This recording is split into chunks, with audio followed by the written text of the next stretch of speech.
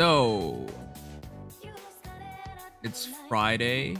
The data mine is Thursday. So therefore it should be today. We'll see. IS is always weird with this stuff, but we're pretty certain today.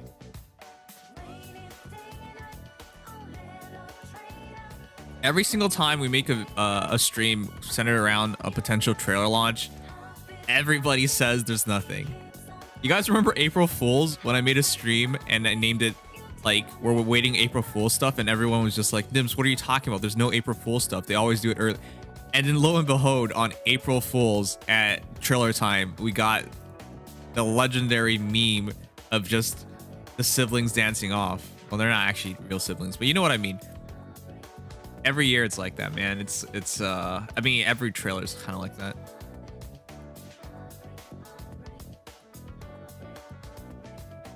Poke Zone, I'm gonna hurt you.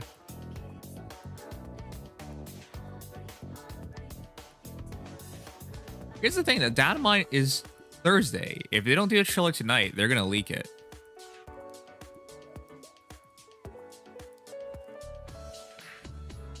It'll come out in an hour, so we'll see.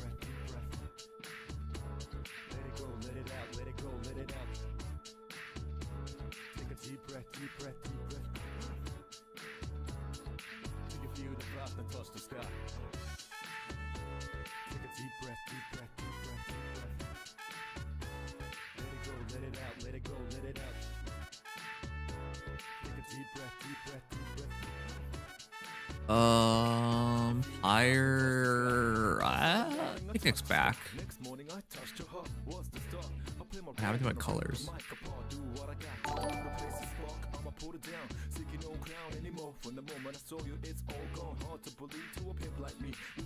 It all reset.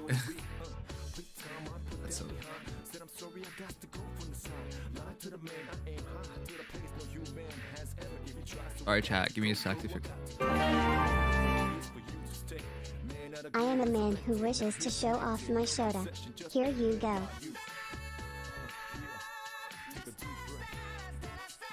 We're probably gonna do more hero views tomorrow rather than today because I've had a tiring day at work. Then it's always a tiring day at work.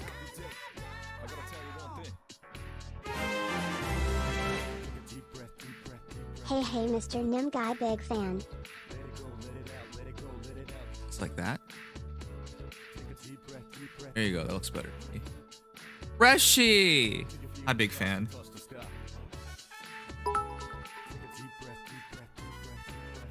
So I built a blue Jill. What build would you recommend for Arlite?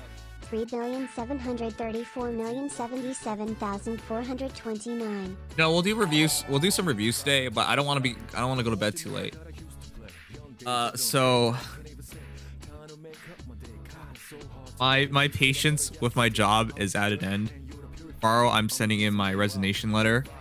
So yeah, I gotta worry about how to not be a dumbass and be like broke afterwards.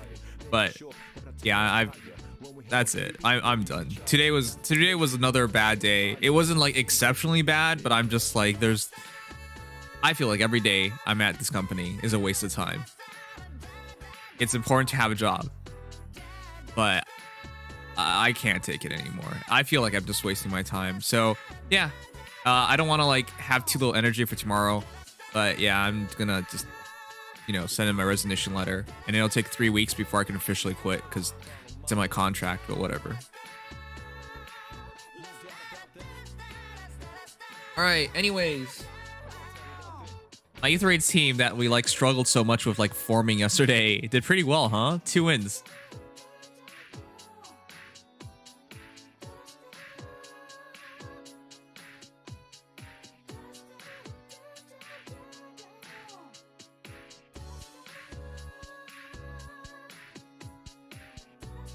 Edelgard fucker. I would presume he likes Edelgard, but this Edelgard was so the shit.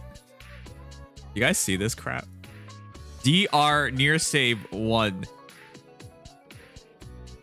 you trying to flex here or something? For real?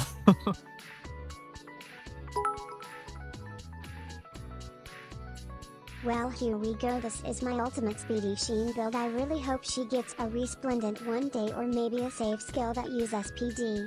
Also, I really suggest you take a look to the skill I have on her. You would love a few Nim Smug 1,633,403,346. So I'm gonna make I'm gonna try and pull for Edelgard Thursday, and try to make a plus an Edelgard myself. So hopefully it goes well.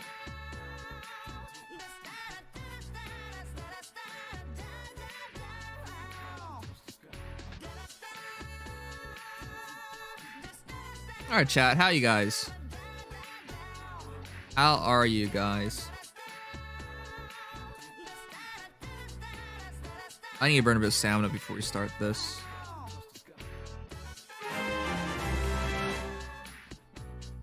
Vicky Vic. Months and still kicking, screaming, and kicking some more. Just a ton of kick. Anyway, keep it up. Also, FGO when? I don't know when. I really do need to make more time for FGO, but I say that so often. Well, it's the truth, but yeah, I say it a lot. But thank you so much, Vic. Welcome up for big 41 months. Holy crap. All right.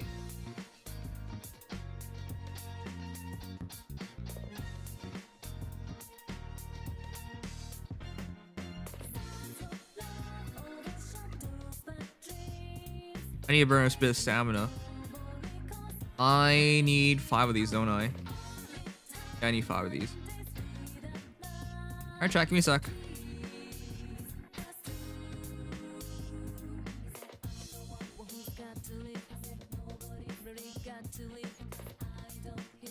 Screw it. But I just have to wipe a bunch of people on Bay. Alright guys, but yeah, we'll see what is tonight, later tonight, but most likely it's what we expect, which is just the Fallen Heroes.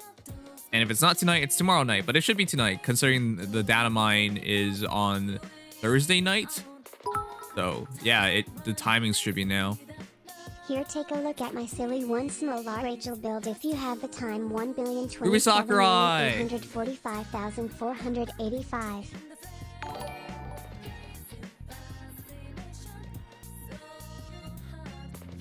Leaf Hulk, what's up, man? Game night tomorrow? I don't know. I don't know. It depends. We'll see.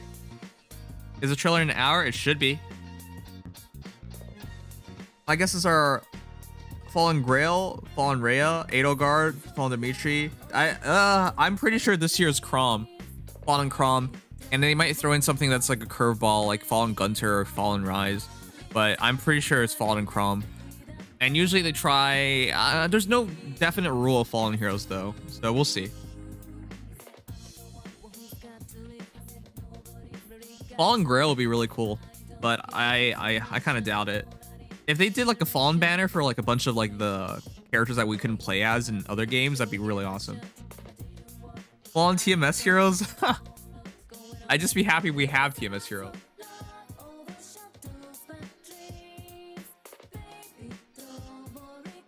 Fallen Nims. I am fallen. They can't get up.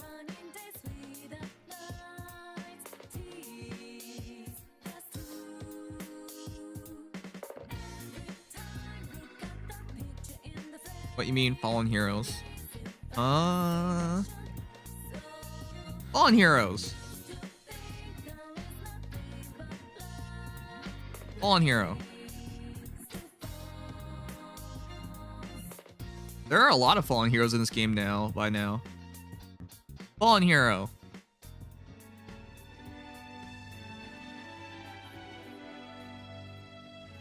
Who else? Do I only have 2? Then there's no way. There's no way. Fallen Hero. Wait, I don't have volume on, do I? I've had my fun pretending to be human. That is Fallen. He is a Fallen Hero, though. Fallen Hero. Thank you. I feel a little calmer now.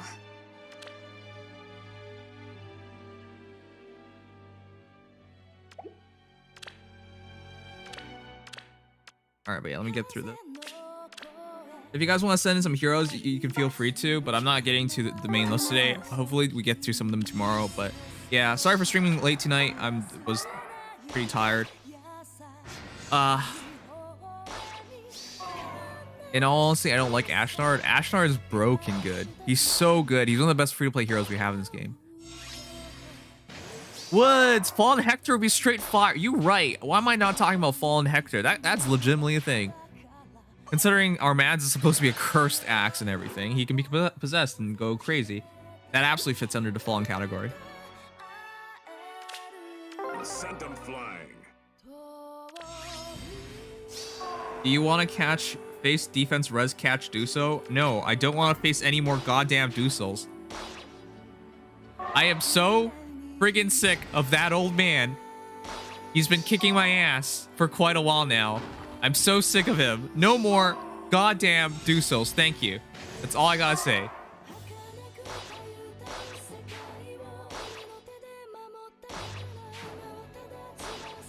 Nimious noticed me. Satachi sent me a nice message today, but I in fact did not have a good day, so I was just like, I don't really want to respond to this. When you guys wish somebody a nice day, it's really cute and all, but like when they don't have a nice day, it's hard for them to like really respond properly. All right, attack.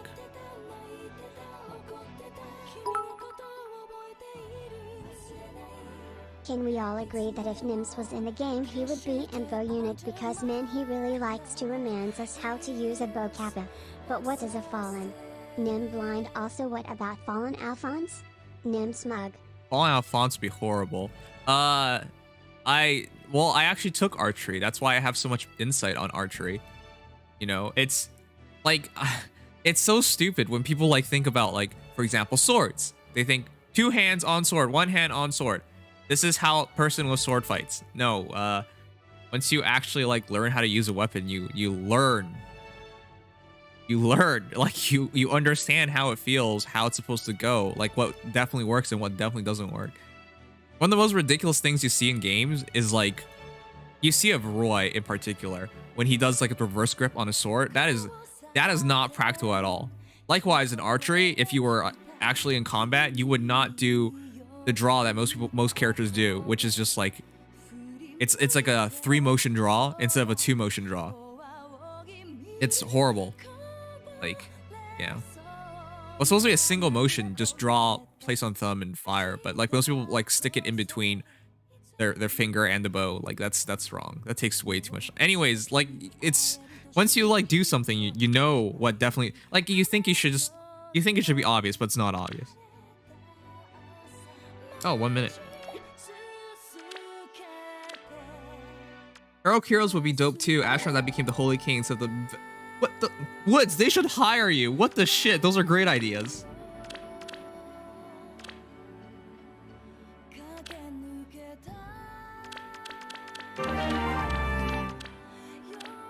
Imagine Fallen Roy. Stock market crash. I bought gold stocks today. You guys want to know a little fun fact? I know we're not an economics channel or financial channel or anything like that sort. I get it. But you guys want to know a fun fact? This actually blew my mind. Did you know? Wait, what are my music? The heck? That made it sound so dramatic. Did you know 22% of money in the United States was created this year? 22%. Let's go Fallen Sorcery King Leo. Everyday Young Life, thank you for $2 donation. Fallen Sorcery King Leo. Oh, that's right. Fallen Leo could be a thing. Fallen Takumi's a thing, and nobody uses him because he's kind of crap. Why not Dogecoin? Dogecoin! Where's Vic? Vic's probably partying. Dogecoin went up by like 25% today, didn't it? Something ridiculous. I think it went up by 11 cents, which is insane. He's probably partying to the moon right now. I don't like shitcoin. What? I thought, what? Wait. Were you memeing all this time about Dogecoin? I thought you were serious about it.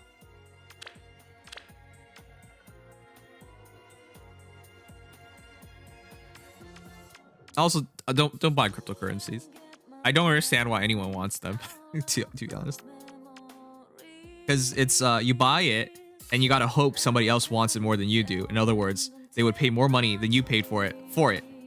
But it's not an actual object, right?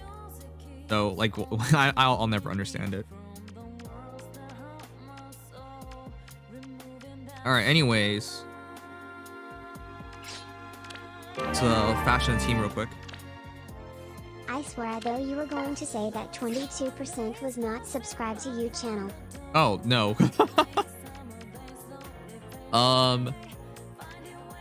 I'll be honest.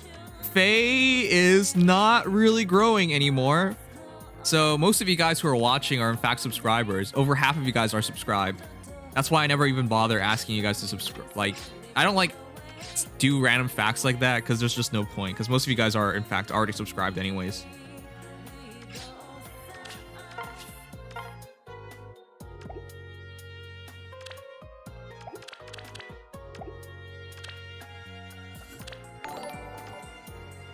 All right, let me burn a bit of stam.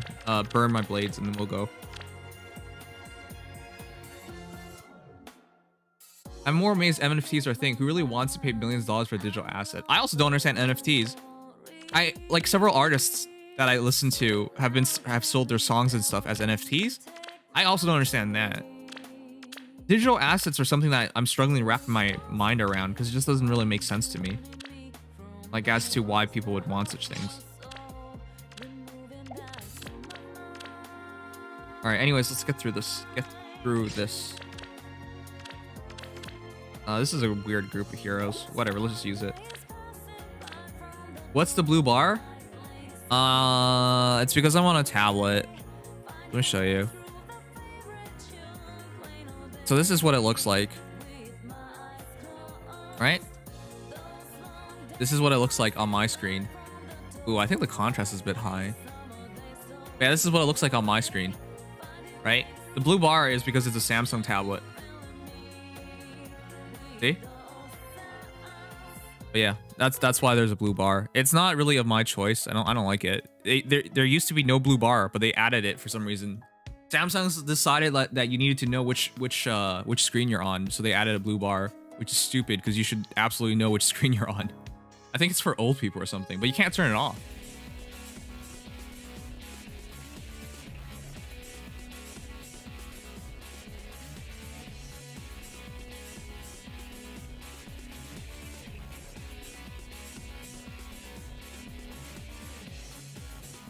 All right, let's burn through our blades before chiller and stuff comes up.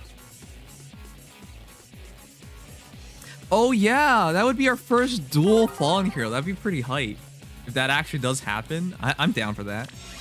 Probably be absolutely busted, of course, but yeah, I'm down for it. You're kidding! Oh, deflect magic. I thought there was this deflect missile. I was just like, you're kidding me. Even random noobs Understood. are terrified of like Ninja Lins now. No, it's not. He's more terrified of Reinhardt, which is absolutely a noob thing to be terrified of. Who cares about Reinhardt's anymore? Wow. AI, baby. Might the Kyria across. Sure, whatever. It doesn't really matter. Nervous here. What can I do? This way? Keep up the good stuff. Here's to DC refines and our future. Fenrir Wolf Dad. Refine being more plausible. Thank you so much.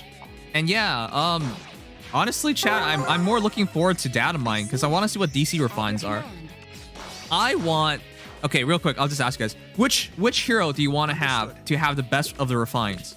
Because for me, it's so easy. It's da da da da da da. Our next harmonized unit cause we just got duo KDS, so the possibilities are even more. Also hi. Oh, we had dual kids, well, trio kid last year, but yeah, dual kids. It's the Black Knight. Absolutely, I love the Black Knight. I love everybody's Black Knight except for Dex's. Basically it. The Black Knight. He's so cool, man. I'm looking forward to his refine. But with that said, the other hero that I really want to hope for in the future is Altena. That's right. Because she has both Ragnar and Alondite. Why wouldn't she get some refined in the future? If like, can you imagine if in the future Altena's refined is just Ragnar and Alondite's refined combined together? that would definitely never happen, but it would make perfect sense. IS is just like, I guess we already made these refines. Why not just combine it? That's the easier thing to do. But they're like, that'll break the game. Like, oh, well, it's the easier thing to do. No, that'd be cool, but that would be so stupid.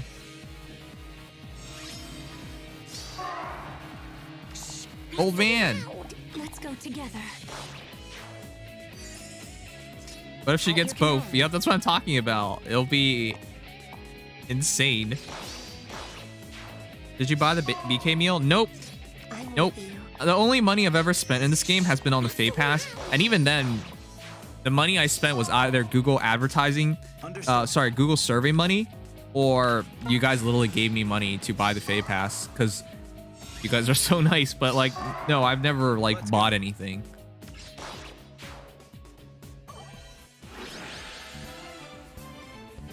Has Nims checked out Voting Gauntlet yet? Why would you say that to me? Nims, I thought that you wanted Harden to have the best refine now that you finally have him. Nah.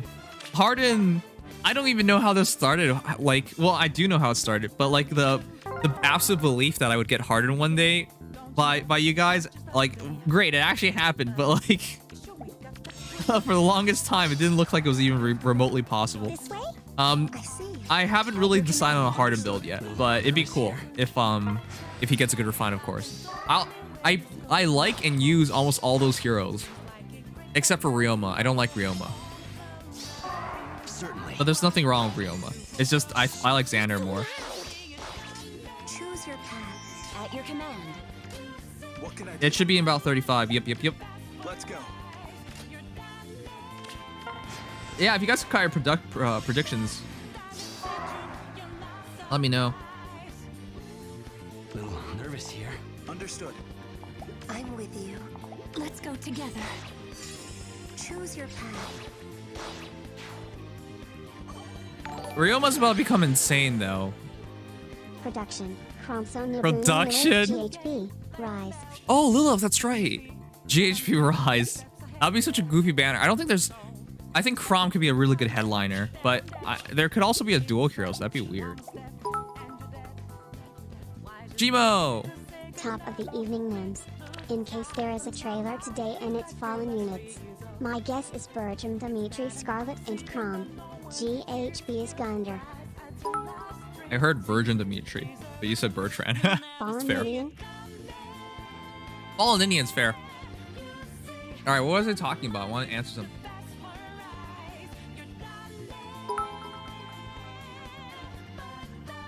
I predict Gradavis will have a healing effect like one of the mock-up guys guessed. Yep. In the Arcania games, it can be used to recover all HP, so ITD makes sense.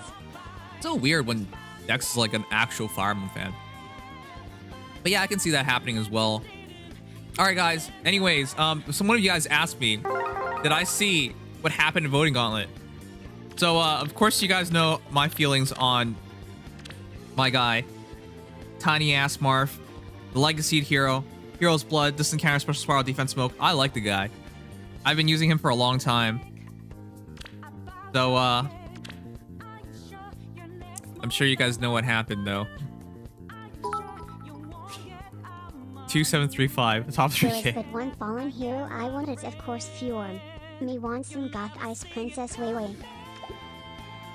Yellows. Fjord wouldn't be a fallen hero because he's not fallen. Good job, Team Leon. I was so conflicted. I wanted to either support Marth or Leon. I end up going with Marth because he's been with me for a year now. And even though Leon's the cutest thing ever, I couldn't find it in me to like just abandon Marth. Because he didn't win CYL, right? So I wanted him to win this. Unfortunately, he's not going to win this either. Anyways, top 3K, it's one block off, but it's whatever. Alright. Round 2 rank. I was 2735. By the way, has it been a month yet? Can I change my name back to Nimious, please? Against Pala? This is the most unexpected thing I've ever seen. This is super cute, but... Wow, never. No. Okay, great. Thanks, guys. Alright, look. Anyways, we're going into the finals now. I'm sorry, this should be obvious to everybody who knows me. Now, I'm obviously not serious about this, but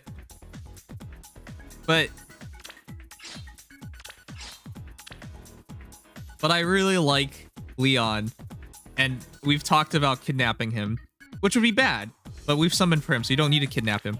But which would be the reason why I'm gonna support him, which feels weird. I usually don't support the character that beats me, but like, it's Leon, and he's just so adorable. Oh, it's you. You scared me. You want to be friends? That's great. Wow. Alondite refined. Unit can only be damaged by Ragnell Alondite and dragons. Oh, yeah, that's the... Not Alondite, but still low. Yeah, Black Knight's armor is enchanted, so yeah, that's a real thing. But yeah, unlikely. So baby, he is exempt from all faults, Kappa. Well, here's the thing. He hasn't done those things yet. It's just like when people hold stuff against Tharja. It's just like, oh, horrible mother and stuff. When Tharja is not even a mother at that point in the game. No, I don't hold anything that Future Leon does against him. So, yeah, he hasn't done those things yet. He's just a cute boyo right now. So here we are to support Leon. I'll go and see. Oh, that's right, my predictions for the Fallen banner. I predict Fallen Prom and maybe an unexpected Fallen Hellbindy. My best boy, if he does become really, I will wail to make him plus 10 Nim happy Nim smug. I don't think they will, because Hellbindy's not actually very popular. Kevin! It's Casey. Alright, chat. So, real quick, tomorrow should be the day I resign from my job. So I have to work another 3 weeks per my contract, but that's all right, whatever. Which way? But that's it. By the end of this month, I'll be a full-time content creator. Once again, I convinced myself all those months ago that I needed to get a job because it was in the middle of the COVID. A lot of things had happened, and I needed some stability in my life. So I let my mom convince me as well to like take this job, even though like I thought this job was completely pointless.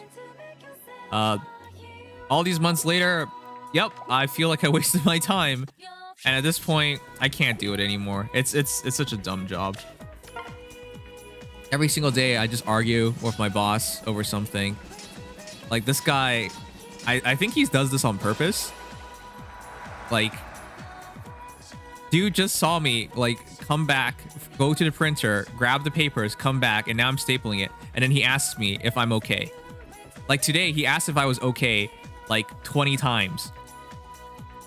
Like every moment he sees me, he asks if I'm okay, which is so stupid. Like I'm working and the guy, like I get it, because he wants me to work faster and he wants to make sure like I'm aware he's like watching me, but like I'm a fucking grown man, you know? Whatever I try to tell, like it's so frustrating. I don't want to work under this guy anymore. I can tell you all about all the dumb instances today. Like I could literally tell him what's wrong with the computer, why I can't access the function, and then within a minute he would ask me like well, how come you're not like working? It's so whatever, it's fucked. Anyways, whatever. Point is, I'm done with this shit. Whoa, thanks for the 5 gifted subs, friend or Wolf Dad. I really appreciate it, but yeah. I'm looking, like if you guys haven't noticed, in the past month, I've really slowed down on making videos and stuff because I've just been stressed at work. I haven't enjoyed it at all. And now I'm like, that's it. So yeah, I'm resigning tomorrow. Which unfortunately still means I have to be here for quite a bit. But yeah, I'm looking forward to it. In June, should be around the time when we become a VTuber as well. Like making the VTuber debut and stuff. So it's gonna be exciting time. But yeah, I'm really looking forward to the next 2 months. But yeah, it's finally happening. Anyways, just wanted you guys to know. I talked about wanting to quit the job last month, but like I got talked out of it because it was year end, and I tried to convince myself that there was some point to this job, right? There was no point to this job. I was really hoping I was going to learn something in the past month. I learned nothing. Just a giant waste of time. Can you see your VTuber concept art? No. No. Because it hasn't been drawn yet. Like we've put together, I've already gone through a process. I have the artist, I have the rigger. I've already commissioned both of them. Right now I'm just waiting on the artist to draw and the rigger to process that. I've already given the artist a bunch of ideas and whatnot. So yeah, looking forward to all that.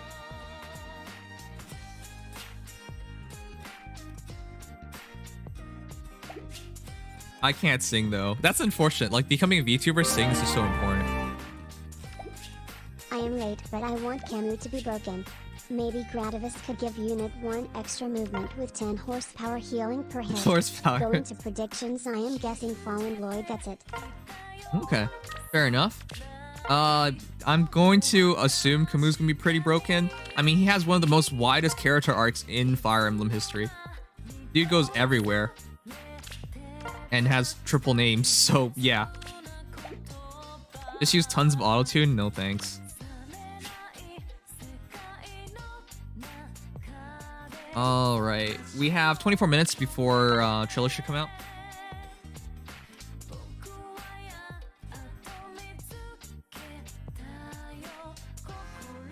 Nims can beatbox? That's not true.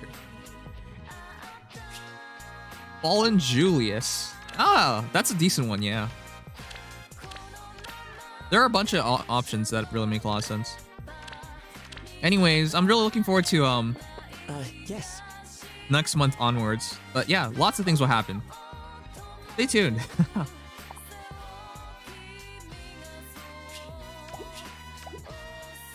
I'll still be on the same channel and everything, but everything will be renamed. But yeah, thank you again, friend of Wolf Dad.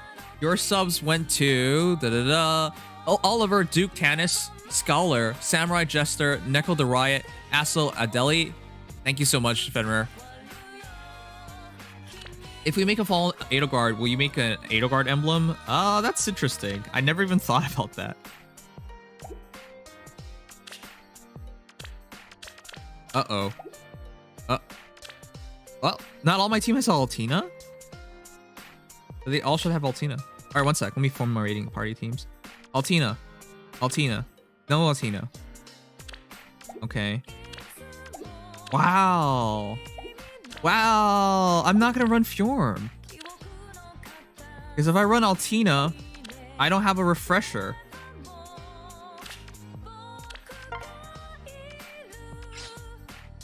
No refresher. Is that worth it?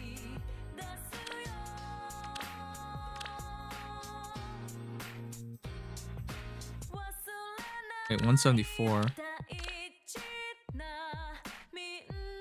I can't even put her there. It has to be like this.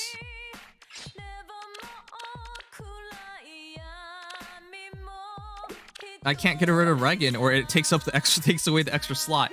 I can't get rid of Naga because she's my best. I actually have to get rid of Naga.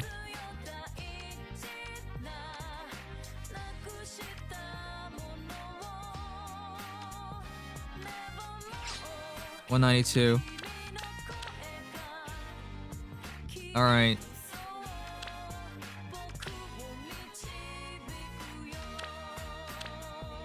All right, whatever. That looks good enough to me. It's Panic Manor, right? So we got it. Naga's not good, but my Naga's highly merged, so she gives me the most amount of lift. And of course, anybody who's like really serious about this mode knows it's all about lift. It should be a given that you're gonna win enough battles. So what becomes the most important is just lift generation. All right, chat. I think that's good enough. All right, let me get through the ETH raid battle, one quick battle, and then we can go wait for trailer.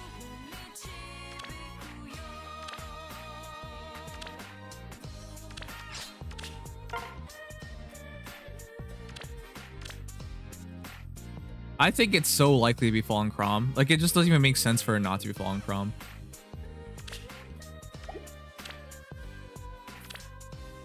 All right, here we go.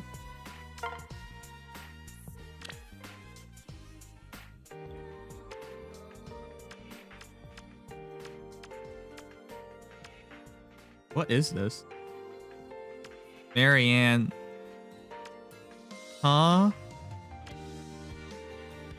What is this? Those are 2 flowers, so this Marianne's kind of scary. What merge are they? Plus 10, plus 5. They're all plus 10, aren't they? Plus 10, plus 5. Plus 10, plus 5.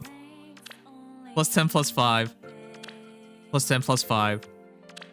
Plus 10, plus 10. All right. You know what? That's what am I supposed to say? Once you become a whale, you just do whatever the shit you want. Why the heck not? Once you're a whale, just deploy. Who cares about strategy? Who cares?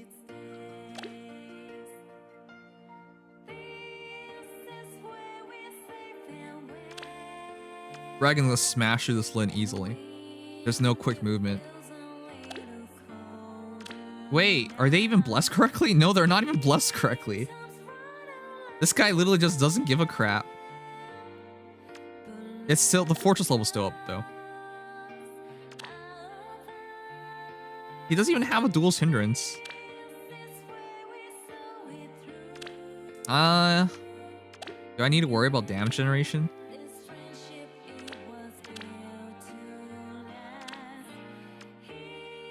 Altena is kind of what I'm worried about. So what's gonna happen? First battle, Regan's gonna smite up Kill Lin. Once you start to wail, you can defy logic. Why? Screw the rules, I have money. That's true. Screw the rules, I have money. I love when Kaiba said that. That's the Kaiba never actually said that, but you guys know how it goes. All right, well, I guess we're gonna go for it. Just don't get hit by Lysithea and I'm alright, basically. Alright, here we go. With utter certainty. Aren't your units reasonably merged too? No, not merged, not merged. Merged, merged, merged, not merged. Most of the mythics I have are merged. I'm not worried about losing to this guy. I'm just kind of annoyed that he doesn't have to really care too much about deployment.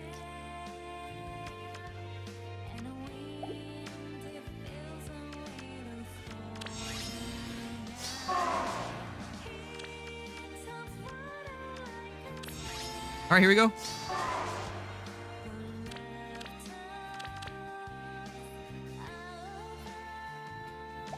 Yes. I won't lose. Is it too early for Fallen Edelgard? I think it is. I think they should wait a couple years. 3 houses, you should milk that, but you shouldn't milk it too quickly or people just gonna get annoyed. I think at a certain point, people have been a bit annoyed about things. Does this teleport? No, I don't remember what it does anymore. It's been a while since I've seen him. It doesn't even surprise me, honestly, because I'm also a big lover of Lin. A little nervous here. Look, snow. Close your eyes. A dream debased. We already are annoyed. See, that's what I mean. Yeah. Double check. Yeah, we're Over good. here.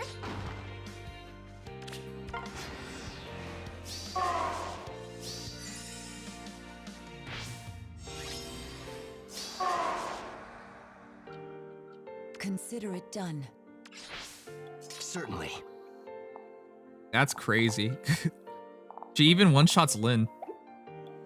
Who shall I begin with? Let me see. By the way, I think this is the perfect Sestri on Winter Altina. It looks so nice on her.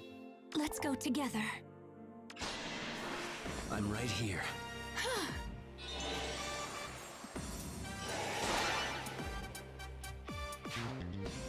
Anyways. Yeah, this guy doesn't really care, so it's only fair that we beat him. Crap her, Dibby. You go. Why? That's so mean. There's no point in this. This isn't even asserting dominance. This is just asking for him to pick a fight with me. What is your desire? Yeah.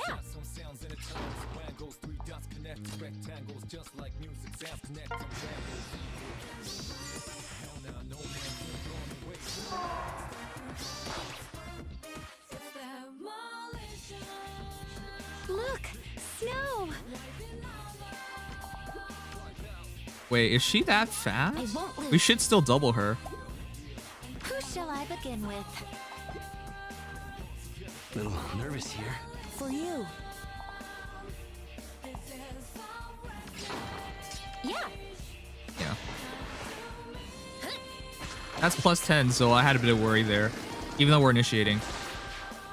He's destroy all buildings before winning. This guy's not even trying. Why am I doing this to him?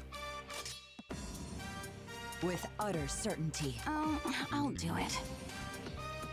Let's see. That trap should be real. A dream debased. Alright, chat. I'm being mean because of you guys.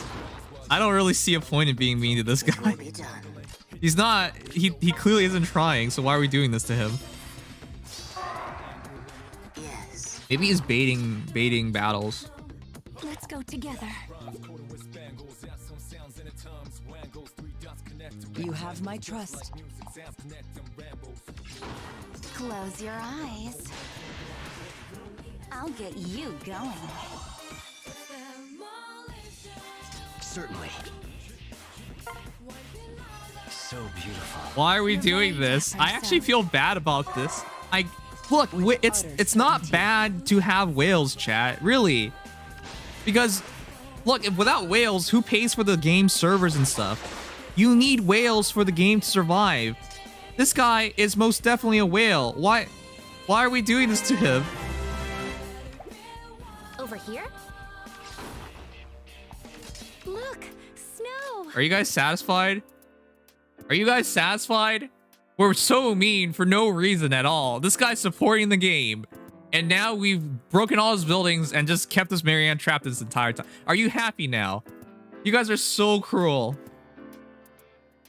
I'm pretty sure he's fishing matches, so he's probably gonna rematch.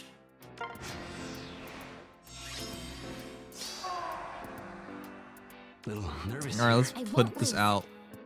Why not? 5 damage.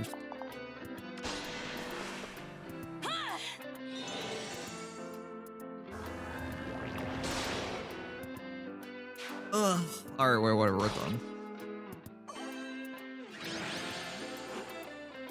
End turn until you lose. That's not a tactic.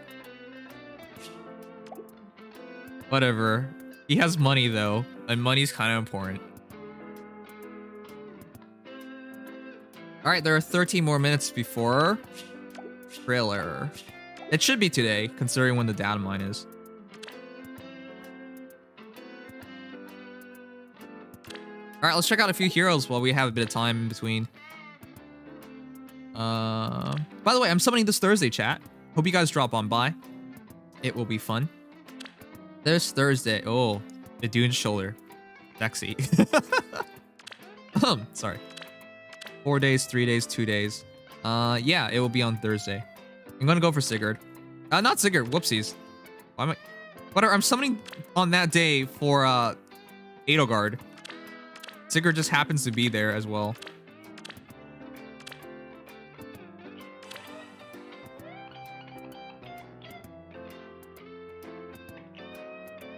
This is why we can't chill shoulders in school. I actually really like it, dude. A lot of you guys have gotten her to plus 10 too. She's really, really good still. Just the dual version of her is even better.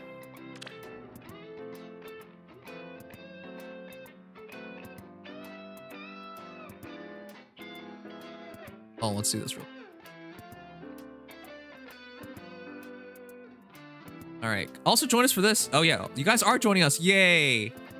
Nice to have help.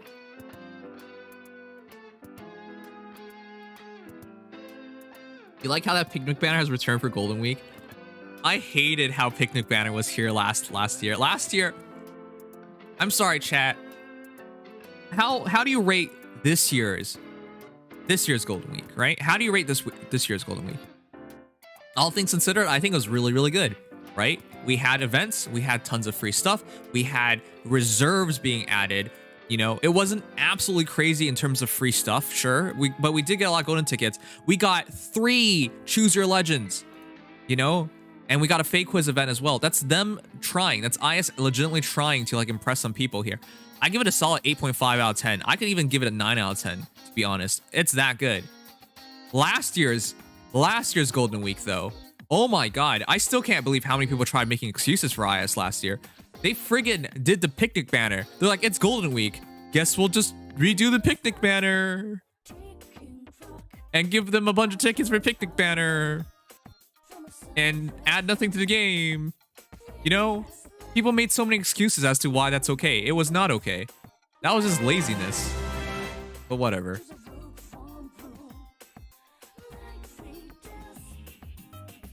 Last year was horrible. I'm sorry. Like, I don't know how anyone justifies last year. Noble Shift, welcome back for 5 months. And Bird Jesus, thank you for gifting Pigeon Leader for 6 months. Emperor Show, thank you for follow.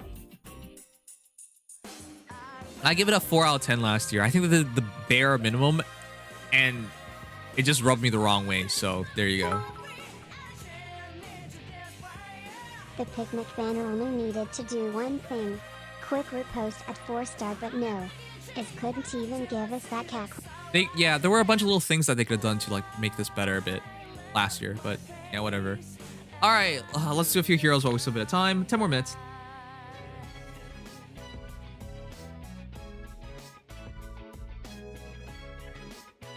If it's not today, it's tomorrow, but pretty sure it's today.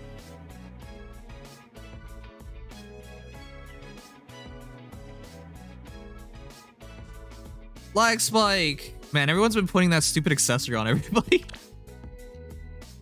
Chosen one, Owain, 40 plus 1. Plus attack Owain with 52 attack. 42 HP, 37 speed, 31 defense, 22 res. Attack defense form of attack defense unity. That's actually really good. Attack defense. Man, I can't believe form skills. Honestly, chat, I can't believe this. How are form skills available now? That's insane. They're so good. They're so stupendously good. But yeah, that's actually such a game changer. I put my attack defense form on my dual leaf. Anyways, drive attack, Wrath, attack defense unity, just a great combination. Hey Nims, if you are looking at units, mind taking a peek at this one and let me know what I could do with the IVs I got. Alright, Granny, I will. Anyways, grant special cooldown charge +1 per foe's attack during combat, aka you hit him, it's +1 cooldown. So the entire idea is like you hit him and he bonfires you in the face, which back in the day was really, really broken. But yeah, it's not crazy anymore. He comes to attack defense spawn, so it makes perfect sense to go give him unity and attack defense form on top of that for more attack, more defense, helping out the bonfire, helping out get the one-shot kill of the missile chain. And once he has Wrath, he's even a bit more scary because he's with the 2 unity skills, unity and form skills, sorry. That combination allows him to be flexible, move around while still getting some buffs against his enemies. And also, yeah, not scared of debuffs. I actually really like this. This is very, very clean, very simple, but has a lot of potential. So one ally next to you gets to attack defense +5, and then plus, well, once you max this out, 3. And then so you got 8 attack, 8 defense pretty easily. So that's 39 and 60. And of course they can't debuff your attack and defense, but you can get up to another 7 defense and attack by putting a lot of allies next to you. So fair enough, I like that. And of course, Wrath also works during the same battle. So if they hit him really, really hard, 10 extra damage from the Wrath ability as well. So yeah, very clean Owain. I just can't recommend like going this hard for Owain, but he will get a refine one day. And when he does, maybe he'll be really, really awesome. Simple clean is the way you're making me feel tonight. This is delicious. I still remember as a kid when I first listened to Utada Hikaru. By the way, Utada still makes music. And you want to know the crazy thing? She's not even 40 years old. The reality is, like, when we first listened to her in Kingdom Hearts, oh my goodness, she was so young. But yeah, she's still not even 40. She's still gonna be singing for a long time. Her new song for the Evangelion movie is awesome. Anyways, I've always been a big fan of her. So the guy who said the simple clean thing, wow. Jason. Sorry, I have it on mute right now. I'll read it properly in a bit, but thank you so much. Welcome back. I have it on mute so I can, you know, go through these without getting interrupted.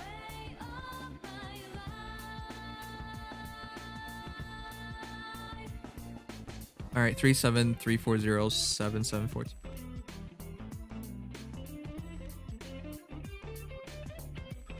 Reshi! Whoa! So I built a blue gel. That's not quite blue gel. But what would you recommend for ARO light season? For Seteth? I can't recommend anything. It's so hard. Chat, if you had to use Seteth in E3's offense, how would you do it? Because Seteth's a cross between a support unit and of course he's an offensive unit, but I can't recommend melee flyers in E3's offense. It just doesn't really work. The only one who really works is Young Minerva with Gale Force.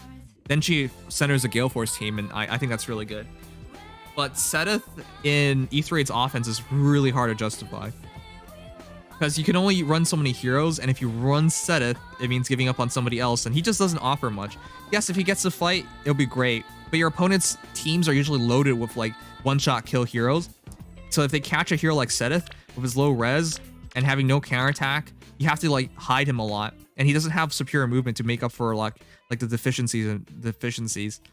I can't really suggest him, man. It's nearly impossible. Anyways, 49 HP, 57 attack, 46 speed, 36 defense, 28 res. Spear of Ass, attack speed +4 to himself.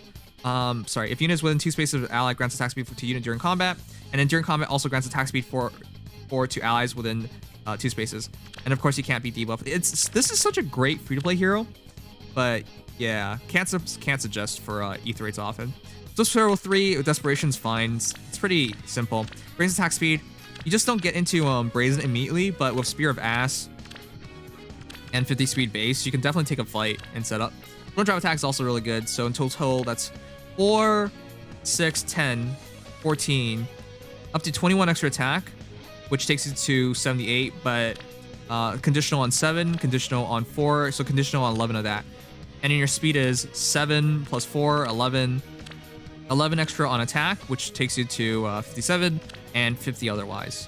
But they're all conditional. There's so many conditions on Seteth. He's a good hero. I just can't suggest him for E3's offense. All right. You can try DC Vantage, but honestly, he doesn't hit hard enough, right? Base attack is only 57. He doesn't have anything special, like Brave heroes with Brave weapons or instant specials. Most likely, in a couple of minutes, it's going to be here. So real quick, I'm going to read something real quick. Your Dilly Pepsi is back. Can I skip the line? Second best girl in 3 houses now. Perfect. Second best girl. Cancerish. Haven't been here in a while. Love your content. Keep it up. Thank you so much. Welcome back for 3 months. Welcome back. You are now a Brown Star. I don't have any units for review for now, so I just said I'll just rave. Jason, welcome back. Thank you so much, man. I really appreciate it. Body Sweeper. Hey, all right. Chat, how many of you guys have like a catchphrase in real life? It's so lame. It's so lame, but it's so cute. It fits Body Sweeper because it's like the least energetic "hey, all right" I've ever heard. But like, yeah, it does stand out. That's, you know, I have obviously as a content creator, like I've had thousands of viewers and I've met a lot of people over time. But somebody like Body Sweeper, I'm gonna remember pretty easily because he always says "hey, all right" in the most tone. It's like he's not even alive anymore. But you know what? I understand that. You know, growing old, becoming an adult kind of sucks. But hey, understand. All right, 2 more minutes. Fine, I'll do Vic. Hey, Lightning. All right. Vic. Write your code down, Vic. Second best girl. That who do you have as first and second best girl in 3 houses? According to Vic, it's Ingrid. Which, by the way, I'm not saying it's not Ingrid. I'm not even giving my own preferences here. I'm just wondering what you guys are gonna say. Galatia's hair. I always butcher it. Ingrid, 40 + 10 + 5. 42 HP, 56 attack, 49 speed, 33 defense, 32 res. Lewin, rally up attack plus, ruptured sky, attack speed level 4, lull speed defense 3, fatal smoke 3. This is so unnecessary, but I understand. E3's defense, why not? If you catch a vector with that, that's probably a death sentence. Attack speed level 3. Yeah, if you guys don't know, if you outspeed your opponent, they can't counterattack you. But you gotta outspeed them by 5, which is helped by the fact she adds 6 when she's initiating, and special trigger cooldown count -1. So 1 cooldown Ruptured Sky, that's a lot of damage. Man, okay, so calc real quick is 6, 55 speed, 55, 62, 65, 71 speed, 20% of that becomes damage. That's crazy. What's that? 20% of that. So that's 2 times 14 extra damage. And your actual damage output is 7, 3, and 6, 16, 23 extra damage, which means you're hitting 79 per shot with a Rupture Sky guarantee. That is really ridiculous. Okay. But with that said, yeah, congratulations on your Ingrid. Really, really good. You smell lots, Vic. Is it out? It's out. All right, 1 sec. I gotta mute people. All the people who doubted it would be tonight. We have people whose uncles work at Nintendo. How could you doubt me? Right? Like Shadow Master Luigi. His uncle works at Nintendo.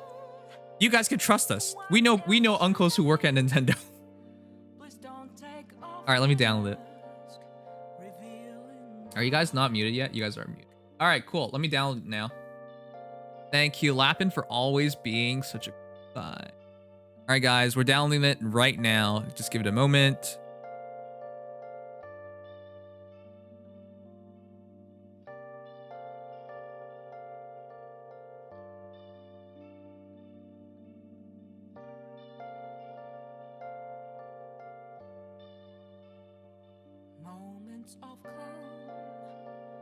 Sorry, I'm downloading right now.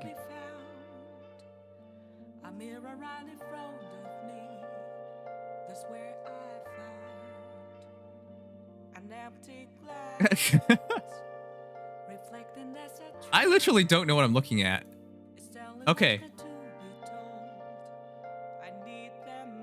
All right, anyways, this is a perfect time to take a pee break while it's downloading. But yeah, when I'm back in 30 seconds, we're gonna watch a trailer.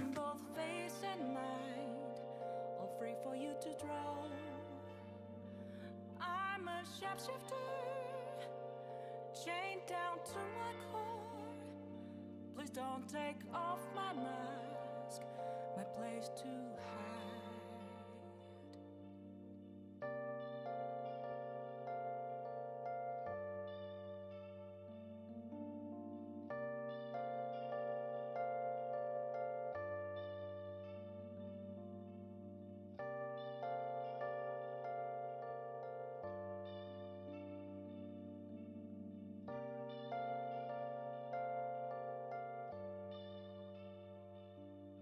I can't tell you how to see me. Just a cage of bones, there's nothing inside. Will it always be burning down the walls? Is there a way for me to break? I'm a sharpshooter. Okay. It's time.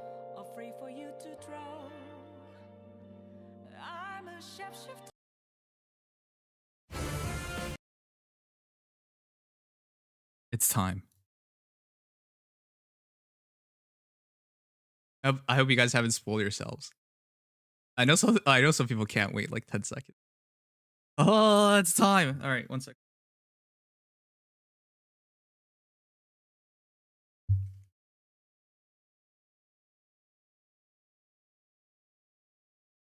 Got nice and comfy. All right, here we go. Here we go.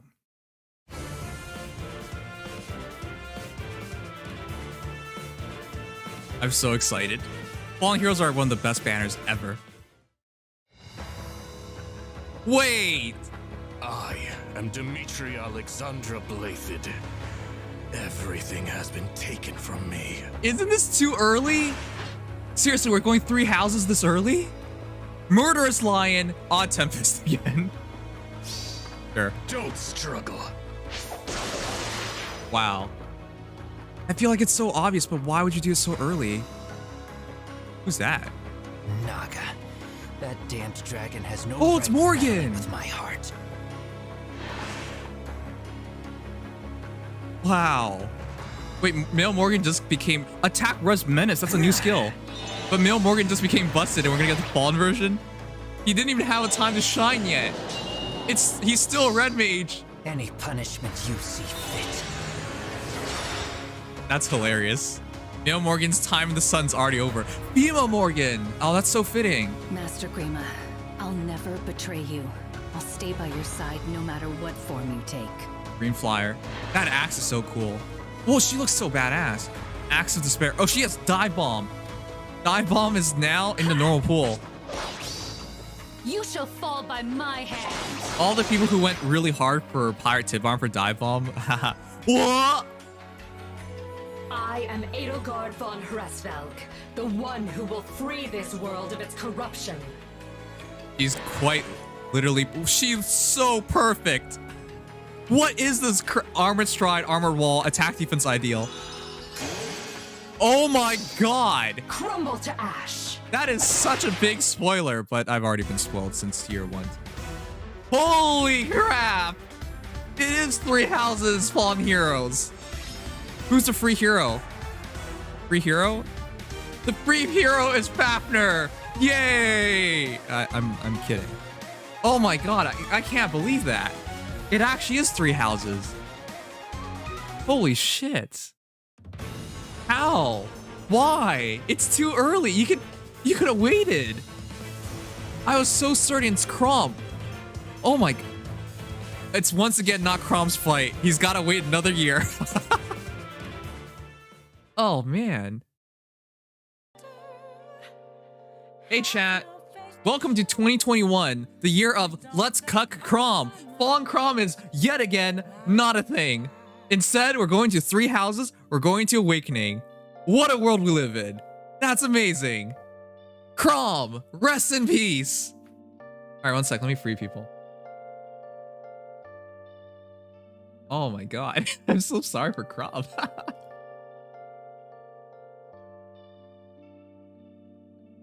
I think everyone needs to tell, if you guys know any Crom fans, please give them a hug. Tell them everything's going to be okay. That they are in fact loved and that they do in fact matter. Please. It's important. It may save a life. Alright, let's break this down.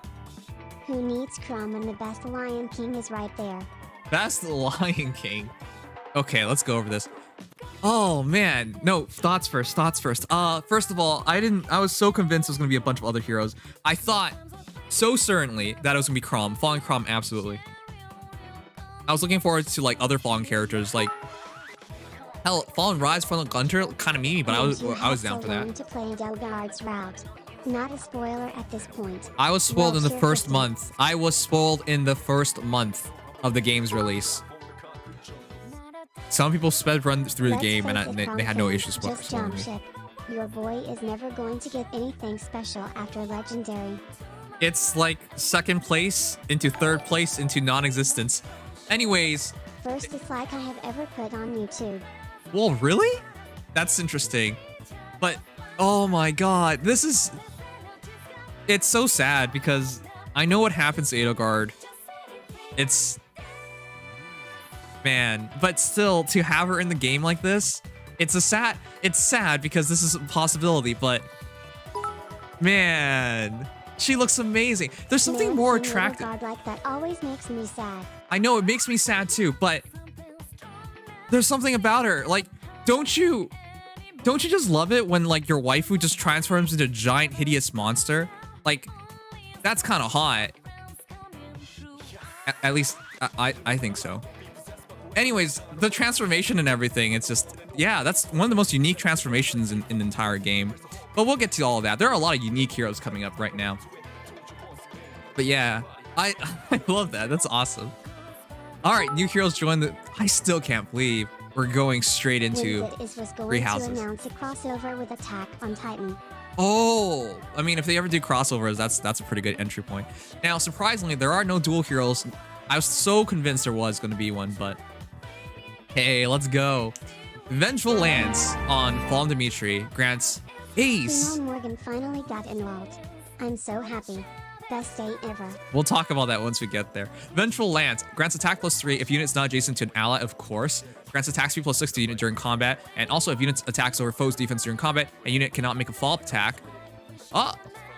What? Deals damage equals 50% of unit's attack minus foe's defense? What? Is he gonna have no speed? What kind of conditioning is They that? should give 3 hours a break though. They should give 3 houses a break. That's why I was surprised they went right into it. There have been a lot of 3 houses heroes in the past 12 months. So that's surprising. Honestly, after summer, right? After summer, after Choose Your Legend summer, like there was already a lot of 3 houses characters and they put in even more students as of late. And it was straight into Fallen Heroes. I'm so surprised. But they went with the 2 that we could all believe in, right? Edelgard and Dimitri. But we didn't think it'd be this early. It's just so... They could have... People would have been excited for this no matter when it happened, but wow. Anyways, Vengeful Lance, like a lot of other Fallen heroes, like Fallen Julia, for example, if you're not adjacent to an ally, you get extra stats. Cool. But this one's interesting. Unit cannot make a follow-up attack. Do they outspeed him or do you have I'll Wary? be very fast, but this basically punishes Wary effects without needing to run in Right. with you. So it's interesting because I've never seen that before. I expect Dimitri to be fast. His Brave version has middling speed, but his Legendary version has extremely good Dimitri speed. stole a Vulture's weapon. I can't take either of the Morgans seriously, and What? I also find it I haven't funny even that read how them the yet. dog gets into a You're getting muted. All right. Anyways, you guys are obviously excited, but let's try to get through this. 50% units attack minus foe's defense. That's huge. That's huge. That's just pure damage. Your first shot is going to have an extra kick to it. Units attack minus foe's defense. That actually gives him a pretty good chance of one-shotting considering how hard he should be hitting, right? Keep in mind attack speed level 4, attack speed +7 during combat, and as well as attack speed +6 on Vengeful Lance as well, and then an inherent 3 attack. That's already 16 extra attack. That's insane. Murderous Lion gives him Cantle, and he always gets 1 extra movement. If unit is not adjacent to an ally, inflicts speed defense -3 on foe during combat, and foe cannot counterattack. Hold up. Hold up. Hold up. Foe cannot counterattack? Foe cannot counterattack. Are you sure about that? Ah, yes. Are you sure about that? I get, like, we've gotten a bunch of heroes with, like, fire sweep kind of like weapons, right? We literally just saw Ingrid, for example, with Luen's. Kind of amazing. But are you sure about that? Because if they can't counterattack, and unit cannot make a follow-up attack, well, that doesn't affect that. But he's gonna hit super hard and his opponents just can't do anything about it. Wow. That's kind of nutty. And of course, after attacking, he can retreat. So speed defense -3. What the heck? Okay, that is... What? That's 19 extra attack? 19 extra speed effectively if everything triggers. And then he gets a giant chunk of damage from units attack minus foe's defense. That is so good. And because he's already dropping their defense with Murderous Lion, Glimmer does a bit more damage than what Moonbow will usually do. And Odd Tempest just giving him an extra movement space so he can back off really quickly on odd turns. This is insane. He's Infantry Canto. I'm sorry for not mentioning that. That's Infantry Canto. That's a first. That's crazy. Wow. He's kind of really good. His art. Holy crap. No, actually, we didn't even talk about this. Chat. Hands down. I'm sorry. I'll be straight with you guys. Dimitri's art in this game has been booty. Booty. I really thought, like, I really like Legendary Dimitri. He's really good as a unit, but his head's kind of small and his body looks kind of awkward. Brave Dimitri looks pretty good, but still feels a bit rough. This is my favorite art, like, rendition of Dimitri by far. He looks so good. But yeah, you guys can let me know, but the Fallen art just looks the most proper. By the way, he doesn't even look like he's fallen, which makes perfect sense considering what happens post time skip. But he just looks like Dimitri. All right. But yeah, Mill Morgan. This is also making my bones crumble. Like, this is so cool, man. Male Morgan. Do you guys feel bad about Male Morgan? You can't actually feel bad about Male Morgan because the hero that replaces Male Morgan in terms of being one of the best red mages in the entire game. He's still gonna be one of the best red mages in the entire game. But can you imagine you just got your refine within a month? Ice is like, well, we're gonna power creep yourself with yourself. Good job, IS. All right. Most likely, I don't know. He's gonna have more BST at minimum, so more stats. And of course, being a fallen hero and fallen heroes are all really ridiculous. I just expect them to be better. Anyways, what is this? Tome of Despair. Grants attack +3 at start of combat. If unit's HP is over 25%, inflicts attack res -6 on foe during combat. And also the following effects will occur based on the value of total bonuses on unit plus the value of total bonus on foe. Congratulations. You played yourself. That's so silly. Oh man.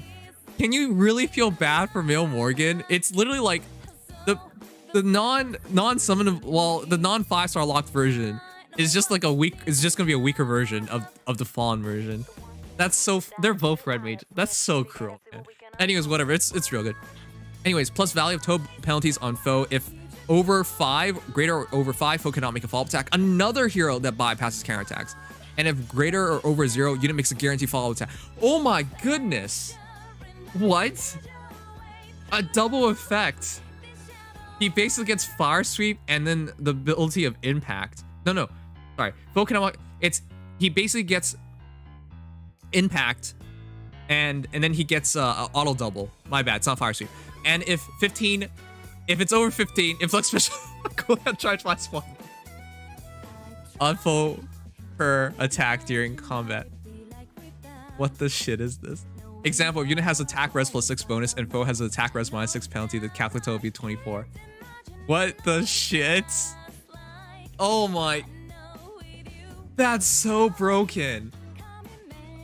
Foe cannot make a fall attack. Impact. Foe unit makes a guaranteed follow-up attack. It's basically like Bold Fighter, for example. Inflict special cooldown charge -1 on foe per attack. That's guard.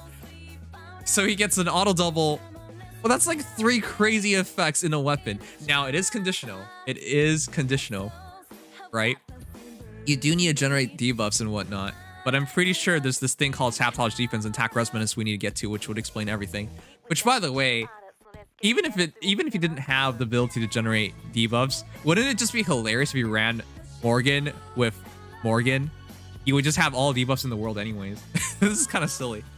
Anyways, Iceberg is whatever, but 50% of units res expected to have good res then. Attack res solo 4 expected to have really good res then. And attack res +7 is just really good for being alone. Which is funny because his tome actually doesn't need him to be alone. I guess they felt like it was already hindered enough by all the debuff and stat differential stuff necessities. Anyway, sabotage defense is whatever. Sabotage defense? That's interesting because he wouldn't target defense, but it would help him with his tome. Attack res menace. At start of turn, inflicts attack res -6 on nearest foes within 4 spaces through the next actions and grants attack res +6 to unit for 1 turn.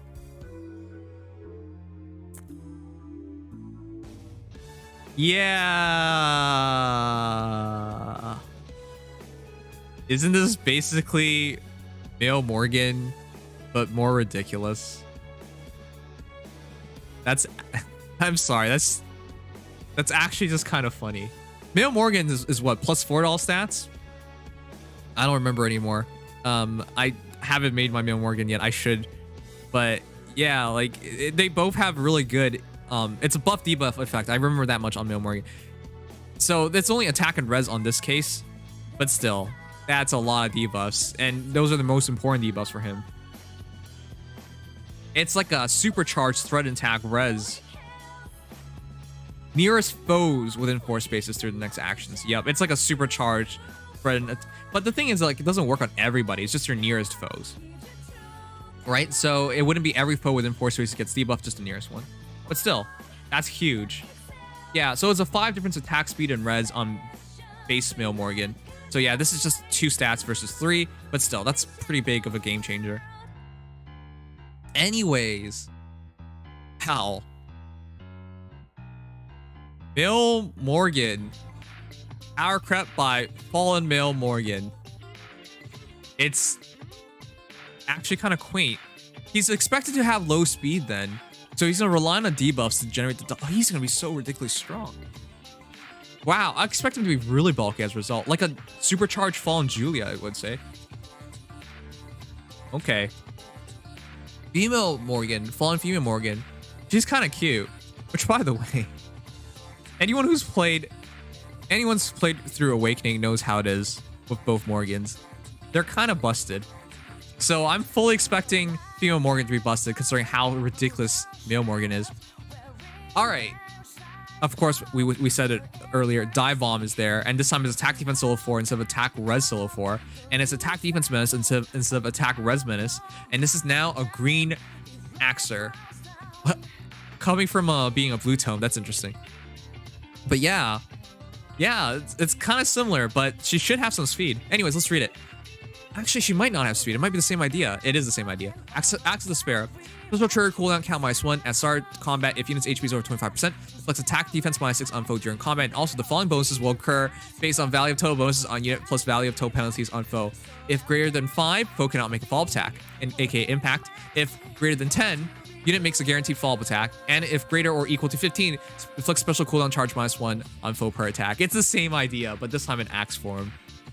So I expect both Morgans to have no speed, and then they're going to rely on their auto-doubling of Acts of Despair to trigger. So you're not even going to do anything with these characters. You can't even build them differently. You really can't. Maybe you put Glimmer on both of them, but that's about it. But yeah, that's kind of nutty because they auto-double, and this time you'll have Dive Bomb. By the way, you don't have to outspeed your opponent to use Dive Bomb. As long as you double and you're both over 80% HP, you'll get your 2 shots first. So this is even more nutty. So even if you don't get the kill, they can only hit you 1 time, and you make a guaranteed follow-up attack, and their special cooldown charge is -1, so they're not getting their specials either. Dive Bomb, oh, that's so good. This is basically the kit. You wouldn't change the A slot skill because attack defense solo 4 works on both phases, and yeah, you wouldn't change menace because that's absolutely necessary for Acts of Despair. This is really good. I actually have like nothing to say about this. You probably can even make Gale Force work. Give her a Heavy Blade and then give her Gale Force. But it doesn't work perfectly because you need debuffs. But then again, if you run like her on Light Season with like Milla or something, you could generate like just Sabotage Attack or something. That'd be pretty easy. The 2 new Morgans are really good. Anyways, damn.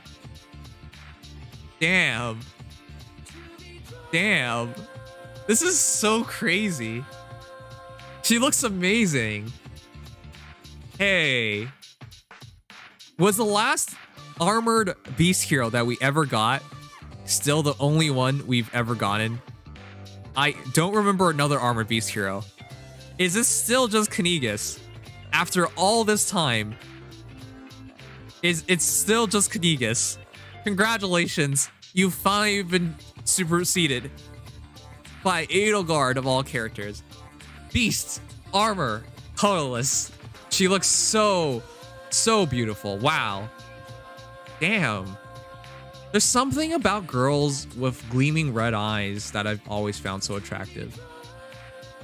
But those are also the eyes of somebody who's gonna rip you apart. Oh my god, what the... Chad, did you see that? Her face in her chibi form. Wait. Wow. We gotta say something about that. Does that look like the face of Mercy? She literally looks like she's about to rip this man apart. Well, it's a girl. Rip this girl apart. The chibi art is even amazing. Holy shit. I love Fallen Hero art. Like the actual art and even the chibi art. They're all amazing. I've known that ever since they made Fallen Berkut. Because Fallen Berkut's laughing before striking somebody down was one of the most awesome things. And of course, the spirit, who I won't spoil off, but most of you guys know who it is was really cool. Anyways, she is in fact so gorgeous. Twin Crest Power, special trigger cooldown count -1 at start combat if unit's HP is over 25%, attack defense -6 on foe during combat, and unit and both foe cannot make a follow-up attack. What? Unit and foe both cannot make a follow-up. These new criterias, I'm kind of digging them for both Edelgard and Dimitri. They're kind of weird, but they're kind of nice. I like it. Okay. And also, if unit initiates combat while transformed, grants another action to the unit after combat. Like Legendary Edelgard. That makes perfect sense. Considering she even looks like Legendary Edelgard. I mean, you know, people who play Three Houses knows what happens. So makes perfect sense. But, wow. Both can't make a follow-up attack. Which means if you want to use Twin Crest power, you wouldn't even use Bolt Fighter or stuff because it just wouldn't do anything. Not that you would want to because you have Armored Wall, which we'll get to. But if unit initiates combat while transformed, grants another action to unit after combat. So you got to transform. She is a beast hero after all. At start of turn, if units not adjacent to only... Oh, that's right! That's right! Armored beast heroes get distant counter if they transform. What the crap? It's... How many years has it been since we got in Knigas? It's taken this long before we got another armored... You kind of think that's... I'm at a loss for words because you kind of think that's just Knigas' thing, right? Like, oh yeah, armored beast heroes get distant counter. No, you don't think that. You think, oh, Knigas gets distant counter if he transforms. No, it's just an armored beast thing, period. You forget that because they haven't released another hero until now. Has it been like 2 years? Holy crap. But yeah, if unit is adjacent to only beast or dragon allies, or if unit is not adjacent to any ally, transforms, gets attack +2, and unit can counterattack regardless of foe's range, aka distant counter. Which is crazy because that means if you attack into Edelgard, your opponent can't double you. That's really, really good. Alright, she has bonfire attack defense ideal. At start combat, if unit's HP is 100% or if bonus is active on unit, grants attack defense +7 to unit during combat. At start combat, if unit's HP is 100% and bonus is active on unit, grants an additional attack defense +2 to unit during combat.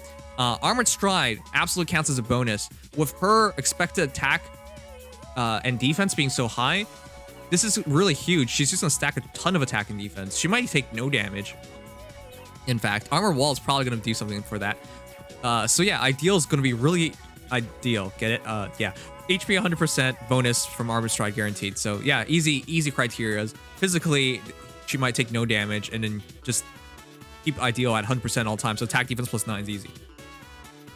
Anyways, Armored Wall. At start combat, if unit's HP is over 25%, grant special cooldown charge +1 to unit. She doesn't care. She doesn't care. That's why she doesn't care about doubling. Because Bonfire's 1 cooldown, you hit her, and she just immediately bonfires you in the face. Additionally, inflicts special cooldown charge -1 on foe per attack during combat, aka they can't get their specials up. That's guard. And restores 7 HP to unit after combat, which means her ideal skill is so... Don't change her kit. I don't think any of these heroes would change their kit. All these kits seem so perfect. 7 HP heal keeps the ideal skill pretty much locked. During unit's first combat in player phase or enemy phase, at start combat, if unit's HP is over 25% while transformed, reduces damage from foe's first attack by 40%. Is that really necessary? Chat, I thought the first section of Armored Wall was already pretty busted, but I guess let's just make her impossible to kill. 40% damage reduction when you have that much attack and defense. When you already drop your attack and defense, drop the attack and defense of your foe. Yeah, I don't think you can kill her physically. Even if you are like effective against beast heroes, which there aren't many, right? Like that's Picnic Flora, that is Patrine. There aren't that many out there. You would still struggle here in those cases. Well, Patrine does a bit better targeting res, but it's really up on the effective against armor heroes who do 1.5x damage, but with 40% damage reduction, she should survive. And if she doesn't die in one shot, that bonfire triggers and she'll smash you. And because she has Armored Stride, you can't like debuff her to get rid of her attack defense ideals. She's gonna be amazing. Her attack, can she hit 70 at base? I think she might be able to hit 70 at base. Damn, she has nice feet. Anyways, she reminds me of that Digimon. You guys remember like the old school Digimon from like the early 2000s? From like Digimon movie? Which Digimon was that? Like that was like super elongated and stuff. Anyways, these are your Fallen Heroes chats. They come out in 3 days. Are you excited? Are you gonna pull? The funny thing is, I'm about to burn all my orbs on the Hero Fest banner for Edelgard, Brave Edelgard. But I am so tempted to go for this. Do I need any of these heroes? Better yet, do you need any of these heroes? No. I don't think anyone really needs any of these heroes. But in terms of fodder, S tier. In terms of coolness factor, S tier. Like, this is Fallen Heroes. This is exactly what you're asking for. Except for people who hate Three Houses. Then you hate IS now. But that's so cool. I can't believe it's Three Houses. I can't believe it. Like, I thought they were gonna save these two. Because this is big. This is so big. I thought they were gonna save these two, but Dimitri and Edelgard Fallen versions already out. Anyways, Immaculate. It's been forever since we had an armored beast hero. It's crazy that we now have infantry Kanto, and both Morgans seem so busted with like so many premium skills embedded into them, like that they can have guard, they can have impact, they can have auto doubling. They're going to be super powerful heroes. From the respect of just using this for a Celestial Stone man to get a Celestial Stone, this banner is absolutely worth it. I can recommend this banner. Even though I don't think it's necessary, I can absolutely recommend this banner. Anyways, awesome banner. I love it. Let me know what you guys think. And if you enjoy, leave a like, subscribe, follow. But yeah, let's go over to the people. All right, sorry, chat. Let me answer something real quick. Sorry, I know you guys are super excited, but I didn't want to be interrupted every second, so I muted stuff. I'm sorry. I usually don't do that, but whenever it's a banner that I know you guys are ultra excited for, it would be very, very hard to talk. So sorry. I'll quickly read over everybody's thing, what everybody said. By the shop, man, seeing Edelgard like that always makes me sad. Yeah, I'm well aware. I got spoiled about Edelgard's route in the first month of stuff. That's why I know when people say like Nims, you're just being a simp. I feel for Edelgard. I do. Like her entire backstory, I feel for. Like I don't want to be over dramatic, right? But like this entire that entire thing with her about her siblings all perishing, I felt that. Like I understand how that goes to a much lesser degree. Like I'm not gonna talk about my personal life, but I understand how that goes. So like I always really respected her for being like such a strong character, willing to go through and do anything. I know her methods don't make the most sense in the end. I get it. But like I really felt for her. I really did. I know people just want to write it off as simping, but whatever, cool. Anyways, like, yeah, it does make me sad. I was well aware of that from the very start. That's why I was always Black Eagles first. And like that's why I always liked Edelgard so much. But Hegemon Husk, like that's all such a spoiler, but you know, you guys already know. Most of you guys already know. When I was going to announce a crossover Attack on Titan. I want crossovers in this game. I wanted them for a long time, so probably not anytime soon. Female Morgan finally got it all. I'm so happy. Best day ever. Female Morgan's actually so good. Both Morgans have gone in such big improvements. I feel bad for male Morgan though, because he just became like one of the best red mages in the entire game. Like an absolute recommend, and he power creeps himself. But that's cool. Like if you're gonna get power crap, at least get power crap by yourself, you know? They should give Three Houses a break. I do think this is too early. I think they should have waited a year before Three Houses. In the past 12 months, how many Three Houses characters have we got in chat? 20? Is 20 too many? It feels like 20. Yeah, I think it's too many too quickly, but it's fine. I'm absolutely excited about this, of course. It'll be very fast, but this basically punishes wear effects without needing to run NFU. You're absolutely right. The new Dimitri is going to be incredibly fast. It's funny that he can, like, his criteria basically is if you stop him from doubling, he's going to do an extra chunk of damage to you, which is impressive. That's a nice way of dealing with like Wary without breaking Wary. I think Null Fall Upon everything's kind of boring, so to have something like this instead is really, really cool. And also, of course, if they somehow do in fact just straight up outspeed him, he just does an extra chunk of damage. And if they just straight up outspeed him, they likely don't have much defense, so that could help him with one-shotting like super fast heroes. So I love what they did with Vengeful Lance. Man, Dimitri stole Vulture's weapon. I can't take either of Morgan seriously, and also find it funny that Edelgard gets into gorilla stance when she attacks. That's not a gorilla stance, she has long arms. But yeah, Dimitri stole Vulture's weapon. It's not quite Vulture's weapon, it's way better. Way, way better. We interrupt Fire Emblem to bring you Dark Falls? Sorry, I don't get that. Leafhawk, I'm pretty sure this is going to be one of the most disappointing Fallen banners. What? What? Chat, get the poll up. Get the poll up. Are you happy or are you not? Well, actually, we should have the poll. What am I saying? You have the poll. Hey, chat, are you happy about this this banner? Here's our poll. Here's our poll. Poll. Not really. I'm surprised. Let me just say not really. I'm sure. Okay, sorry. We have 3 or more heroes from other titles. Here we only have 2 or 3. 2 for 3 houses and 2 for awakening. Not only that, but we get little Morgies. I get they're different, but come on. I'm surprised you guys aren't excited. I actually really like this. This is awesome.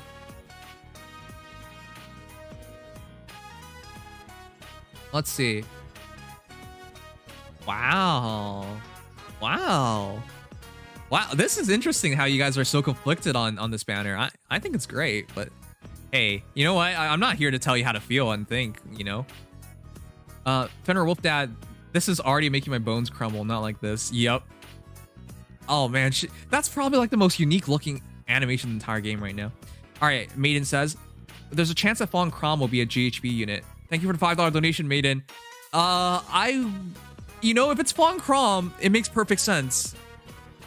Has there, really quickly chat, has there been an announcement on who the the free hero is? GHB, Tempest Trials, whatever the heck. Has there been an announcement yet? Orson? Okay, so no Fallen Crom. I didn't think they would make Crom free because that'd be too much. But then again, like base Crom is free. Orson, really? What? What? What? So it is in fact 3 different games for this year's Fallen banner, but Orson? Really? So prior 2 years was Fallen Takumi and Ashnard. I'm surprised it's Orson. You know, former Knight of Renee.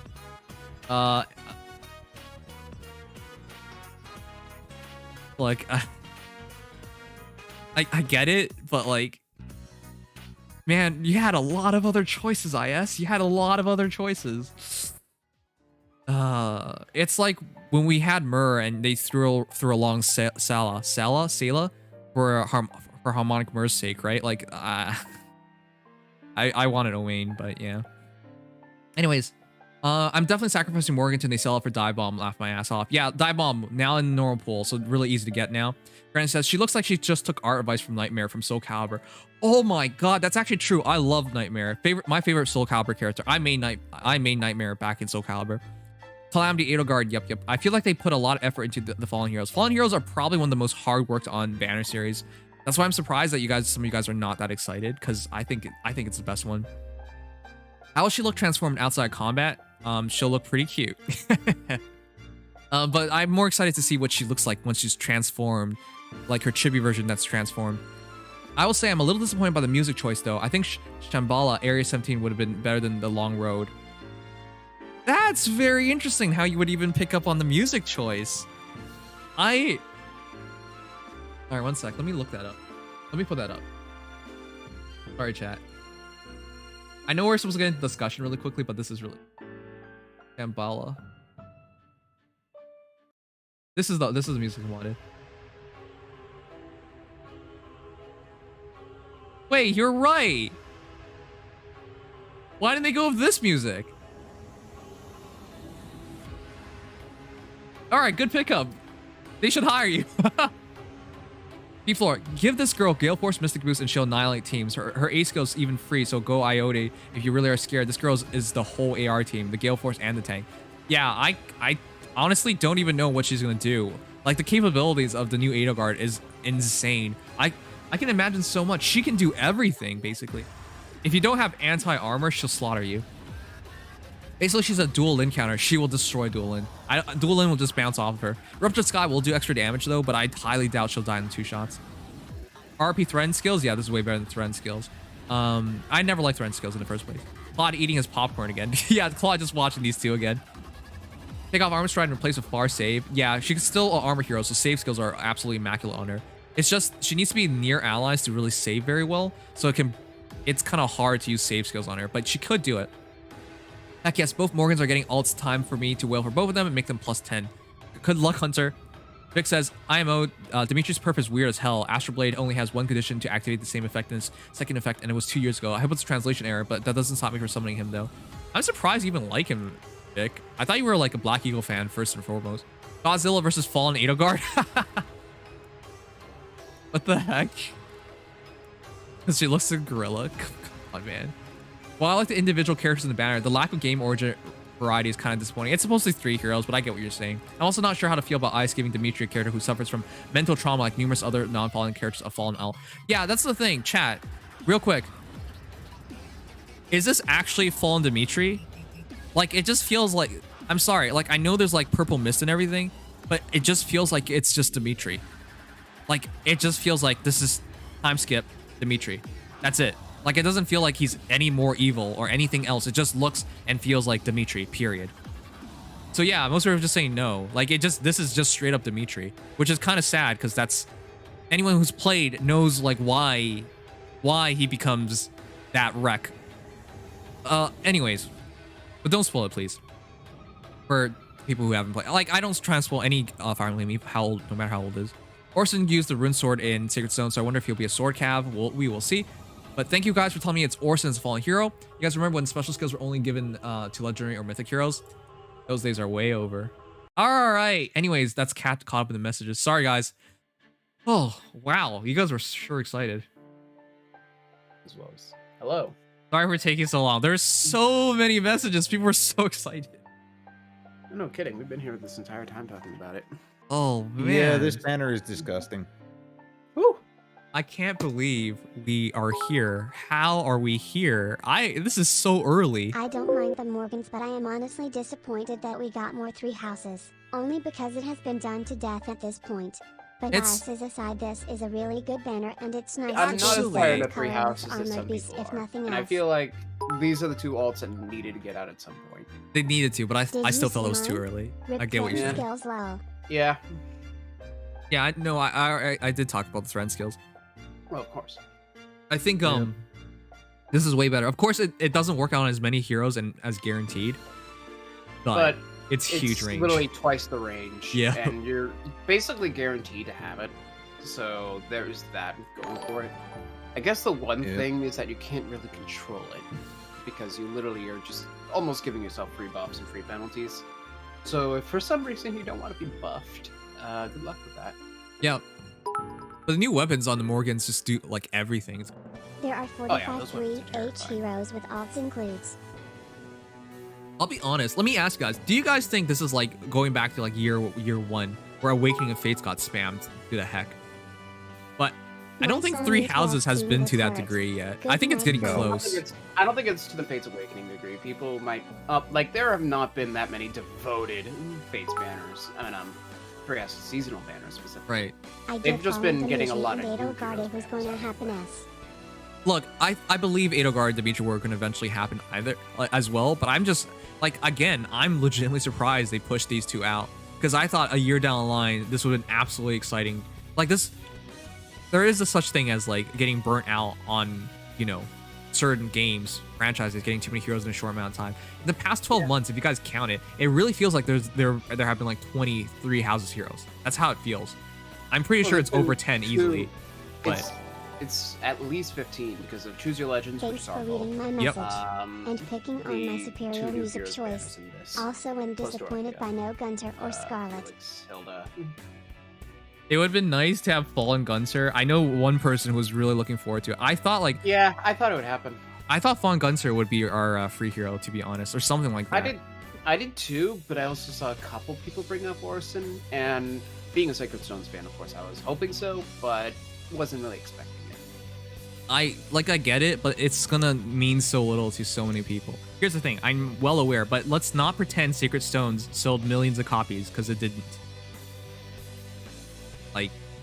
Like it's, you put things in perspective, the amount of people who are going to be able to identify Orson versus another character from a newer game. That's why I'm like surprised they pick Orson instead of like Gunter. Like Gunter, people can understand. Like it's like Fates was pretty well played, wasn't it? So it's fine either way. I'm just surprised by the choice. It feels like again, like how we got Salo for Mur's sake, just like a more obscure character that didn't really matter to most. I mean, Orson is literally one of the first characters you play with. So, I mean, at least for people who played the game remotely, they'll recognize him. No. I'm not disagreeing with that. I'm just saying there weren't that many people who played the game, and relative, say something. Could be worse. They could choose a game that wasn't localized. Yeah, and a lot of people know Orson, by the way, surprisingly. At least from what I've seen. Okay, okay. I was referencing how many sales Fates versus Sacred Stones, but all right. Oh yeah, no, Fates is obviously gonna have well more. Yeah, that's but why I'm surprised because like I Fates thought Gunter also has 3 versions. Fates Right. also is part of the Fire Emblem Renaissance, whereas Sacred Stones is I'm closing. not upset Not that quite it's 3 where it houses fell off, character but zone, almost. just upset that it's another Lance Dimitri and Armored Eldegard. Armored Edelgard. Ugh, I think you're. You think that couldn't be armored? She has to be armored. But the thing is, they made her very interesting by making her armored. Like honestly, armored beast heroes. I can't even believe it. When can you? Let's look it up. Knigas release date. How long ago was that? 2018, Not 2018, 2019, and I believe in May. No, June. I want to say No, June. Knigas released before I started playing. Wait, did he? Yes. Hold on. I'm just gonna Google it. It was either March or April. Huh. April. Release date 2019, April 10th. So basically just over 2 years. No, 2019, 2020, 2020. Wait. Huh. What the heck? It's been the this second Tellius long? banner- Yeah, I thought the second Tellius banner was later in the book. I just pray Nope. that one day we get a The, new the ghost 2 of a Tellius mythic banners hero. for book 3 Also, I think were the very Morgans close together. could spin a duo Yeah, hero. I thought they were a little further apart. My bad. Mhm. But oh yeah, right. It was right before Fallen Banner. Also, I'm kind of surprised we didn't get a dual hero because they could have just made male Morgan, female Morgan, bundled them together and made a dual hero. I guess they really just didn't want to do another main pool duo hero after Ephraim. Yeah, is this still just Ephraim as the only main pool dual hero? Yep. Which isn't Wow. even main pool. He's a only non-seasonal duo. Sorry, non-seasonal. Yeah, you can't pull in the main pool. That's right. Yeah. Literally stuck in purgatory until they decide to bring him out of the dead. Which they do for like Hero Fest and what. Mm-hmm. So, I mean, I guess that's fate being saved because putting more main pool duo heroes is just going to mean that they show up less. Yeah.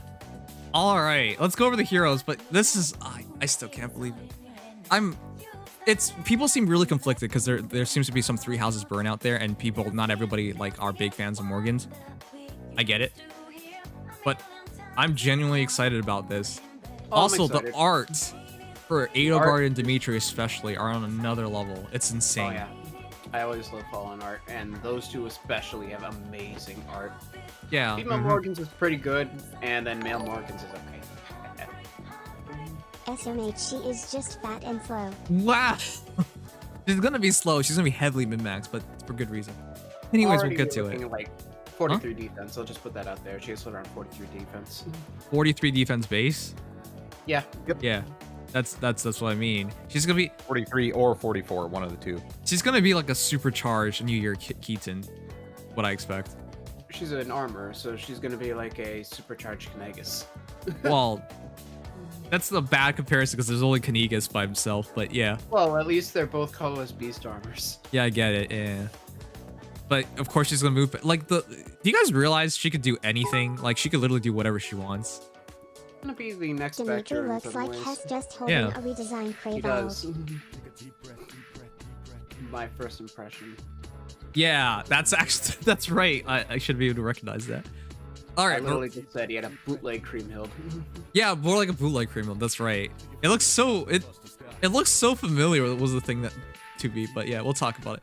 Anyways, Vengeful Lance, attack +3 if units not adjacent to an ally grants attack speed +6, which just reminded me immediately about like Flan Julia, which is be alone, get extra stats. But instead of getting an auto double, if unit's attack is over foe's defense during combat, unit can make a follow-up attack, deals damage equal 50% of unit's attack minus foe's defense. I think that's so cool. I'm surprised they That didn't do is that earlier. basically the same as Astro Blade. Right. But with a condition attached to it. Right, but I'm surprised they didn't do that earlier because it's just like for me, I'm kind of burnt out on not follow up on everything, for example. I mean, it's really, really, really good. But it is nice to see somebody try to change how no follow-up is approached.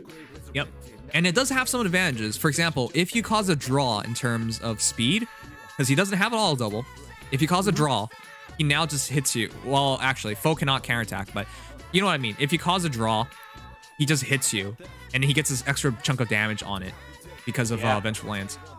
Or if you have Wary, then he just gets that extra chunk of damage. But you can see like the benefits of having this instead of Null Follow. Of course, it doesn't work defensively, but like falling heroes are supposed to be offensive anyways. By nature. And then you realize we have enough Adele guards for Armored Emblem low. Oh my, that's right. We don't. Armored Edelgard Emblem. That's stupid. Wait, no we don't. There's 3 Armored Edelgard and 1 infantry. Oh. Yeah, you're right. Brave, Legendary, and this one. But we at least do have Edelgard Emblem now. Oh yeah, we do have Edelgard Emblem at the very least. Oh, shut up. So yeah, we're not gonna talk about that's the other thing. Yeah. So here's the thing. Like, I thought Legion was keeping Flame Emperor out of this on purpose. Anyways, there's also Flame Emperor spoilers low. Yes. I'm sure everyone knows now. Anyways, Glimmer, attack speed level 4, but those stuff everyone already knows. More interesting, Murderous Lion. Kanto. It's like, you guys remember when they first put LOL in the game? And then all of a sudden they're just like, well, let's just start putting that on everything. Yep. This kind of feels like that with Kanto now. Yep. Ow. I'm okay.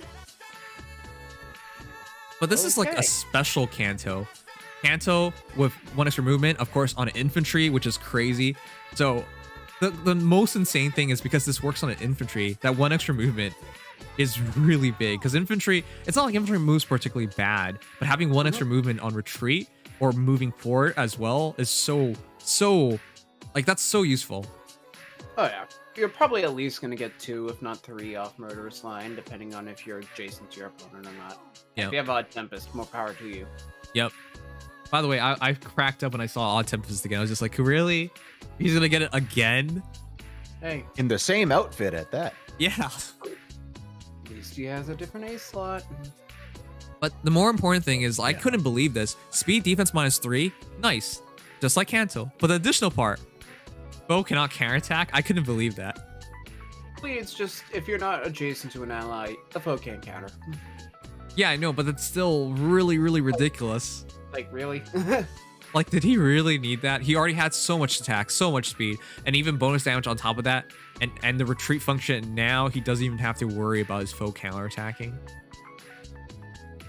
Because, by the way, most heroes of Null Disrupt in this game, I think Bikes now have a lot of Null Disrupt, for example. But outside of Bikes, most of them are like on and I guess Winter Altina. Winter Altina and Bike are the physical heroes that I see with Null Disrupt the most.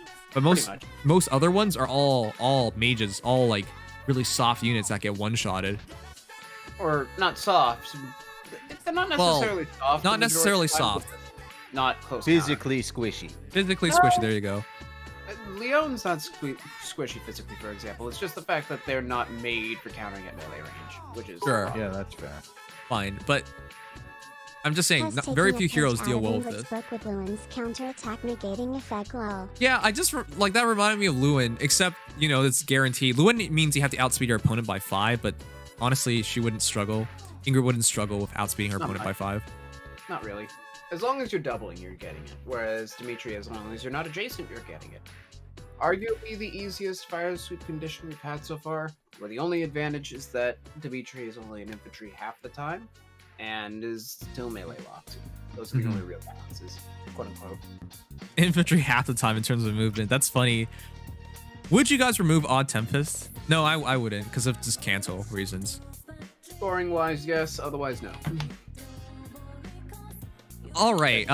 Somebody said he better say kill every last one of them. Yeah. Please. Someone. I don't have the biggest of faith. Ferdinand, for example, never says the famous line in Fae. I can't believe that. Sad. I'll be sad. Has scary looking but has more useful in the player hands than the AI. Yep. Kanto will push him back towards potentially next to his allies. Yep, that's a thing. Yeah. AI Kanto's pretty crummy, but yeah. Fine, I Morgan think. Art reminds me of the guys who start working out for the first time and want to flaunt off their newbie gains to everyone by wearing smaller / tighter clothing. Yeah. Also, Gregor Win is?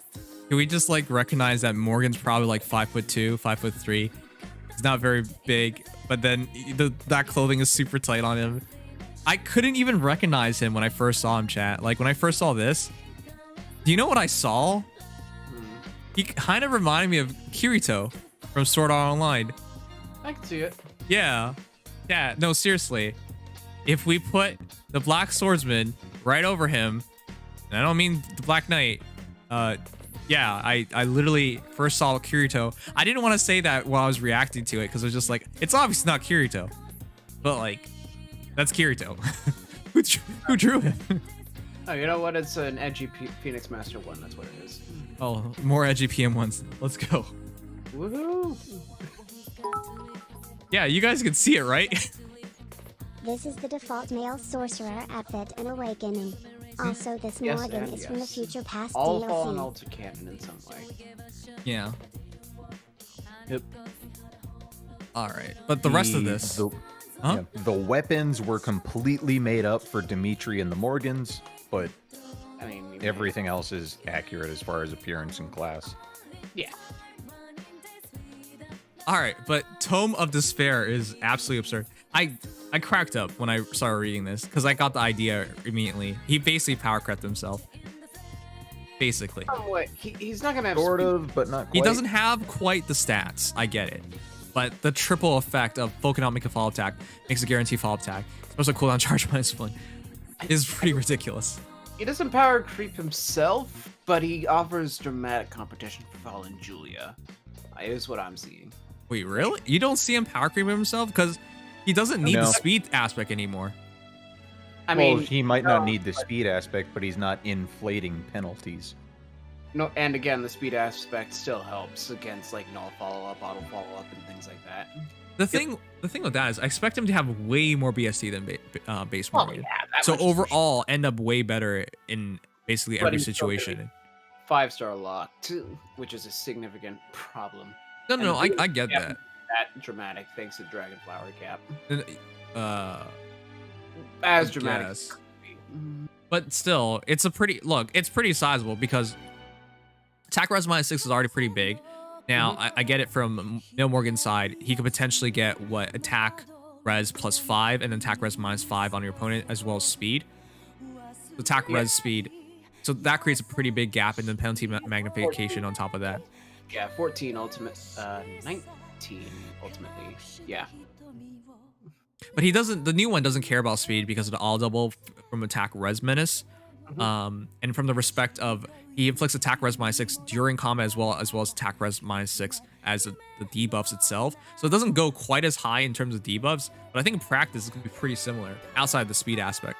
But instead you basically like trade that speed aspect for all of those effects, impact, auto double, and guard. Yep. I still think he can't really, like, the two are very different from each other, ironically, but... Really? It's the same kind of playstyle. The same kind of playstyle in that they're both exploited penalties, maybe, but that's about it. They gotta get somebody within 4 spaces, and then they get powered up, essentially. Oh yeah, well, I mean, that's just gonna be Menace. Menace is just making anybody into Morgan now. It feels like, no, but that's the reason why I said that, because it feels like the same concept. Like, both, Morgan can't just run in, right, with no debuffs. He's just gonna get slaughtered. Well, he might be okay, but he's not gonna be, like, at his potential. But in other words, he's just baiting. Like, the entire playstyle is like bait within 4 spaces, and then you can start your chain of attacks. I feel like this one's actually a little more prone from the respect. If you have nothing, you are just have 19 might tome, 17 might tome. Good luck with that. Wait, but he also... He at least gets attack res -6 regardless. Yeah, though he won't be getting doubled constantly, no guard. He's even more prone, whereas Morgan might be able to carry himself on speed. Huh. But that's also why I mentioned if you ram Morgan, it's actually kind of funny because you just get guaranteed debuffs. And because they both cover 4 spaces, you'll just catch everything. Oh yeah, running these two together is going to be fantastic. It's just that they play slightly different enough where I see him more so competing with Julia as the super tanky auto follow-up mage that's going to cause a lot of problems for anybody trying to one-shot him. But you know Julia is way easier to use. Oh, easily. But the thing with Morgan is, especially if you have a good, like, say you're an Aether Raid's defense and you have like a super penalty comp with things like Shrines, Gunthra, Morgan himself going around sabotages. @Reese -6. Follow-up prevention and follow-up granting. Guard. Vector. Slap NFU and has essentially a vector that Lif can't break through unless he has like 20 or less speed. You could. Lif. Cool Lif. Huh. But he's gonna compete with Leaf in some ways, but Leaf is probably still gonna be better. It's, by the way, I already thought that is not an error, is it? Sabotage defense is in fact his beast line. Yep. He wants to basically make sure that he gets the full condition of his weapon on his own. Yeah. Yep. Though I would argue guard being the last condition is a nice bonus, but not necessary. Absolutely not. Not at all. That's why it's such a steep requirement. Like, for reference, he has the same kind of activation requirements as Claude. Base Claude, where he would get attack speed def res -5 on the foe with 10 between unit and foe's penalty buffs. But that would be it. Whereas if you go the extra mile of 15, you'll get something even better. But considering that a penalty like Dagger 7 is only -14, you're gonna need to really put in some work to be able to maintain that. Mm-hmm. For the guard condition, that is. Guess Gunthra found a perfect husband. That's right, because look, at the end of the day, Morgan works perfectly on the debuff teams. Gunthra with Morgan, Gunthra with Morgan, and Morgan. Oh yeah, Morgan and Morgan. The only crappy thing is because... Oh, actually, that's not completely crappy. Because Silas is still an option. I was going to be like, you could put Arvis in, but then Arvis is reds. Then you would have too many red heroes. Sorry, not Silas. Sias. Sias. God damn it. Yeah, if you put in Sias with War God's Tome as a cheaper option, then you'd be able to inflict -10 between attack and res, which would already get enough for Tome of Despair, which is good. And Tome of Despair's wary effect, which is really good. It's just a giant block of debuff, so it's not even hard to use either. Yeah, extremely easy to use. Unless you have like penalty negation, you're not likely to get through this. And the big thing is, it's in both phases. So, whereas most mages tend to be prone to poke strategies, Morgan might actually have a pretty decent chance of making a frontliner, as long as you have good penalties. Yep. Yep.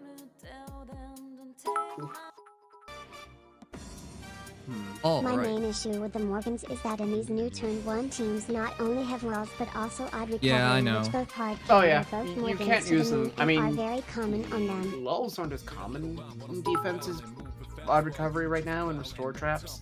Both So, the I fallen mean, male and female it's like- Morgan all scream it's not a phase mom and dad, after they raided their local hot topic.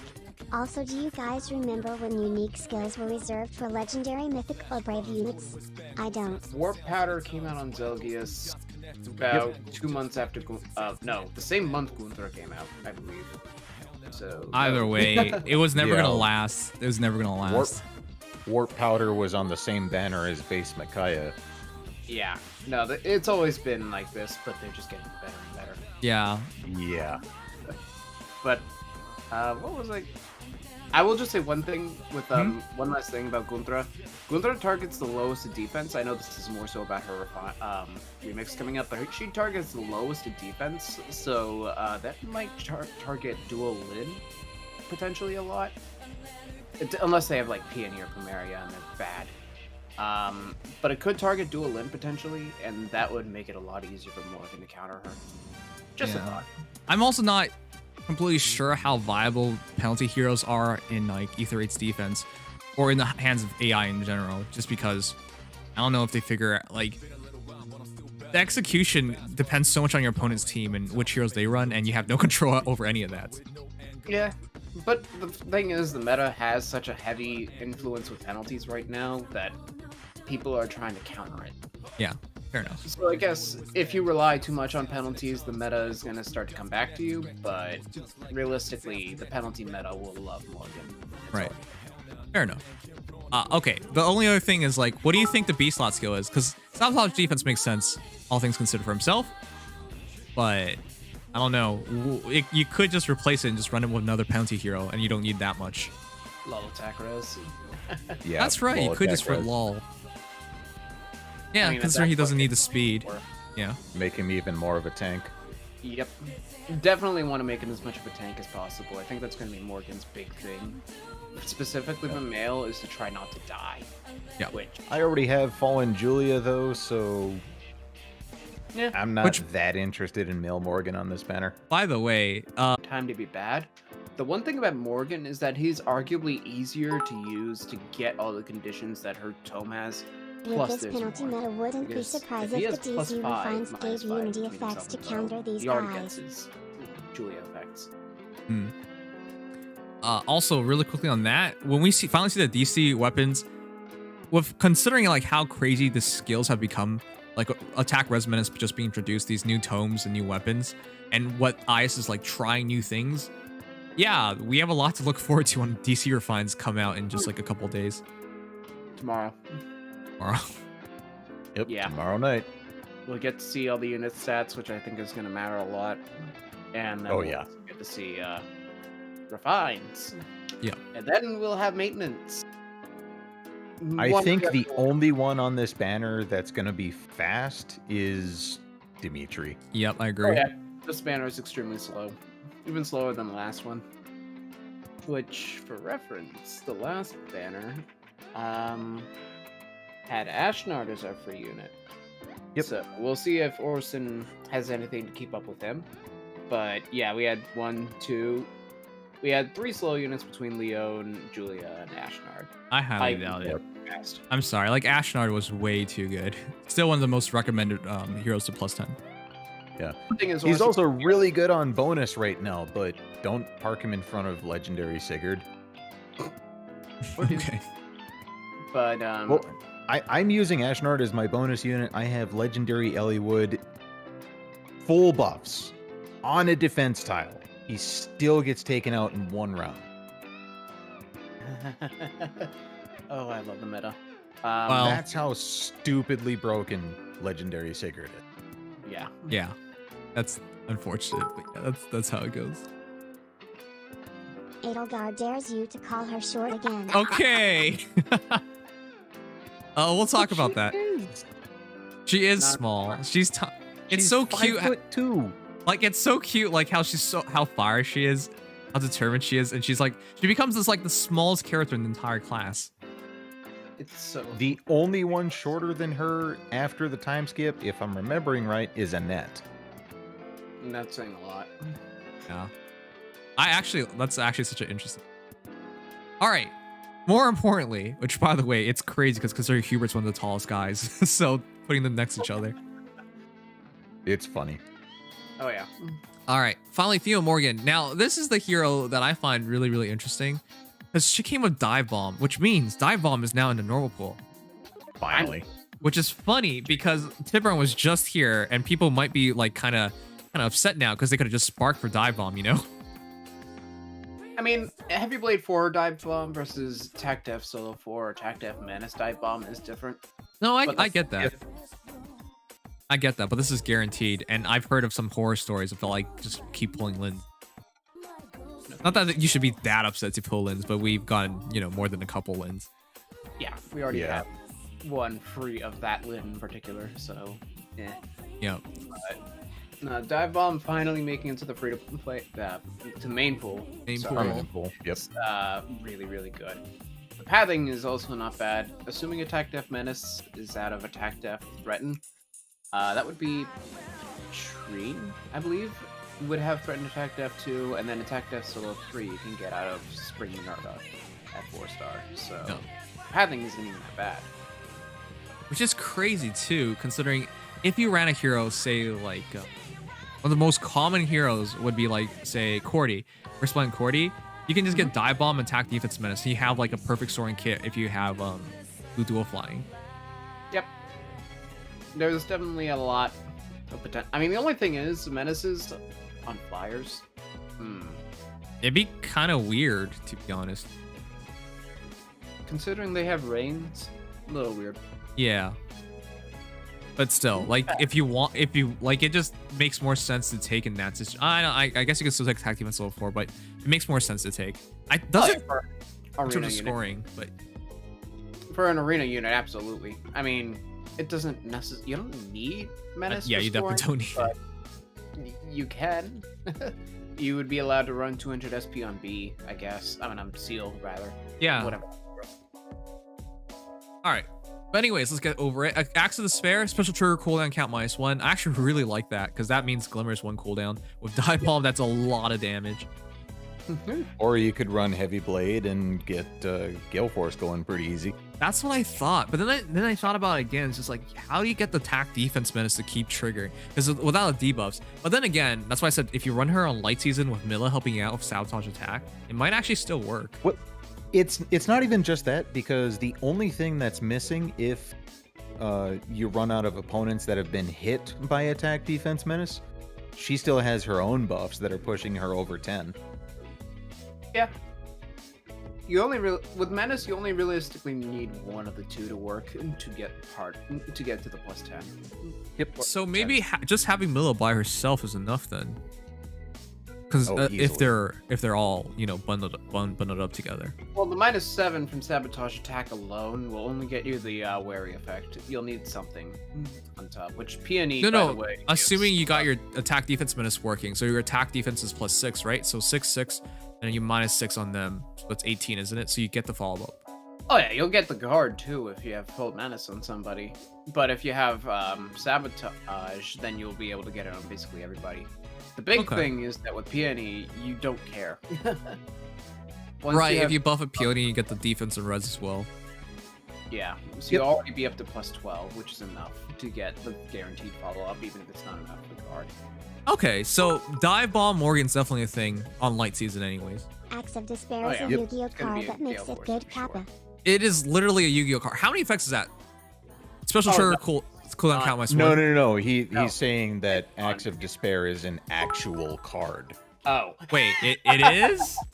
Yes, Axe of Despair is an equip card in Yu-Gi-Oh! That boosts a monster's attack by 1,000 points.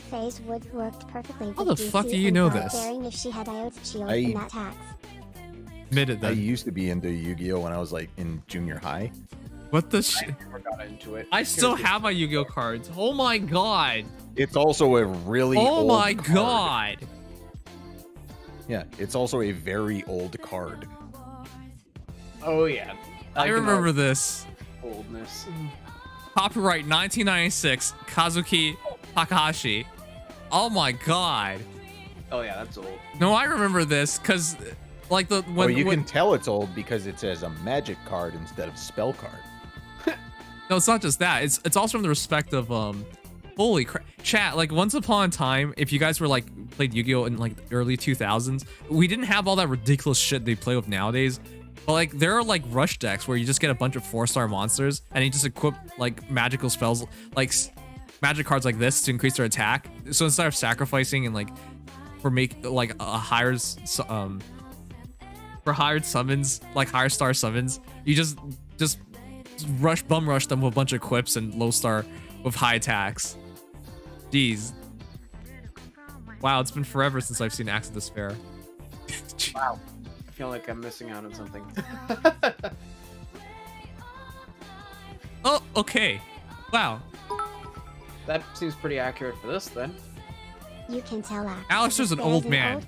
We know that too. Doesn't look like a robot. This is true. All right. But yeah, in terms of actual effects though, that's a lot. That's special trigger cooldown count -1, attack defense -6, economic fall attack, unit makes a guaranteed follow-up attack, special cooldown, charge -1. That's 5 effects. Yeah, you're literally five potential effects, but 3 of them are conditional. 3 of them are conditional, yeah. Realistically, you'll get to the 10 if you're trying at all. Frequently, yeah. Stretch. But still, that is a lot of effects for an axe. Yeesh. Yeah. In player hands, this is going to be absolutely terrifying. Yeah, yeah. Morgan is arguably better Cherche now. Interesting. I mean, interesting that you would compare it to Cherche of all characters. Well, mostly because Cherche is Brave Axe You are guaranteed flyer. to kill at least 3 units. Okay. I was thinking of Young Minerva because I'm just like, well, who's another Green Axe hero who would love Dive Bomb? past slaying would be great in Gale Force. Well, another thing is that Cherche is also from Awakening. Oh, yeah. I guess that. What I was actually thinking was Jill, because she has Dive Bomb in her axe, basically. So basically, we're looking at the auto follow-up equivalent of Jill, depending on how you look at it. Yeah. More about tanking and less about speed control, which is interesting. Yep. By the way, she has a better kit than Male Morgan. Jill? No, Morgan. This female Morgan. Oh, well, doy. I find it so funny because she got Dive Bomb and he got Sabotage Defense. Yeah, that's not really comparison. He didn't come with a lull. Yeah, I'm surprised too. That's kind of felt weird. It felt like one of those it felt like the Male Chris situation, you know? Except Male Chris at least had joint drive attack, but yeah. Oh, there's an idea that somebody just highlighted in chat. Give female Morgan catch. Ah. Good. Yeah. Nothing saying you can't. Absolutely. Attack defense catch from legendary Sigurd and you're ready to go. Or, yeah. And there are no criteria to being alone, so that solo is actually just like, I get fallen heroes want to be solo, like it's from the idea of being a fallen hero, but like this outside of attack defense solo, she could be next to anybody, just like how Light could be next to anybody. It's kind of funny. Prefers it. Yeah, he has Oath, doesn't he? Yeah. Yeah, and prefers Unity. Unity is one of his best skills. What a weird take on Fallen Hero, but right? Yeah, no. Whereas with this one, and with Male Morgan even, you don't need to be solo. That's right. Just yeah. So with female Morgan, just as an idea, using catch, not that I'm saying I'm wholly recommending it, but attack defense catch and then give her attack smoke as her seal. I think attack smoke just works on both of these characters, but I also recommended that on Morgan. Morgan. It does, but with catch specifically, because catch cannot be used by infantry, if I'm remembering right. So that just means that for infantry, yeah. So yeah, I think that female Morgan is potentially easier to set up to be even better. She has a role. I mean, the only problem is, especially with Gale Forcing right now, Gale Force on offense is very difficult to execute. But it is. For those who can do it, she might be one of the best at it. Yep. And at the very least on defense, if you feel like it, as long as she has even like 23 speed, she'll be able to double Hector, Brave Hector, semi-reliably. So yeah, that'd be interesting if she has a Brave Hector counter. That we'll have to see, of course. Otherwise, she has a lot. They can just run Oath instead of Menace, ironically, and pretty much have a guaranteed breaker. But that's only 10 buffs. So. All for the breaker effect, specifically. But Menace is even easier to proc than Oath. You literally are almost guaranteed to proc Menace. Yeah. If they're within 4 spaces, that's a lot of. That's a lot of room. Honestly, Menace is just straight up better than Oath and Rouse in like 90% of cases. If you want a buff, you use Menace and you go with it. All right, but enough about her, because the reality is you should just keep the base kit. I really don't even know why you would change much of anything. Gale Forcing aside. Aside from Gale Force, right? With Heavy Blade, Gale Force. But anyways, Hegemon, Husk. Hegemon. Edelgard. Oh boy. Was that a Digimon? I don't remember. She reminds me of the Digimon from the earlier movies. See, if I knew anything about Digimon, I'd be able to relate here. That's right. That's right. Legion's actually 12 years old, chat. That's the reality. No one really knows because he sounds and acts like more of a grown up, but it's 12. As time goes, Hubert becomes more and more irrelevant. Meanwhile, Eldegard only gets stronger. Get it together. Oh Hubert, shit! you're embarrassing your liege. You guys are right. Hubert. What the shit? Urk is literally better. I would say Noel's better. Holy there's literally no point to him. Meanwhile, Dedue out here being only beaten by Edelgard as the savior, and Hilda, well, you have at least Winter Hilda, and base isn't that bad. Hubert on the other hand. Sad. Please revamp Hubert. He's among the saddest 5-stars I've ever seen. Because again, he's not even fodder anymore. I guess his C slot is, but he's not really fodder because you just get null for Roarfox and you're done. It's not even really fodder. Or Urk. Zane, you can just fodder him for that. Oh shit, you can just fodder Zane, and Zane's 4-stars technically. Yeah. Literally, Hubert got done so dirty. I mean, he at least has an attack stat, kind of. But there is literally nothing left on Hubert that's worth saving. At least Ivo has Guard Sword. Okay, so we can't say that Hubert is the worst red mage in the entire game. He's not Rai. Oh. Whoa. Ray at least has a pretty good niche in Cavline countering. Jesus Christ, are you arguing for Ray? Yeah. I never thought I heard the names for someone doing that. All right, cool. But his tome is actually pretty good. Is he the worst red mage? 5-star red mage? Hubert? Easily. Oh, jeez. That's, I mean, depending on who that's you talk. horrible considering he's not even the oldest. He's not even close.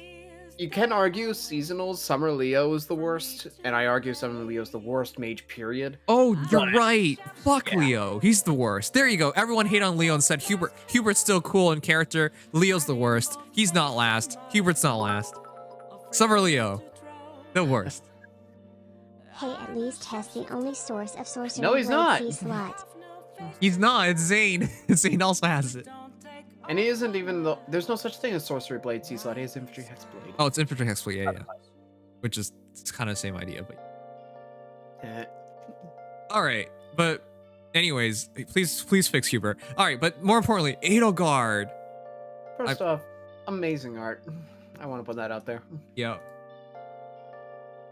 And second of all, God, why is she so gorgeous? I am more attracted to her like this than in any of the other forms. You know what this reminds me of? Has anyone ever played that game called Prey with the squiggly alien things like mimics? That reminds me of that. It's so cool. It sounds familiar, Same but I artist don't as think I've Brady heard of Love. it or played it. Oh yeah, right. Yeah, Clover K did Brady and Winter Felix. What a change of direction. All right, anyways, let's play her song. All right, that's a really good. Please. All right, but honestly, I'm so happy. I'm so happy. Like, look, I still think it's too early, but she stands out. She really stands out in every way. Easily one of the most interesting Fallen heroes, even if it's Guard. Gen 1 Just units the sheer have the design. excuse of being released early in the game's life cycle. Hubert has no excuse for being such a lackluster 5-star. Here's the thing about that. Say what you will, Leo is absolutely irredeemable. There's nothing he can do to be redeemable, and he's objectively worse than units. Hubert at least is not objectively worse in every single way than somebody else. Julius is straight up better than Summer Leo. I just like to put that out there. There's no reason. Ultimately, it doesn't matter because I'm not gonna argue like with F tier hero with a F minus tier hero, for example. I'm not saying Hubert's F tier, but I'm saying if they're in the same tier, there's almost like there's so little difference, right? Like, why bother arguing whether somebody's 19th place or 20th place? You know, like it's insignificant. But the problem is Hubert, unlike those heroes, was released in the past 2 years, 2.5 years, something like that. He should have been better. That's the problem. Summer Leo can't Got pity screwed by break that you. cutoff. He's the worst retainer, which is the other thing that really gets to me.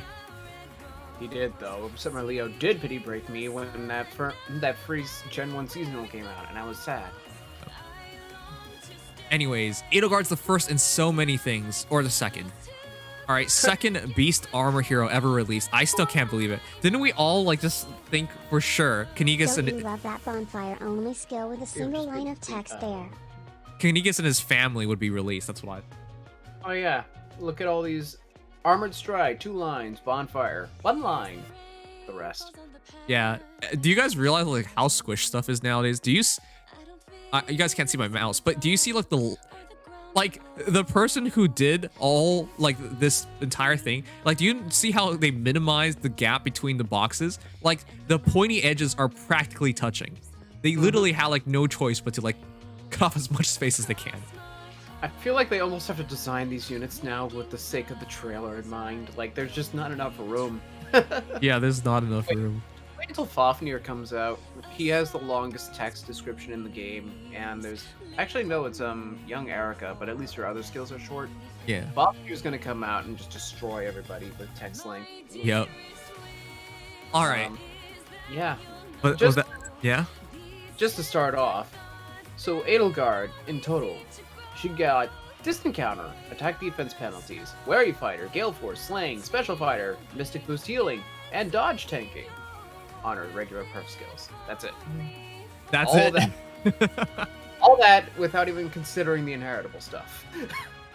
Yeah, it's kind of dumb.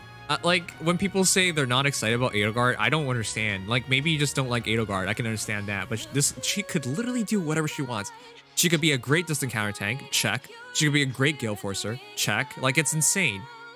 Like she has huge damage reduction. So even though she's beast hero and as an armor hero, 40% damage reduction, right? Your opponent does 1.5x damage, and then she reduces 40% of that. She's gonna survive, and because she has like instant bonfire, she's gonna smash you immediately as well.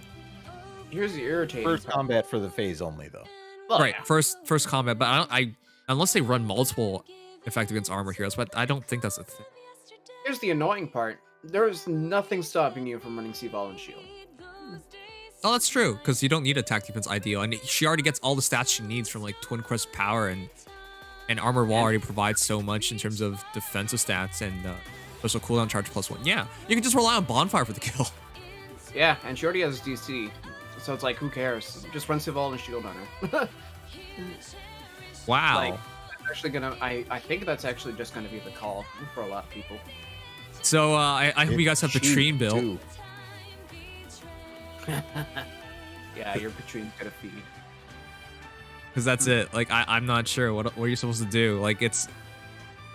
I don't know what to say, man. What are you supposed to do? Like, seriously, all her A slots that she could realistically run for any benefit are just for stats. And you don't need stats. Just run Seaval and now you're literally just Brave Hector. Yep. Like, what? What are you doing? If you want to specialize on enemy phase, though, Bracing Stance 3 would be really good. Oh yeah, if you want DC guard, then that's one thing you can do. Well, Wait, But no, she already has guard. that's redundant. I forgot. yeah. The thing is, she's probably the best user of Ideal because she got self-healing from Armored Wall. But you And have she thinking self-generating in terms of arena bonuses. She needs that ideal cac. Not JK's Fallen Yeah. Shield is basically She's a freebie one for of the her. best for Ideal. Another one that's really good for Ideal is Male Morgan. Like base Male Morgan. Another good one for Ideal is Brave Ephraim. Yeah, base Mill Morgan. Yeah. Ephraim. Fair enough, yeah. But my entire point is like, it's so funny that it took until now for like a hero to be pretty ideal for Swollen Shield. She's pretty much there. There's Better get no those picnic reason units to not defend against this girl. Yeah, because it's basically Picnic Flora, Picnic Felicia, Vitrine. Is there anybody else who's effective against Beast? Brave Eliwood. Brave Eliwood. Brave nobody uses him, but yeah, maybe he gets his refined, he gets used. Petra. Yeah, Petra fits. Petra. Everyone Five. get the Eliwoods now. He's gonna wreck the meta now. Yeah, once Brave Eliwood gets his refined, it might be something. But that's it. But yeah, just 5 heroes, chat. Because once you Seval and Shielder, and I don't see why not. You're sacrificing attack Seriously, defense though, at Edelgard 9, just but you like take away Brave such a huge Edelgard weakness. can score like 190. Oh yeah, already What? effective going 190 because of Armored Wall. Wait, that's right. Wow. Yeah. With one merge, she'll be able to score as if she's at 190, assuming we don't see a BST jump in this. Okay. And also assuming she doesn't get trainee for some reason. Yep. Well, that's actually happened a bunch of years, hasn't it? Oh yeah, they've cheated with trainees before with these kinds of units. They're doing Corrin, Tiki. You see, Yeah. So you're if saying you there's a had counter chance. To her, will they even be Yes. able to get her before There is she a chance even that gets she will to the 3 natively score actions? 190 and then be able to score as if she's 195. Yep. Let's hope that doesn't happen. I really hope that doesn't happen. I still can't believe she retained the ability of being like legendary Edelgard and getting extra actions. It's crazy. Yeah, here's the thing. Amir is attack +3. Twin Press Power is slaying. So you don't even have to worry about the counterattack if you run Heavy Blade 4 anymore. You can literally What the fuck? And Heavy Blade 4 is completely unnecessary because Armored is better special What's fighter. the point of legendary Edelgard anymore? You don't even taking down Fallen Edelgard. Oh, that's right. That's so stupid. What? Raging Storm secondary effect coming into play? Yeah, she does double against dragons and beasts, which is hilarious. So Edelgard's counter is legendary Edelgard. All Edelgard's counter is legendary Edelgard. That's hilarious. Didn't even need Heavy Blade. And there is a distinct possibility that legendary Edelgard may be somewhat reliably able to outspeed. Maybe. Maybe. You're right, yeah. Min-maxing there is here. Because this one's already... I think this one's going to be a more attack-oriented version of Brave, if that's even possible. I don't even know if that is. Like, unless we go to like 46, 47 base attack, I don't know. This is just whatever. This is just so crazy. By the way, I'm not even sure if you really need Svalin Shield. It would be nice, but Armor Wall reduces 40% damage. I don't think you one-shot her. That she reads herself. Oh no, definitely not. But for extended combats, like as a super tank? Yes. Okay, yeah. Because again, for all intents and purposes, she's colorless Spectre. Yeah. Only disadvantage being she doesn't double. But she gets Gale Force. And she also gets damage reduction. And Mystic healing in her speed slot. And she gets for Mystic Boost as a seal. That's 13 HP after every combat. Just to put in perspective, chat, Armor Wall is like an even better special fighter. It's definitively better. It's special fighter with a better criteria, healing, and damage reduction. It's crazy. Mystic Boost Seal, Gale Force Special, and whatever the heck you want as the slot. Oh yeah, Mystic Boost Seal, Svalin Shield is likely. Savior, Gale Force, you're done. I mean, by the way, could run fire, but Gale Force. We should have expected this anyways. Like even if she wasn't this broken, we were gonna see a bunch of her like running around in arena. There are a lot of Black Eagle fans and Edelgard fans out there. Yep, that inevitably we were gonna see Edelgard, no matter what. Especially because this is such an iconic version of her. But the fact that she's this good and actually cuts top 3 armors easily, you're gonna see her a lot. It's actually so funny. Oh my. You guys do realize we're gonna see she's just gonna be running around terrorizing people and being ridiculous on both offense and defense. It's so stupid. And the annoying thing, again, unlike Brave Hector, you can't just let her initiate onto you. You're gonna get Raging Stormed. Yeah. Yeah. So what do you do?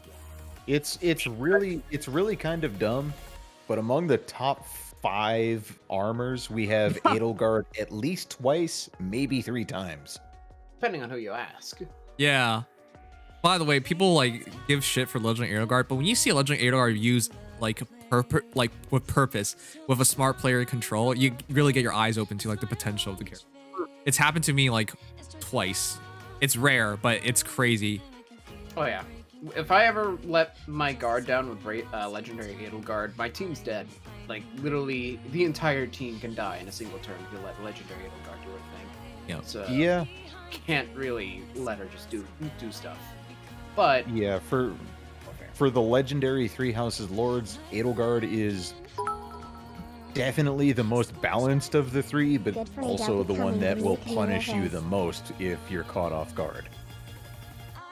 Also, she's not the new Camilla. All the Edelgard versions have been so different. Well, not completely different, but their usage is very different. They're all canon too, unlike with Camilla's one canon alt being her base. Yeah.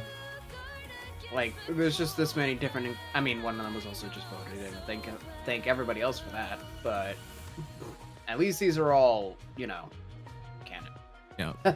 Anyways, the entire point is like this Edelgard just does whatever she wants. Anything you want, she'll do it. Yep. Because I mean, when you're looking at the armored named Edelgards, Brave Edelgard leans towards enemy phase, but does have some offensive presence, especially because of a slaying weapon. Legendary Edelgard is an extreme player phase lean, but still has some enemy phase presence because of the wary effect of Emir, as well as just being that much of a stat ball. This is significantly more in between, where whichever way she goes is how the player wants to set her up. Oh yeah. You literally choose, you can almost just choose her phase. You run Bonfire if you want her to be a tank, you run Gale Force if you want her to be an initiator. I mean, you don't even have to run Gale Force because you can just use the Raging Storm effect to Twin Crest Power, Gale Force into the enemy team, and then just sit there. Also, we didn't talk about this, but she's a legitimate option for save skills. Easily. If you run her with a bunch of dragons and beasts, though. Yeah, that's the one thing that, I mean, if you're on near save, the transformation condition isn't as important, but you do really have, the one thing between her Oh, that's and true, Vector, yeah. The one thing is that if you want to run far save as a tanking skill, because you can run her with Vector himself and just run a near save Edelgard with a far save Hector, totally fine. Something I anyway. Yeah, I mean, you already run them with Brave. But if you do want to use her for far save, you got to be a little more aware of her composition because she's a beast. But then she's not so... Oh my god. I just realized, okay. But she's pretty much ideal for that because her A slot doesn't get taken up by this encounter, which by the way, of course, Hector's really good at that as well because the A slot doesn't get taken up by... He has this encounter, but at least he gives stats, so it's not complete waste, right? Yeah.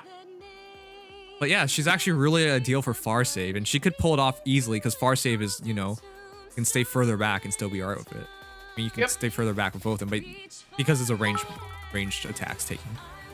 That being said, if you do go with far save, you're going to want a different A slot. Because you're not generating your bonuses that way. Getting and change on the Oh yeah, if you're, that's if you're not using save. Though, for Ether Raid's purposes, you're probably going to have buffs anyways. Depending on who you got on your What do you team. guys think I is going to do for the next inevitable armor Edelgard? Some are armored, and it's going to be Winter Tharge all over. Summer Armor Edelgard. You watch. Oh god. You watch. She's wearing a bikini, but why is she armored? The bikini's heavy. She has special cooldown acceleration in her beat and Raging Storm plus She is slaying literally in her made for weapon. Gale Force as well. That's the thing. Yeah, she's going to be able to Gale Force so easily. The way I see it, you can either run her as a savior tank, a la traditional Hector, or you can try to be more courageous and run the hit and sit, where you just throw her in, kill three enemies between Gale Force and Raging Storm, and sit there to let the rest of the team collapse on you. Wait, what the shit? You're right about that. She could literally jump into the enemy team and start killing people and just end turn in front of all of them and still kill them. Yep. What the shit? That's so stupid. Because she doesn't have Null Sea Disrupt, which is the only armor balance. If there's a healer, you basically have a free win. For the most part. Wow. All right, chat, whatever. Honestly, this is such a ridiculous hero. I love her. By the way, do you change her kit? It really depends on what you change her A skill to, but that's about it. Yeah, and then I guess you can change Armored Stride off whether you want save or not, but otherwise I keep Armored Stride. That's already so hard to get. It's actually really... This is just an idea if her HP is 44 or 45 and between you give her Mystic B skill Boost, and she her could use weapon, Miracle, she and has knows 13 8 or horsepower, 9 which effects should make her depending on stay how in you that look at 25 things. line. Yep. She could also Miracle if you're right. But yeah, no, she literally has effects on effects. Like, I actually had to sit there for a couple minutes and just think about what I was reading because there's so much going on with Edelgard. Like, just a bunch of random things going on that don't even necessarily link to each other. Like, if she's healthy, she's getting Wary Fighter and damage. But then also, if she's Beast transformed, she's getting Gale Force. But also, if she's healthy, she's getting Mystic Boosting and Special Fighter. But on the other hand, she has to be transformed in order to get the damage reduction, which is once per phase. So you have to deal with phasing as well. Like, the effects are all over the place, and it's amazing, but also just a lot to keep track of. Oof. Also, Edelgard changes sizes in terms of waifu material. You could have a small Edelgard, or you can have a giant Edelgard. Or a long Edelgard. Well, looks just the like perfect I might be waifu. blowing my orbs on this banner, but I'm gonna try and resist until we see the seasonal banner for this month. Sorry. But I'm going to try and resist until CC banner for this. Yeah, you're gonna have a lot of time though, so. No, I'm sparking this banner on 100% for Edelgard at the very least. To try to get the other 3. The Bride's banner can be damned. I'm not gonna bother with it. By the way, someone pointed out she does in fact have feet heels. That's so weird. She's already like. I'm gonna not think about that. She's already a giant. By the way. I'm sorry. This just reminds me of a funny Tom Cruise moment back when he dated. Who was it again? And she was taller than him, and then she wore heels, and it just looked really. Yeah. Anyways, but yeah, our free hero is Orson. It'll be really interesting to see. Again, chat. Let me know if you guys are gonna go for this banner. So, Eldegard, what do you want your specialization to be? Eldegard, yes. Ain't that the truth? Oh yeah, she. Be glad it's Wary Fighter and not auto follow up with Wary. Right. Go. Here's the poll. Let me know if you guys are gonna pull on it. I really want to. Like, real quick, guys. Look at this. Well, not this. Wait, this. Look at her. Look at her orb. She's literally looking at you, demanding you pick her. Which, by the way, you wouldn't really get that pose, that look at her, because she's 5'2". She should be looking up at you, not down. But alright. Yeah, literally. At the very least, it looks like she's already in the middle of a partial transformation, but hell if I know. It's still not that tall. Not that tall. Anyways, but yeah. You're the Edelgard fan, so maybe. I know that she's short. Anyways, I'm so in love with this new Edelgard. She's so good. I see this So now. just like last year, one unit is best used by the AI and the rest is better in the hands of the player. Funnily Yes. enough, just like Red Mage Julia, we have now Morgan as that one unit. Pretty much. But that makes sense. Fallen Heroes are really skewed. Like, what they're good at, they're extremely good at. They have Oh, yeah. I mean, I don't know about Edelgard, but they tend to have exploitable weaknesses Right. that are pretty noticeable, but boy, do they really throw everything into the cart they're on. Alright, but now I forgot what I was gonna say. Great. Anyways. Edelgard, something about her.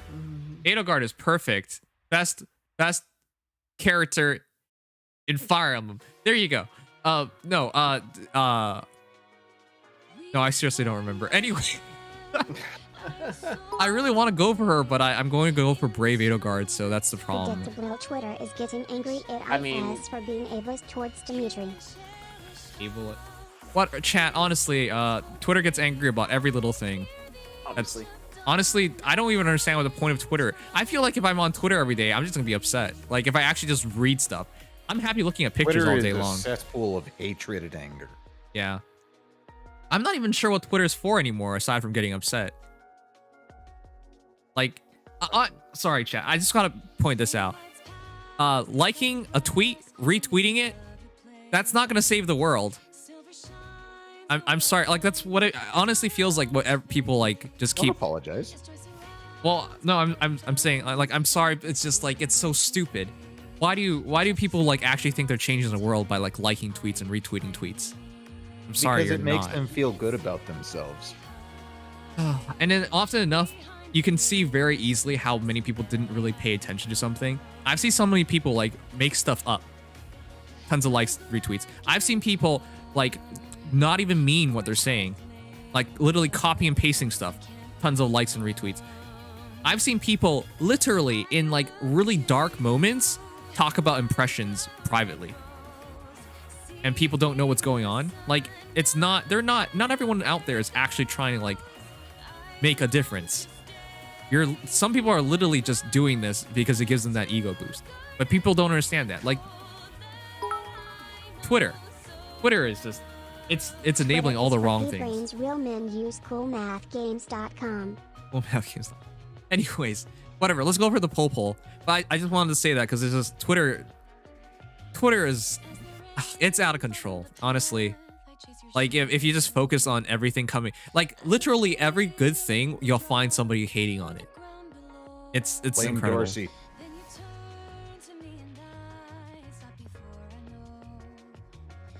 Anyways, look, in respect to this banner, I get if people are upset about more Three Would it Houses have been characters. so hard that instead of the Morgans we had Fallen Rhea and Dag?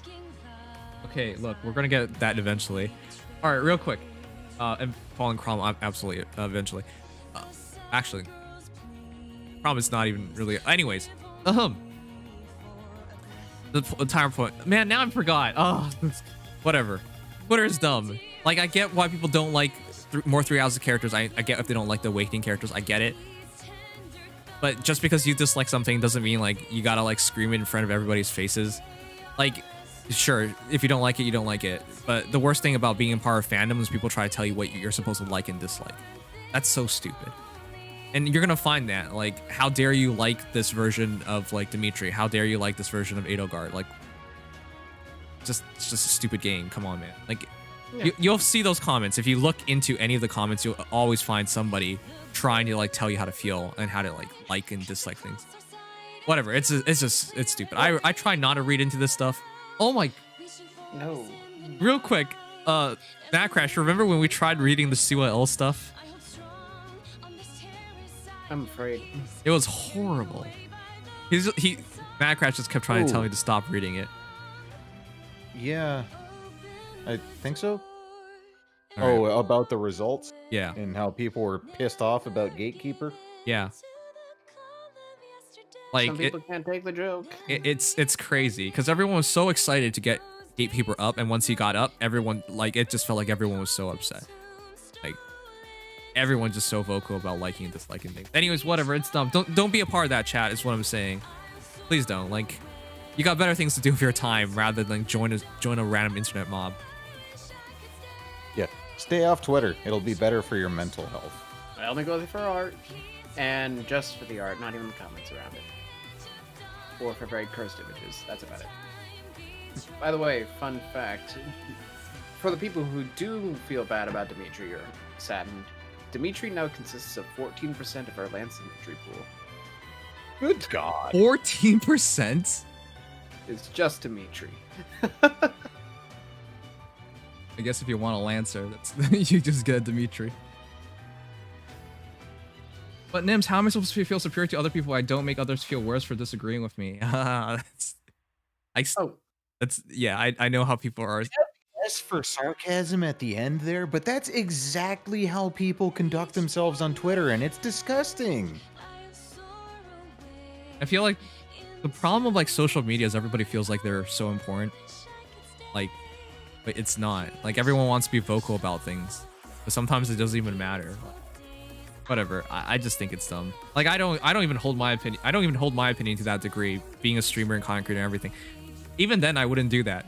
It's such a horrendous mentality to have. It just cuts down on discussions. Anyways, whatever. Will you pull on the new Fallen Heroes banner? Yes, I'm going to try and I'm going to try pulling all of them on the banner. Isn't it? I'm going to try to pull all of them. Anyways, yes, I'm going to pull for Feeble Edelgard. That is still grammatically correct. Oh, okay. Fallen Edelgard. Yes, I'm going to try to pull for Fallen Dimitri. By the way, chat, you can't convince me otherwise. This is the best looking Dimitri art. It looks perfect. Absolutely the best. Yeah. Brave's pretty good. Legendary. Yeah. Firmly grasp it. Yeah. But this is... I mean, Fallen Dimitri's art might just be some of the best art in the game, period. No, straight up. That's exactly what I was going to say. Like, as much as I like Edelgard's art, it's so easy to agree with Fallen Dimitri's art. Like, the shading's perfect, the detailing's perfect. Like, there's so much detailing. And he looks so natural. His face looks so natural. Like, it looks like Dimitri.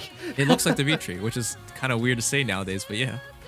Anyways, Yeah. I'm saving my orbs on another banner. I'm going to pull for female Morgan. I'm going to pull for FM. But that's right. There's now you gotta put two short forms in front of it. Yeah, same with Corns. Great. FF Morgan. Does it look like I'm a Fae player to you? Kappa. RIP Barbados Chan when the next FGO raid arrives. Alright. I am most likely not pulling because I gotta use all my orbs for Brave Edelgard, but if I could... Here's the one thing. Huh? Between the start of this banner and the end, and this is with almost every banner, you'll be able to pull 135 orbs. There's almost always. I need- And the Brave banner is going to be over. Oh, unless you want to spark the other one.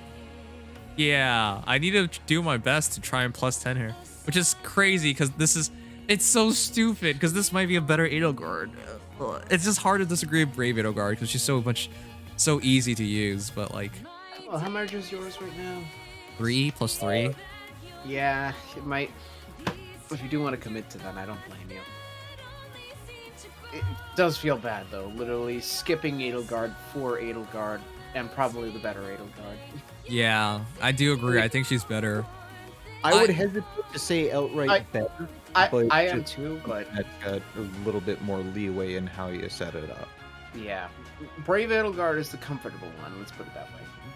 Yeah. Well, Brave Edelgard is easy to set up because it doesn't require too much to still be able to have a very haunted setup. There is no setup. You just use her. Yeah. Whoa, see chat, you guys are in fact excited for her. She has 24% of the vote. That's actually really high.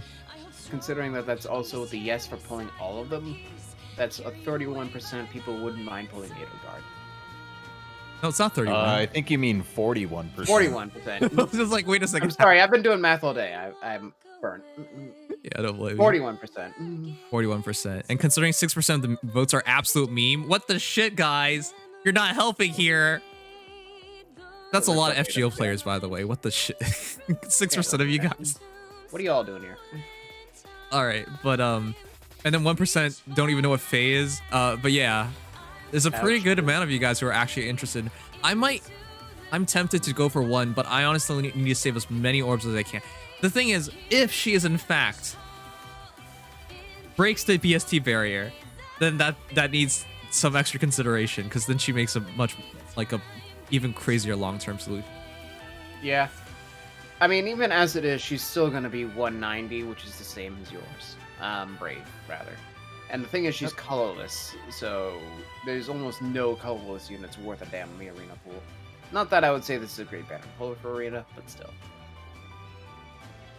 All right, as usual. Or the ocean. As usual, we find where you are. Look at you guys. So many of you guys are on the East Coast. New Jersey. New Jersey. Yeah, there's a giant... Oh, no, it's mostly in New York. Oh, okay. New Jersey, New York, Rhode Island, Massachusetts. Oh, yeah, because East Coast. New York is... Stupid Staten Island is in Oh! place. Oh, we have a couple of people in Edmonton. And yeah, some Canadians.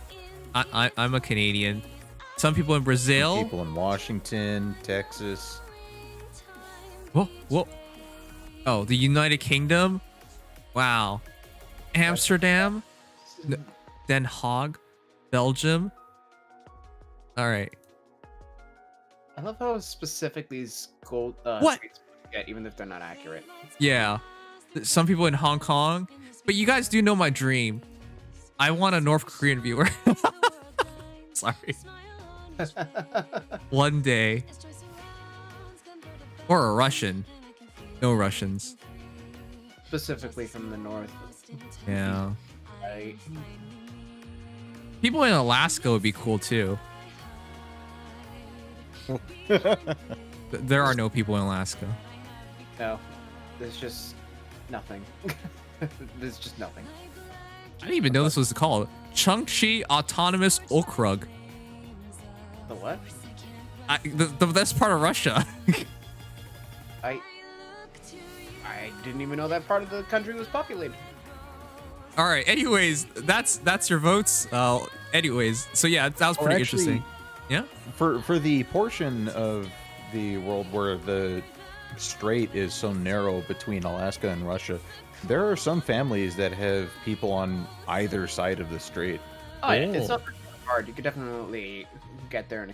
No, yeah. I remember in terms of history, this is how they got to North America. They just walked across. No, I mean modern families that have people on either side of the strait. It's very easy. Not to mention, is that an island in the middle too? Yeah, it looks like there's an island in the middle. I didn't know this. Big Diomedal.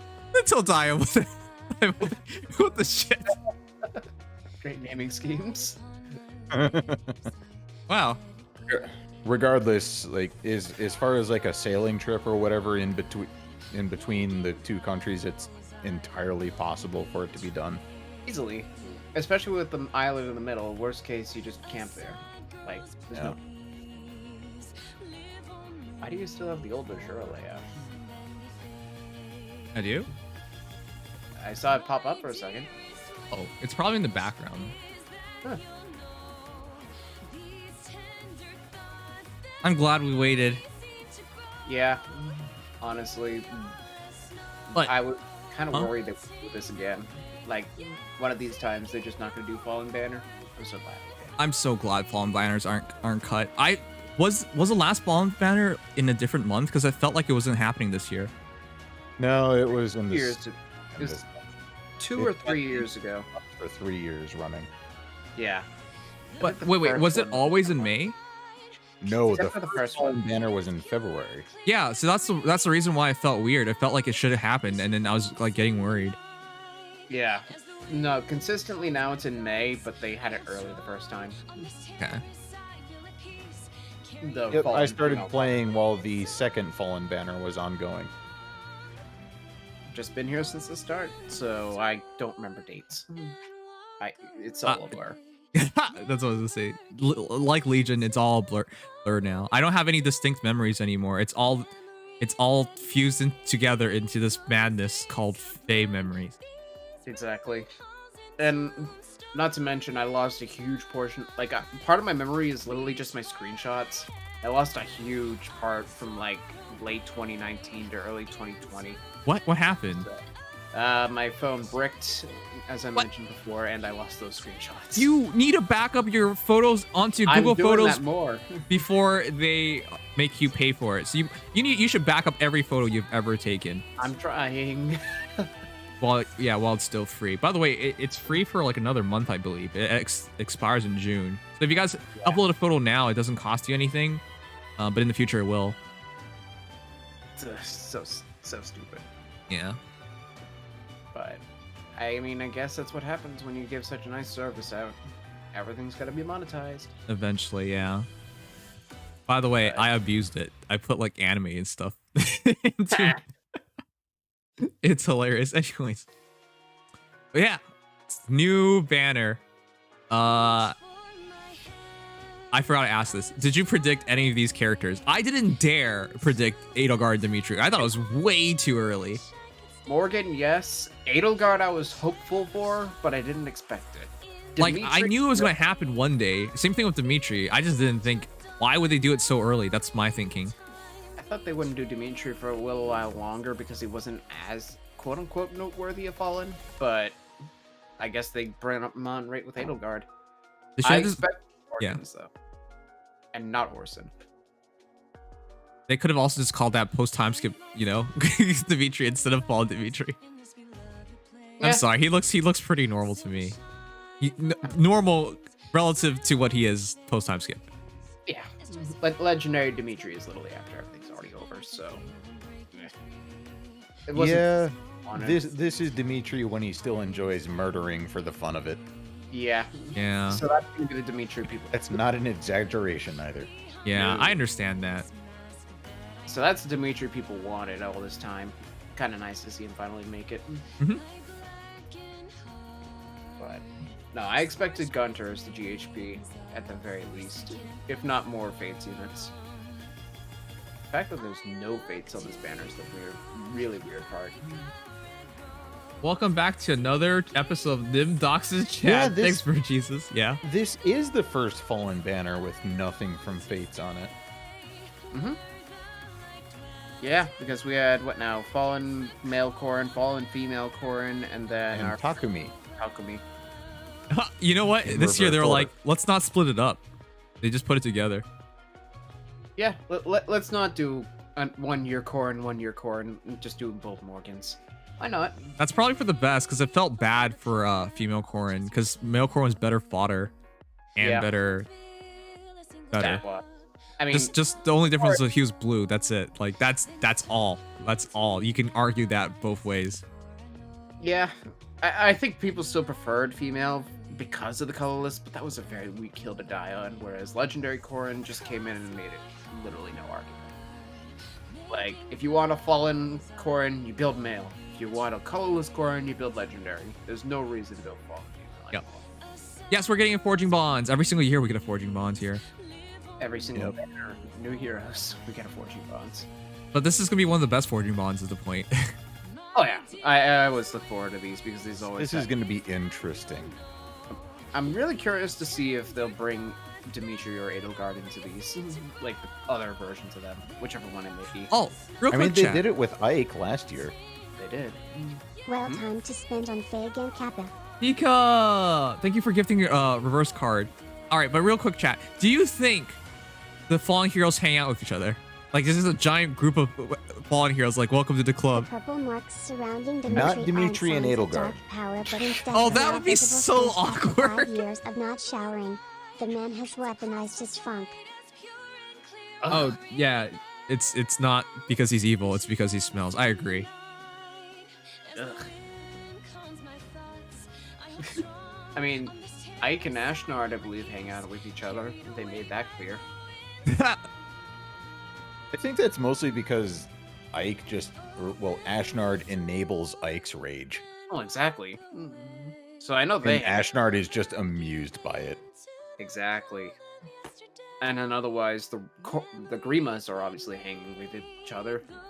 The amount of fan art about those two in particular is just... How could they not be? Wait, I just realized, if people are a fan of Three Houses, this is definitely some actual content that they might enjoy. The Edelgard and Dimitri interactions. Oh, yeah. Yeah, I really liked the CYL4 Forging Bonds because it was good character study for all of them, really. And now we get to see the character of the units who are basically just bosses. Yeah. Not even characters at this point. Which is always really cool, because you get to see some perspective where they literally have like 5 lines of dialogue and then die. At least for the most part.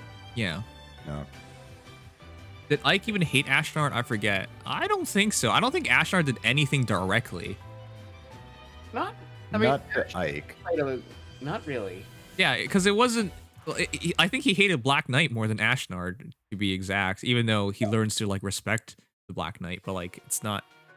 Yeah, no, Ashnard... Like, Ashnard didn't do anything personal to him, I don't think. No. No, Ashnard is evil, by all means, but not necessarily somebody that merits just directly hating with every last ounce of blood. Yeah. Not to mention he's got a philosophy that's not literally just nonsense. Also gotta remember, Ike's a mercenary, so it's not even personal, you know? It's his freaking job. Yeah. Exactly. Ike is probably one of the most impersonal people that you'll ever run into. Yeah. Like, if there was anybody who did not have an emotional attachment to most things, it's probably Ike. By the way, I don't think Fallen Claw's an option, right? Like, that wouldn't be canonical at all. Because I don't remember anything about that. I don't think so. Right? No, there's not anything. No, not really. Yeah, he kind of just does his own thing. Yeah. Well, these two are flipping out in the background. I mean, that's just... Yeah, of the 3, Claude is initially the most well-adjusted, but he's still a snake. Yeah, he has a lot hidden. That's obvious. Oh, yeah. All right. I'm tempted, though, but we do have, still 180 days or something crazy before the reset of the shop. But you'll get... If you're gonna aim for the 3 Celestial Stones, you'll get them eventually. I'd like to see Fallen Dimitri That's interact with Fallen how much time Malkind. we have. The human acting like a beast, and the beast trying to act human. Wow, that's pretty It's not a quaint. beast, it's a person. That would be pretty funny, though. Yeah, nifty. Or just all the basically animalistic beasts fallen units interacting with each other. That'd be cool. Oh, the other thing is just the other cool thing about this entire banner is a bunch of the characters remind me of Soul Calibur, especially Dimitri and Edelgard, actually. Oh, I can see that. Yeah. Absolutely. Right down to the fact that he lit the eye in his lance. I love Soul Calibur, so that's really cool. All right, so data mine is tomorrow. Tomorrow night. It should be I before believe- reset, because they say it goes to reset, but it's not gonna. Well, the update's so supposed to be maintenance- before yeah. maintenance. But Yeah, we don't know maintenance if starts at midnight Eastern Daylight Time, and by the notification, it says that the update should be out after 1900 or 7 p.m. For those of you that are I gotta on stream early 12-hour clocks. Yeah, you probably. It will probably be around 8 Eastern. Ish. From there. Unless they decide to push it out until maintenance, in which case that wouldn't be out of question. But I wouldn't be surprised if they drop the update so that people can adjust to it and then do the maintenance that's necessary. Which, by the way, what maintenance do you need? I'm confused, but I guess it's just a main maintenance. I can't even imagine what it's about. Like, I can't imagine. Probably needing- something they haven't told us. Or, like you said, it might just be routine stuff, because I can't imagine they have to do maintenance for anything they're putting in the update, because it's all up front. What even is all in this update again? This is a reserves update, DC refines. Oh, maybe it's for the reserves specifically. In which case, it would have to be after maintenance, though. Otherwise, But why would you need maintenance for yeah. reserves? That's weird. You could just put it in update. That's all. I mean, you never Whatever. know. I think it's maintenance for maintenance, because maintenance is supposed to be for fixing stuff. Yeah, I Fair enough. It's just gonna happen for no real reason, but hopefully we'll have some quick data mine stuff before it happens. Yeah. Yeah, I'm looking forward to seeing those refines. I think we all are. I'm looking forward to seeing these refines as well as what Orson brings to the table. No. Yeah, that's fair. He better look really cool. By the way, Fallen Takumi is a bit of a disappointment. However, within the next 6 months, he should have his refine. At which point, huh? It should have been this month, but he got pushed. Oh, well, whatever. It is relatively soon. However, we will see if they really update him. He might do more I wonder damage. what the Morgans will think when For they see example. Grima I eating got candy in released, the wolf just costume ignoring and smug. Threw him out. Yeah. In terms of stats as well, that's a funny part. Yeah. Oh yeah, what would the Morgans think? They're like, "Oh, I serve Morgan," and then they see. Sorry, what the Morgans say? They're like, "I serve Grima," what? And then they look at Grima in the Halloween costume eating candy. That would be funny. That is the most awkward, edgy reunion possible. Ugh. I can just imagine Grima just growling at them to go away. Halloween Grima specifically. Oh yeah. Like, not even intentionally, just trying to put on the wolf persona. Chat, real quick. Do you guys think Ashen Wolves will come this year or next year? Oh god, I have no idea. I hope it's not. I think we're already about halfway through a year. We're 5 out of 12, nearly halfway. But I really think they're pushing too many 3 houses characters. So if they're going to put Ashen Wolves into this year, I really think it's going to be a burnout. I already think like they're pushing it by putting. I absolutely think they're pushing it by putting 3 houses characters into Fallen Banner. I wasn't going to guess a single Fallen. Like I did think Edelgard and Dimitri were going to become Fallen heroes. I just didn't think it would be now. I would not have even guessed one. I just felt it was way too early. Yeah. Still fine with it though, but they're definitely pushing it. Yeah. Especially if the one thing I can't say I'm too bothered though is that even if they push more seasonal alts, at least they're not being as bad as they were with Fates. Like, yeah, they put a lot of 3 houses out, but they're at least being diverse for the most part with their alts. Hooray for character variety instead of the same 7 characters over and over and over again. And ironically, none of the main lords even have a seasonal alt yet. Yeah, that's true. A strange twist. So, yeah. Now, I'm getting worried that it's going to be serious burnout soon, but personally, I'm not there yet. I'm not there, but I'm also biased because it's friggin' Edelgard, so. And I just don't care much because I know basically if they're going to keep up the same trends, I can just look forward to when it's probably going to happen for a different game, and I'll just wait for that. Like, for example, if there was a 3 houses banner, well, there was a 3 houses banner a couple months ago, I was going to accept that because that was what happened last year. Right. And then like there's a Fates banner that's coming around this time as well, or at least an Awakening one. So that's also something I know I can look forward to. So yeah, it's oversaturated, but at least with the new hero stuff, I know what to expect. Fair enough. Except these are new heroes, and it wasn't all expected. Oh no, this is probably the one place you don't expect things. As far as new heroes go. At least try not to. Yeah. Yes. What do you think? I'm wondering what the seasonal banner is going to be like this month, though, as far as brides go. I'll be honest, I've never really been the... like, of all the seasonal banners, I think bride's probably the one that I'm least interested in. Wait a second. Was Sigurd Dual Sigurd from last year? Dual Sigurd was from earlier. No. Well, technically, he's from Dancer banner. September. So September. Wait. He counts as he's a dan. Oh my god! He felt like a bride and groom thing. To be honest, it's starting to all That's melt entirely together. because of Deirdre. Yeah. Yep. Which probably means they won't get a bridegroom alt, or at least not for a good while. But yeah, no, I thought so. I keep thinking so as well whenever I see them. By the way, chat, we now have a ninja banner. We now have a pirate banner. Only rational thing left is where's the space cowboy banner? Please. I guess you're basically doing the entire thing. TMS thing. Oh, Can we just get more TMS? I want more TMS. Like, there's no regularity for them, and there's 5 TMS characters in the game. No, I meant Despite Dancer having Sigurd only 5 as Dancer Sigurd being a dance. No, I meant them being bride and groom. That's what I meant. Sorry. Yeah, I keep making the same mistake every time I see them. Because you don't think that somebody that looks like that would be, you know, dancing. Yep. Specifically. Also, I voted for Maiko back in CYL, which is funny. From TMS.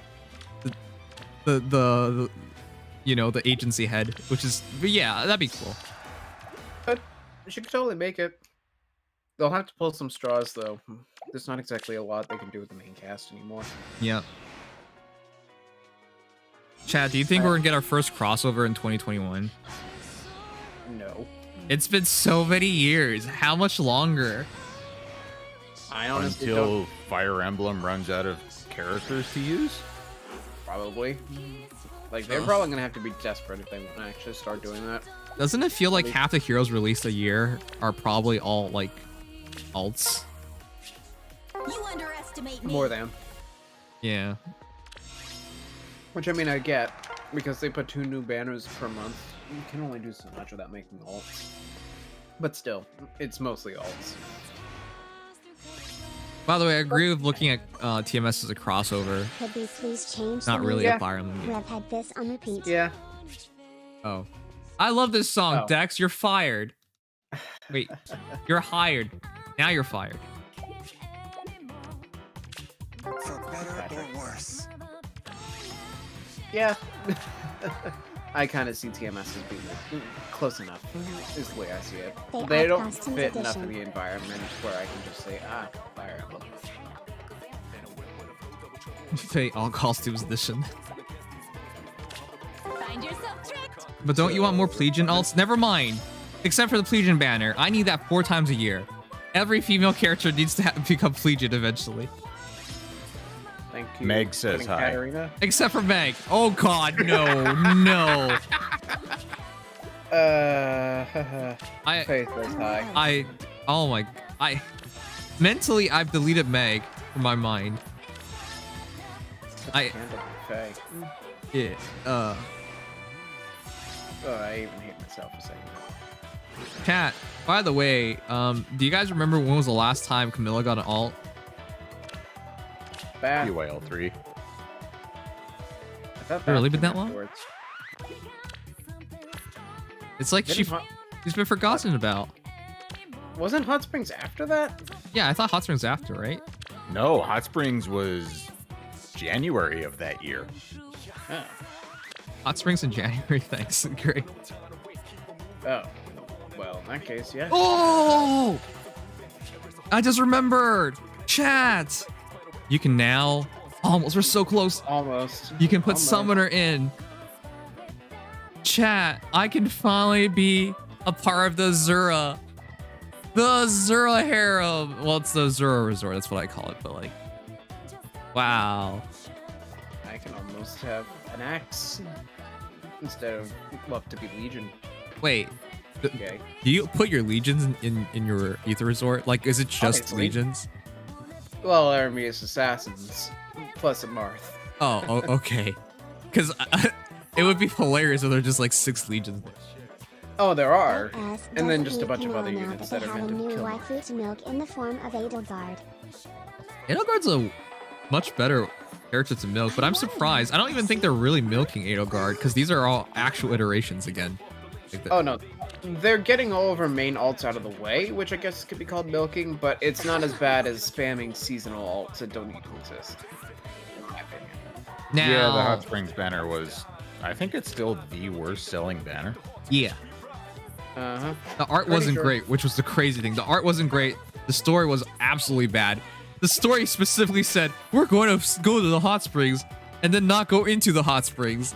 That drove me insane. It's like the most obvious thing to do, and Ice is like, we're not even going to do that much. What's the point of having a hot spring series if you're not going to enter the hot springs? Pretty much. So dumb. Never made any sense, but... Like, even the Adrift... In retrospect, honestly, the Adrift banner was fine, especially relative to that banner. Like, I have no complaints over that one. As opposed to Hot Spring. Ugh. Yeah, Like, Adrift the as a units- concept isn't bad. The execution was horrible. The execution was Camilla, but honestly, the execution wasn't that bad either. It was the timing. The timing is the problem, not even the units, in my opinion. Nurse, I get it's a subversion of The expectation. execution was Camilla. I mean, you're not wrong. I can't argue against that one. I can't. But okay, real quick, subversion of expectation, you can't just take away the punchline or the expected payoff and be like, subversion of expectation, right? Like, that doesn't... Yeah, that's a J.J. Abrams cop-out there. Or is it Ryan Johnson? One of the two. I don't And know. it's really lazy because they do it all the damn time. Yeah, because it's not like... People don't come out of that thinking like, wow, that was really good. They come out of that being like, wow, why did you do that? You know? Like, that's the problem. That's... What was the point? Yeah, it's not a benefit. I see. But I'm legitimately surprised because I thought Resplendent Camilla would have at least be out by now. But yeah, no, not even that. Yeah, I'm okay with Resplendent Camilla not happening. I think she deserves that much. She's popular enough. Like, I'm not even a Camilla fan, chat, but I feel like she deserves it. I do too, and also, not to mention, it's her art's just okay, and with the extra stats, she might at least be usable again. She's literally unusable right now. There's no point. She still won't hold much of a torch to the other good X-Flyers, even the 3-star pool, but at least she'll do something. Yeah. Right now, she's just pointless. All right, I'm gonna do some hero reviews, guys, in a moment. Sorry for taking so long, but trailer was actually... By the way, why do you guys keep doubting me when we say this trailer? Ugh. I mean, to be fair, they were like 20 seconds late. They were like 20 seconds late, but like going into it. The other thing, I even remember for Meanwhile, April. Loki, I was I like, there's swear probably a it's trailer. still People didn't relevant, and believe you me. should totally still fear me. Oh yeah, Loki's still in the game. Loki's still in the main pool. Oh, she's actually capable of getting refined soon too. Yeah, any month. Literally, on a whim, they can decide to refine Loki and it wouldn't be out of place. Wait, tomorrow's Morgan's birthday? Really? That too. Wow, was that If I on remember purpose? correctly. Maybe. Having your new version released near the banner's release is kind of nuts. That's crazy. Yeah, May 5th. It's actually technically today in our standard. No. I mean, there's also the timing for Legendary Edelgard's debut banner, which is really significant within the lore of Three Houses. 350 HS. Camilla is so good that you put her on the bench for a unit Sometimes that I know you what will they're also doing. put on the bench. Even though it's probably just a coincidence. Like, this is just the Fallen Banner month.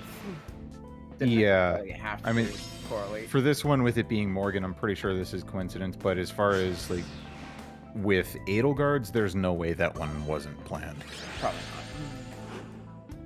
I would be down for Token Mirage sessions too. Oh my god, I actually didn't make. I'd be down for it, but honestly, it's not gonna happen. I don't feel like they worked well together enough. It felt like, guys, remember if you got, I pre-ordered Token Mirage session, by the way, and then I just heard nothing about it for like 2 years, and all of a sudden everything got done in like a year, because the reality was just like it felt like Nintendo and specifically IS and Atlas just could not work together. They could not work together. Eventually, Atlas was like, "We'll just take over. Just don't worry about it." And then they handled the rest, everything. That's what happened. I felt like. That's why the direction is so weird. Thank you, Body Sweeper. You guys are so excited. There's so many. I think I should just disable chats bits and answer them when there's gaps in time, other than aside from getting interrupted. But thank you so much, Body Sweeper. Why'd you stop your TMS playthrough? First of all, I promised to finish it, so I will. It's just soon. Not even trademark, because again, I'm resigning from my job tomorrow, which means I have to work for another 3 weeks, but whatever. After that, I'm gonna go back into full-time content creation, so I'm gonna try and fulfill obligations that I have put out there since the charity streams. So finishing 3 houses is absolutely one of them. Catching up in FGL is one of them. TMS is one of them. Sending out the rest of the gifts is one of them. But yeah, I just have to tough it out for another 3 weeks. By the way, also my CPA course started again. Yeah, it's just super busy. So stupid. You promised near replicant. I didn't even know. No way I did that. You liar. I didn't even know what near replicant was until like recently.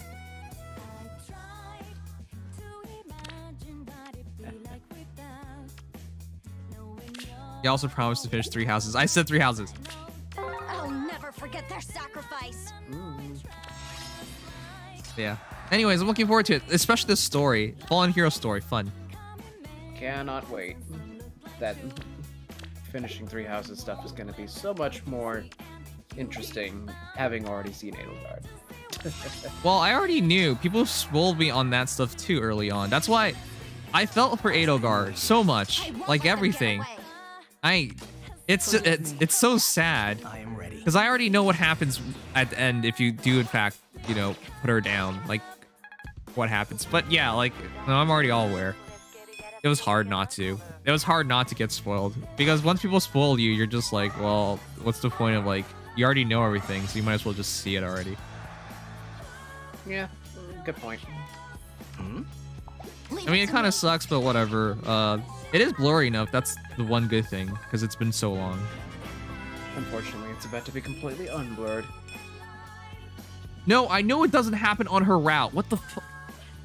Dex, you idiot. Obviously, imagine you play Edelgard's route, and then you still have to, kill her. But I mean, isn't that what Garen's route is in Conquest? Wait, what? This isn't the same thing. Please wait. Certainly. Like, what the shit? Obviously, I know that. Holy crap. Thanks, dude. Obviously.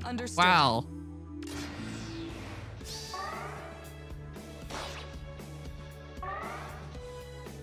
It's just like near the ending of the route, and everything's resolved. The war is over. Everybody's going back to their normal lives, and you're just like, you know what? I think I should still kill Edelgard. Like, I know we just did all this work for Edelgard's dream and whatnot. Yeah, all those people that we killed along the way. Yeah, let's add Edelgard to that list. Yeah, no, what the shit? No. It's like, Conquest is complete. Oops, didn't want to do this. Backtrack a couple steps. But then you find out you trained up Edelgard too hard and you just made things worse. I would love that ending. You know how many fans would ride over that? They're just like, this ending sucks. Why did they put this in? Every single ending just involves Edelgard losing. Forgive me. That's so fucking bad. Certainly. Oh man. Perfect twist. Please Yeah, wait. no, that's horrible. Don't do that. Altelier, yeah, I know that about that series ever since of PS3, so it would take too long. RPGs are really bad games to role-playing games are really bad to stream because they take too goddamn long to finish. Understood. And that's why we play a mobile one. Yeah. Mobile ones are different because it's like it's a partial journey and you can stop and go from wherever you want. Exactly. But a good RPG just keeps hitting you with plot points and action, and it's always so hard to stop at any point. I won't let them get away. That's the truth. Will this Edelgard enter a Hero Rises 2022? Oh, that's interesting. Hope not. I really hope not. I don't think she can. Because she's an alt. Because all alts of units get taken out. Hero Rises? A Hero Rises. Oh, from a Hero Rises. Sorry, I thought we were talking about 2IL for a second there.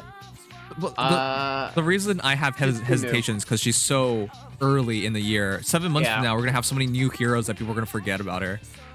Yeah, no, it's gonna. I don't think it's possible. I mean, if we get no good colorless units this year, maybe. But that's about it.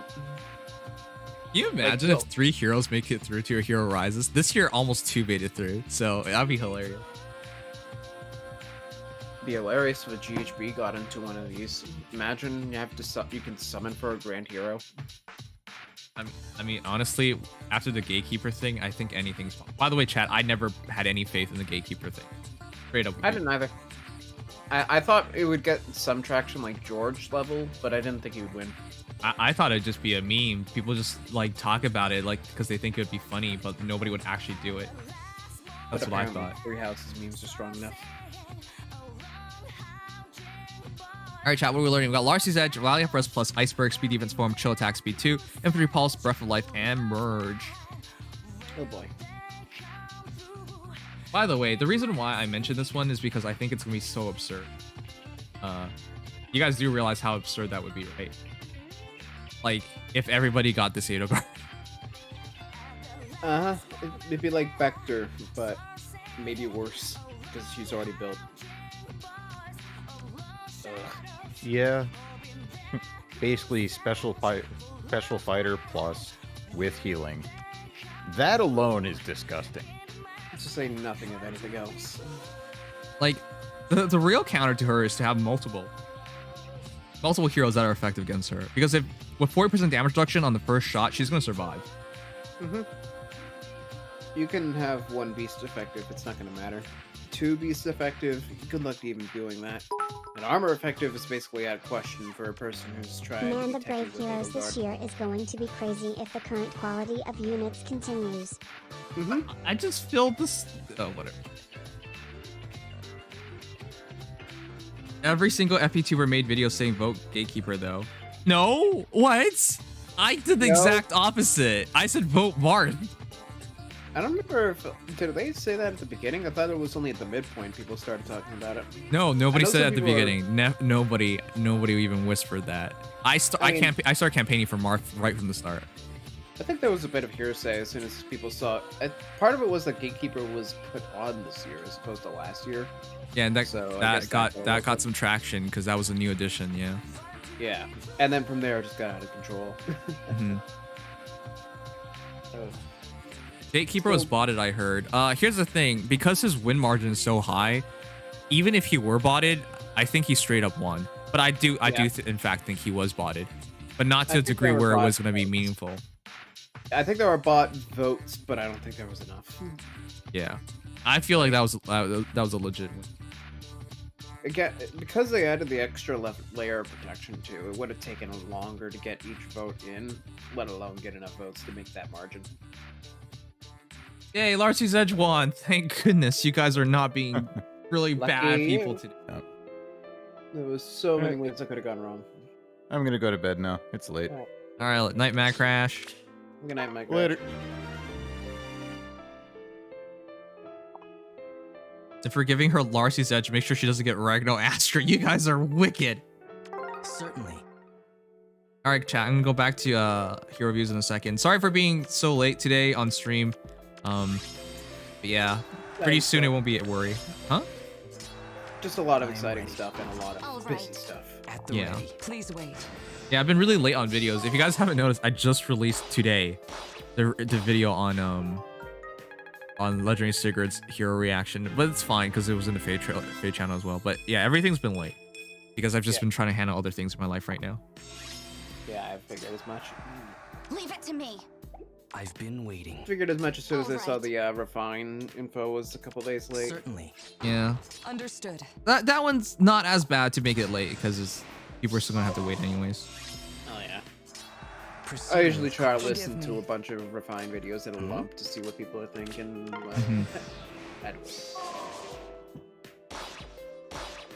Hopefully with Mean Boy and Marth out of the way, Crom finally gets first. Wait. You know what? I'm honestly gonna just say this. You don't take anything for granted. Wait, same voice actress? Is it the same? Oh, voice? I can hear it. I mean, yeah, I can actually hear it. Well, I did hear it. Which, by the way, Leave it to me, especially. I was watching the stream yesterday, and I just kind of got sucked in for that campaign. That's so fun. I actually really enjoyed that. It was just like a giant mystery. Yeah. Got to see some nice business details too. That was really cool. I've been waiting. Well written. Yeah, like normally when you lose something, the first reaction is to find it, not go on a detective mission and prove it was a false item, you know? Literally, literally go on a fetch quest just to find it. Ready. Like, all right. But yeah, I really enjoyed it. Yeah. I know a lot of the voice actors there are also shared with Faye, so that's kind of some interesting details. I won't let them get away. Yeah. A lot of famous voice actors. Wasn't sure if this was true or not, just felt just how it felt. The choice itself feels tacked on and missable. Wait, the choice itself? Oh, for Gatekeeper, you know, as I said during the videos and all that stuff, whenever the community gets together for anything, I value it. Like, I think that's a good thing. Because we haven't banded together for much of anything. Especially anything positive. I think we band together and outrage pretty often. Areno's broken! Fire everybody! You know, like, no, but in terms of positive, like, things that the community has gone together for, it's not very much. So I think it was a good thing. But yeah, no, I believe it. It's moments like this that make a game memorable. So even if I ever quit CYL, you could quit Fire Emblem Heroes, I would always remember the CYL. Oh yeah, absolutely. All right, guys, we got Gaishin, Smite, Moonbow, close defense 4, renewal, speed defense, speed res gap, attack tactic, and merge. Ignissa uninstalled Faye. I told you guys this, but he was always fake fan. He kept saying how much he loves Felicia, but we all knew it was fake. This.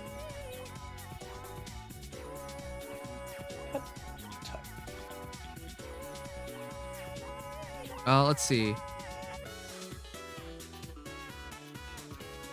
Let's see. We're siding with Edelgard. Wait, what about me siding for Edelgard?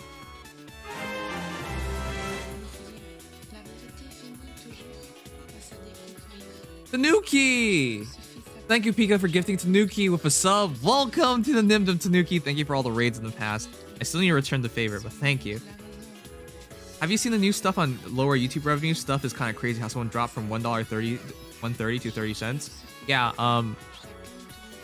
I really don't expect to make any money on YouTube. So there you go. I've already lost a month and a half of ad revenue completely. Actually, I owed YouTube by the end of that 0.3 of a penny or something. So I apparently paid them to run ads on my videos. Funny.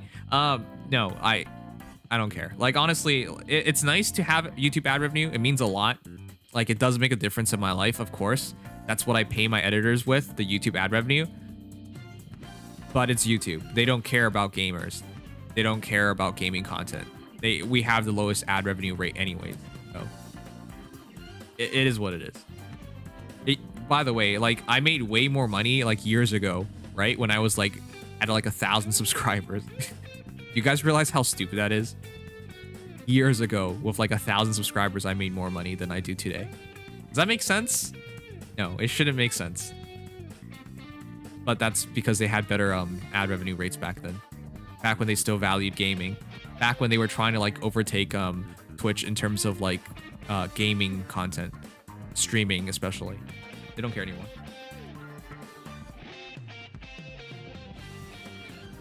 Those defense 4 overwhelmingly won. Ooh. Not bad, actually, considering her weapon's a dual phase weapon. So it can be used defensively. With 64% of the vote. Wait, I should just show you guys the voting.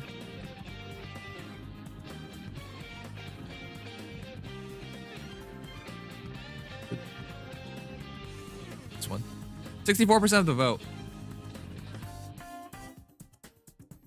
By the way, we're gonna do some hero reviews tomorrow, chat, so don't worry. Alright, the big people. Ruby Sakurai, Malicious, Emblem, Alistair, thank you guys. Kana tried to get Gaishin plus. Congratulations, you wasted your bits. Not bits, points.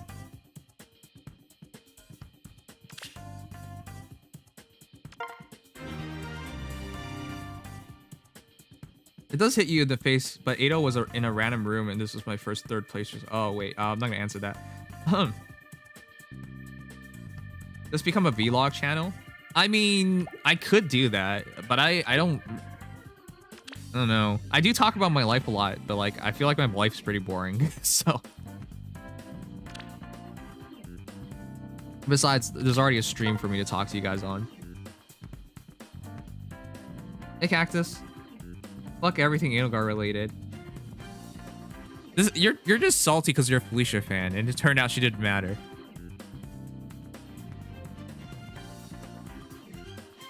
Please load. Fallen heroes are so dumb. So dumb as in they're broken, or so dumb as in the concept, or so dumb as in these heroes. Edelgard is transformation is a spoiler for me. Yeah. I still remember seeing some fan art about Edelgard. I actually never saw the design for tonight because I didn't do that route. Oh, okay. Yeah. I knew it existed. I just didn't look at it. So that was a little Eldritch Horror surprise. Oh, that's important. But yeah, you could make that choice. It's so sad because you guys know Edelgard does wake up eventually, if you know what I mean. It's a sad moment.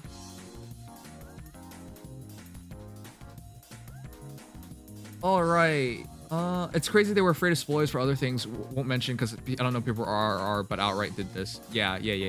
It's surprising because why would you spoil your games? I thought the entire point of Fire Emblem Heroes was so that they could, like, you know, sell their games.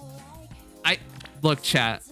I might have gone to business school, but I thought this was common sense. You make this Fire Emblem Heroes game, get people hooked and interested about characters, and then sell them the real game.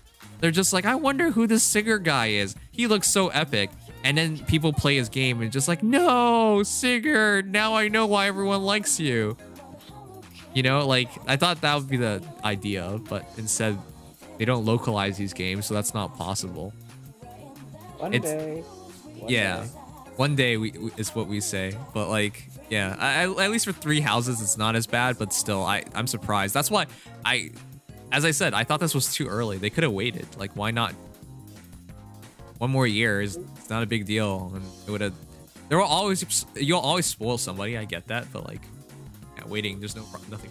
By then, there might be another Fire Emblem. I guess is the only thing. Oh, that's true. It has been almost. It will by that point. Been over 2 years No. Actually, no, because if there was another Fire Emblem, there would already be rumblings about it.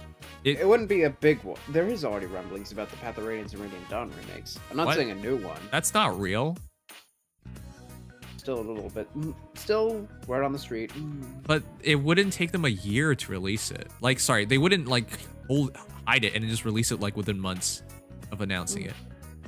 You would hear about it like a year in advance, like really hear about it. Yeah. When Three Houses was first announced, chat, like how much time did we wait before the actual game came out, right? May I interject with a review 75811094660? All right, let's get back to the reviews. Is Juggerl the only games not localized? No. Yeah. FE5. Wait, no. Not Binding FE5. Blades. Well, FE5, FE6, FE4. Yeah.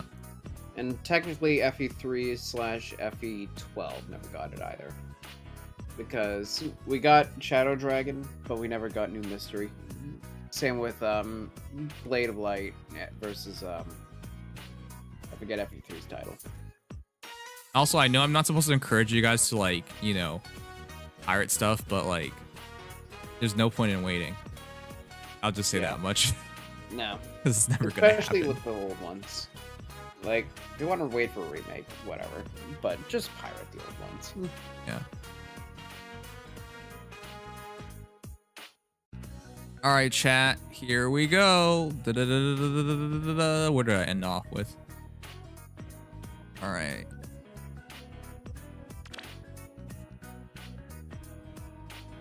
My contact at I am the EIC at Tanuki, says there are 2 mainline games in the pipeline. He's working on the localization of the second of the 2. I don't know if you're being serious right now. I can't tell.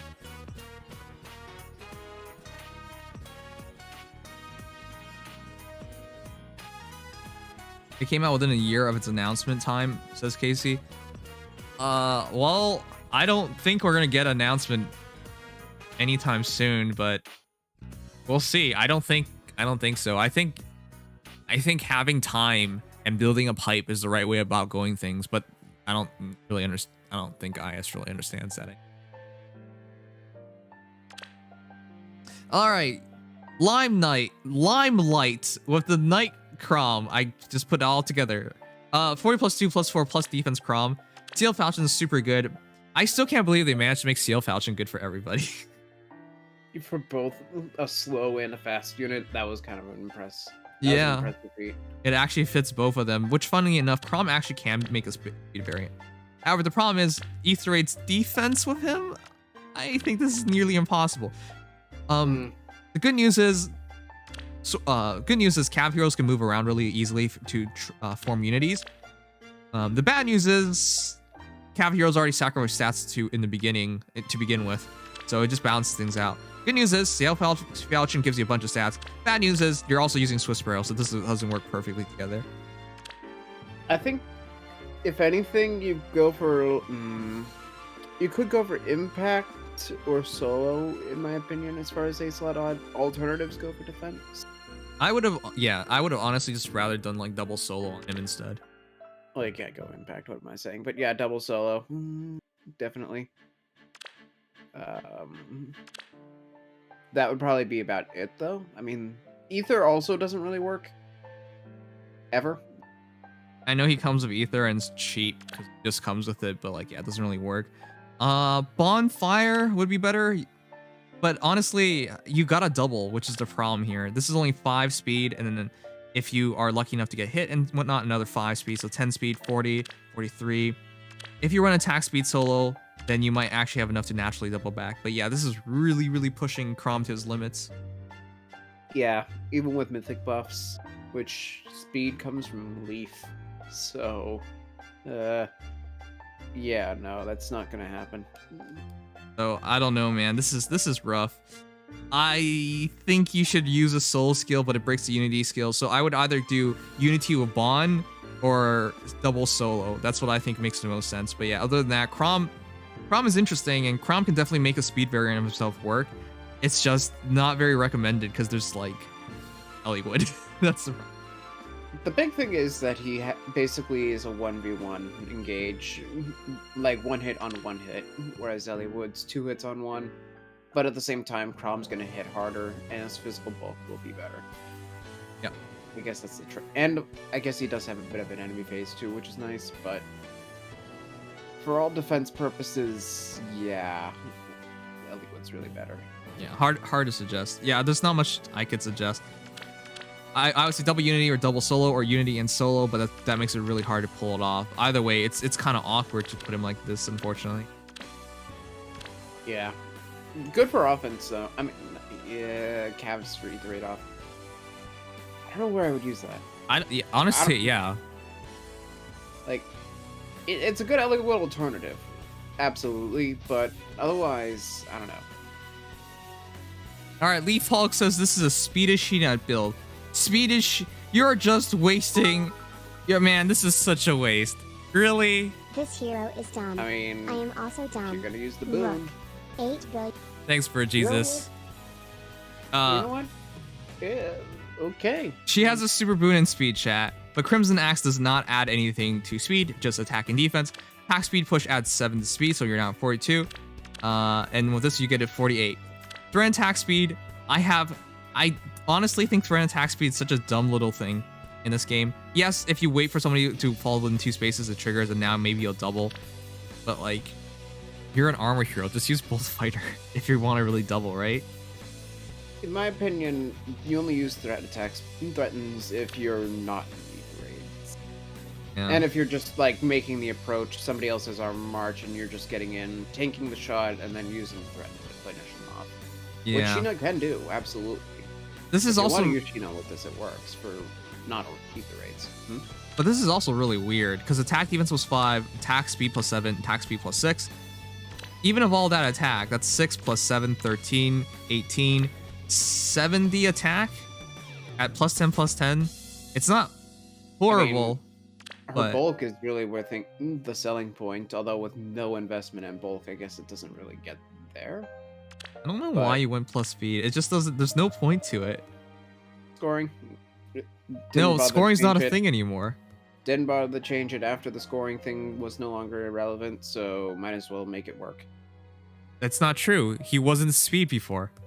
He literally switched to speed. He switched to speed. Oh. In that case, you're just being funny, and I mean, again, it can work. It can work. I think that's better skills than push, but if you run a savior build with speed investment in melee range, you can make that work. Like steady stance 3 or swift stance 3 with near save, you can make that useful. You can't depend on threat and attack speed is my point. That's this thing is useless. In my opinion, threat and attack speed and stuff, you got to wait for an enemy hero to arrive within 3 spaces. Sorry, within 2 spaces. There's no point to it, because you could just use Sheena, be enemy phase hero, and kill them anyways, right? Well, the whole point is it's Sheena, so she won't be able to. So use this for the follow-up. I mean, if with Slick Fighter and a fast special, you could definitely get the kill immediately. Like, oh, it's a noontime build for sustain. No, he has all the other skills. Like, this is what drives me nuts. If you want to go for the tank, like, this is a light blessed Sheena. For all intents and purposes, this is a tank. That's supposed to be used for long-term engagements, but you're missing Savior. Wait a second. This is a second Sheena? I don't understand what this love for Sheena is. I think it's a second Honestly, Sheena. I really like Sheena. I didn't even Sheena. complain about building her. Oh. Wow. Jesus Christ. What's the point of... Alright, chat, real quick. What's the point? Look, you're a Legion fan, so you should be able to tell people, like, there's no point in making multiple Legions. Not anymore. Not with, like, I used to have some justification in Arena Assault. Now it's just for the sake of flex. Yeah, it's just to flex. Where's Leaf Hulk? Does he even play this mode? I mean, I guess the only other thing is if you want to have one for both seasons, like an Astra Blessed Sheena and a Light Blessed one. Saves you blessings, but also resources. Wait a second. No, it's not a second Sheena. I'm making him. What the? I'm so fucking confused at this point. Huh. I don't know anymore. Anyways, I can't recommend Speed Sheena. It needs the C slot skill to work, but the C slot skill is too inconsistent to work. There's no point, man. All right, take care, Leaf Hulk. Once a speed savior gets in, I think it'll be okay. Yeah, it needs that to work. Like, speed res near save, if that ever comes out, first off, what? Would use that, but second, that would probably be ideal for that Sheena. Or speed defense, because it's a melee. That actually is a thing. Physical meta. Melly Fluent, thank you so much for resubscribing. I'm not sure if I answered you in time, but thank you so much. I don't blame you. This is what I was hoping for, basically. To get Laura Shell +1 with speed. Instead I got plus attack, which is, you know, whatever. It's fine. She hits so hard anyways. But yeah, this is basically like the same idea as using her like Veronica back in the day with double Savage Blow. It works. It's just Laura Shell doesn't have as easy a time as with target selections. Because she only drops Staff of Rasa in the nearest enemy hero within 5 spaces, and if she gets refreshed or something, she might target something else, right? So that's the only issue I'd see with it, but other than that, it's fine. Also, you gave her Martyr? What? Like, it's fairly standard build otherwise. I see no reason not to, because even if it's just one engagement, 2 Savage Blows can set things up. Martyr? I would say, I personally think you don't need double Savage Blow. I would rather have, like, attack speed push with, attacks speed solo, to be honest, just to make sure she has enough speed and attack. Yeah, that works. Yeah, Savage Blow is nice for chipping damage, but if you don't get the kill on the enemy hero that you're attacking, then it's a tad awkward. Yeah, I guess it depends on if you have the carries that would appreciate the double Savage Blow. It works. It doesn't need to happen though. But Martyr? To put things in perspective, yeah, like she has this really unique assist skill being, what is it called again? Rescue, which is drawback. So this is really useful for a lot of reasons, especially because she has Canto from her B slot, the SR Farce Trace. But yeah, I'm surprised about Martyr. I guess she can heal herself after the attack speed push damage, but 16 defense, 38 HP. She has no bulk. Her res is good enough. Martyr's a cool skill. It's not meant for glass cannons. Yeah. All right. It's meant for units that can take shots and keep themselves alive. So yeah, personally, I would say attack speed solo. I was originally going Savage Blow, and then I gave her just Ward Cav because I run a bunch of Cavs with her. But I run attack speed solo here. Savage Blow, double Savage Blow, I know it definitely works. It's just it might not work as well as you hope it does. Yeah, exactly. It's for self-healing. I know, but you don't really need self-heal. She really doesn't need it. If I probably don't have time today because there's so many people. Rescue or restore? Those looks like that guy is already. All right, I'm just gonna skip through so you can see this moment. One sec. Let me put it. I'll show you guys formally tomorrow. Battle. You don't even have Bernie, so this is kind of interesting. Yeah, I don't need it. First off, this guy kind of sucked. Oh, okay. Well, there you go. I don't know if you saw that. Well, whatever. Altina attacked La Rochelle, and she survived. That's the power of HP for you, and bonus. Oh, that's also true. She's also bonus right now. But even if she wasn't bonus, I'm pretty sure she would have survived. She has 22 out of 52 right now. That'd be an extra, what now? 8 damage on 10 less HP. Barely. I'd be barely alive, but I'd still be alive. That's the point. Yeah, I don't really think you need to worry about it, to be honest.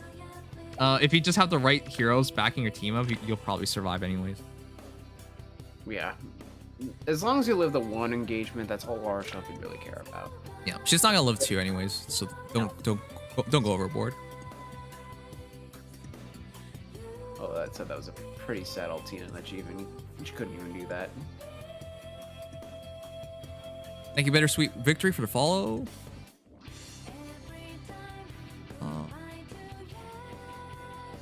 Wow, actually, not that many people send in heroes, which is good for me because I need to edit and go to bed within a reasonable time. Hi, Pokezone. Don't worry, guys. If we don't get to you guys today, we'll do some tomorrow because we're gonna probably stream early enough for the data mine, anyways. Right. Gonna be a long one. Yep. Oh, rest in peace. Are you serious? Listen. Trait fruits are important, but if you're serious, trait fruit is probably what you should do. If you're really that serious, yeah. Because I'll be honest, there's no point in a minus speed variant. Joint drive speed helps, Blade Renee helps, so you do in fact have quite a bit of speed at the end of this. Right. But you gotta remember her ability here needs you to have as much speed as possible to reduce damage. If her only point is to just be a support bot with her duo skill and then maybe get a kill here and then, it's still not the end of the world. Like, trait foods are huge. Unless you plan on using this unit consistently as either carry herself or potentially as a backup plan in case your main carry isn't doing it, I probably wouldn't bother with the fruits. Yeah, well, that's the reality, but that's also why I hesitate so much on pulling for dual heroes nowadays. Everything can fall apart and you just end up with bad IVs and you're just like, well, what do I do now? You do nothing. Trait fruit or you do nothing. Pretty much. I mean, at the end of the day, a lot of the duo heroes, in my opinion at least, are just either not useful anymore or are just a couple of offense carries and then the rest are all just good defense units. Yeah. And those ones are mostly just there for the structure anyways, so the IV is less important. Yep. But that's just my opinion. No, I agree. But yeah, Erica's really good, but she needs speed. So all you can do really is attack speed solo if you really care about her. Because again, if she uses the dual skill and she doesn't outspeed her opponent by, and it's not, you're not getting the full value out of her. But that's what I would do. Yeah, I mean, at the end of the day, she still has mid-30s in both defensive stats, so it's not the end of the world. Yeah. It's so weird. She's an offensive unit, and yet she has mid-30s bulk across the board. Yep, she's so solid all around. Now, it comes down to, do you want to pull for her again one day or not? But if you do, plus res isn't bad on her. DC, Nullfall, joint drive speed with a bit of something else, adding a bit more speed. Absolutely really good unit. But I wouldn't really care too much about her until you fix this IV. And if you don't care about using her a lot, then just put attack speed solo, which is a real rare seal. Just, you can even do darting stance, but whatever adds more speed is all you really need. But yeah. Yep. Value the unit for what they're going to bring to you specifically. Yep. For me personally, I have so many units at this point that I only use a small variety of them consistently, and the rest kind of sit. Yep. So if they're not going to be in that consistent rotation, I'm not going to trade fruit them or even consider it. Yep. So that's the reason why I value harmonized heroes more than dual heroes now. Because unless I'm focused on them, harmonized heroes at least get used for something. Dual heroes might just sit nowadays. Yeah, like, unless you explicitly know you can fit that duo unit into a defense team, or if they're like Linja or Carry, they're not really useful. Because they're plus 10 or nothing. That's the way I see it. Still though, congrats on pulling her. Yeah, congrats on pulling her. How far am I out on the list? I have no idea. Okay.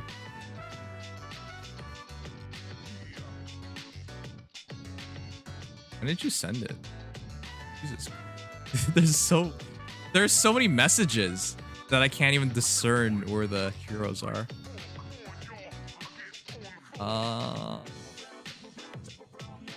I don't even see you, but then again, there's so many messages I can't discern which ones are reviews without like marking them off later. Let me see. I see.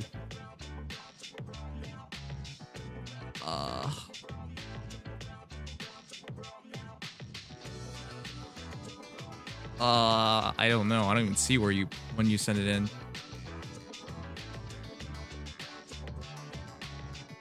Oh, there you are. Okay, I see you now. Okay, cool. All right, bye, Sweeper. 40 plus 2 plus 10. Oh, this is pretty cool. Leg yard. Bye, Sweeper. I know what kind of girl bye Sweeper likes. Just saying, chat. 40 plus 2 plus 10 plus speed. Really good. Unbound Blade. Why not? Attack defense minus 5 on enemy heroes. Because it's really nice to have, what is it called again? New, right? But 50% total bonuses on foe units attack, speed, defense, res during combat. However, in current meta right now, very few buffers. If you could use her in arena, it used to make sense in arena because she had red dual flying. That was it. See, it sounds better than it realistically is, because if you're running lulls or dulls, it's probably just going to be better than whatever Neo gives you. Because if the foe is buffed to like +6 attack, speed, defense, yes, you're ultimately getting +9 stats, but you're still dealing with a +6 all to that +6 to all the effective stats of the foe. Unless they're res buffed, Neo isn't really going to give you anything that great as far as bridging stat gaps go. Yep. But yeah, ultimately, I don't blame you for Unbound Blade. In general, play Unbound Blade. It's going to be better for you anyways. Yep. And since it needs you to be solo, why not run another solo? Wyvern Flight is not bad on her at all. 45 defense, 45 speed. She's good with both. And Fortress Defense Res gives you the best of both worlds. Yeah, it's actually not bad. Speed defense rain means you don't even have to worry about the speed. So attack defense -5, speed defense -4. You actually, the thing is her attack's pretty low, but Unbound Blade adds 5. Wyvern Flight adds up to 7. This adds 4. This adds 6. So 10, 15, 60, 62 at least, up to 69. Nice. And then your speed is 10 extra, 55, which isn't bad at all. And your defense isn't bad at 45 base, which turns to 50. There's a lot of manipulation of stats here, but it's actually a really solid all-around leg yarn. Up to 57 effective defense with, what now? 37 res, which isn't even that bad considering. Like, this is actually not bad at all. The speed check on Wyvern Flight's basically a given at this point, and the defense check isn't even that bad. Yeah. Maybe it's a little low for tanks, but realistically, this is a very acceptable place to be. Leg Yarn is one of the better Wyvern Flight units, so congratulations on getting all that for her on your Forma. Yep. Because this is basically perfect. I really like this. All right, yeah. I'm gonna say, yeah. I was gonna say, like, the only thing I could hold against you is like you might regret this when she gets her refined, but at the same time, this is a Forma hero, so what are you gonna regret? So. Yeah, there's nothing to regret. If anything, the only weird part is the guard bearing you gave her. But I mean, it's like Yarn. I can't blame you. A lot of people have done that, but yeah, it's fine. I like that. Yeah, no, really good build. For practicality's sake, you probably run Bonfire, but this is literally some of the most value you can get out of a Forma. So, good stuff. All right. Freaking. Good night, Ruby Sakurai. As I said, Chad, if you can't make, if it's too late for you guys, we'll do a few more tomorrow, so don't worry about it. Freaking Pack Blooms. No! My guy. The one reason we're excited about Leon over Sonya is the fact that he has slightly better stat spread, but more importantly, he has Tomogrado. Why in God's name would you remove that? Healing, woo. You know, if you wanted to use Pack Blooms, you should have just put it on Sonya and then +10 her. Because if you didn't, +10 her right now, can you? Well, you can't right now, but no, I know he's a bigger fan of Leon, definitely. The thing is, my entire point is like there was no need for this, because the reality is, if you were gonna do this, you know, Pack Blooms, you should have just done it on Sonya. Tomogrado is what makes Leon very, very good. So please just use please just use Tomogrado, please. Love the guts though. Still hits 58 attack though, so it's like it works. It works. Yeah. Why? But why? Look, chat. HP +2, defense +3, might of 12, attack res -5, and you got a condition being near allies. Tomogrado. If foe initiates combat or if foe's 100%, attack res -6, so that's more value in terms of defense and res. Attack +3 with a base of 14 might, so hits way harder. You don't get the HP, but you do get the effect of like not worrying about anything ranged, basically. And the penalty to neutralize. Yeah, this is just way better than Pack Blooms. The only thing it provides you is a 4 HP healing, but I question why you would even care about that. It's come clutch for me before, but yeah, it's really just there because it can. Yeah. I mean, the real flex would be to have Lars Serpent on him. Kill Sonya for Leon. can't use Unity with his tome. Oh, yeah. That's true, but why would you want to use Unity? That's my question. Yeah, wait. I mean, I guess you can do this, but all you're realistically doing is hoping you get penalized. Which I guess if you're dark, you're gonna get hit by a lot of sabotage attack from... But you're at 41 res base, so even then, sabotage attack from Milla isn't very likely. I don't even know why you want Unity, to be honest. I would just run close defense or close foil, because he's that good. He could actually just sweep heroes.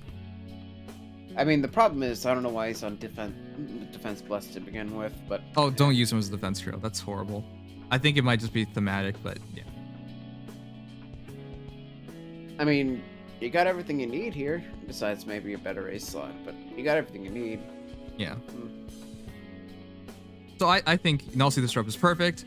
Attack Resonancy, I don't know why you're doing it. Close at plus 10 with all the flowers, close counter, Nullsea Disrupt with QR with your choice of seal, C slot.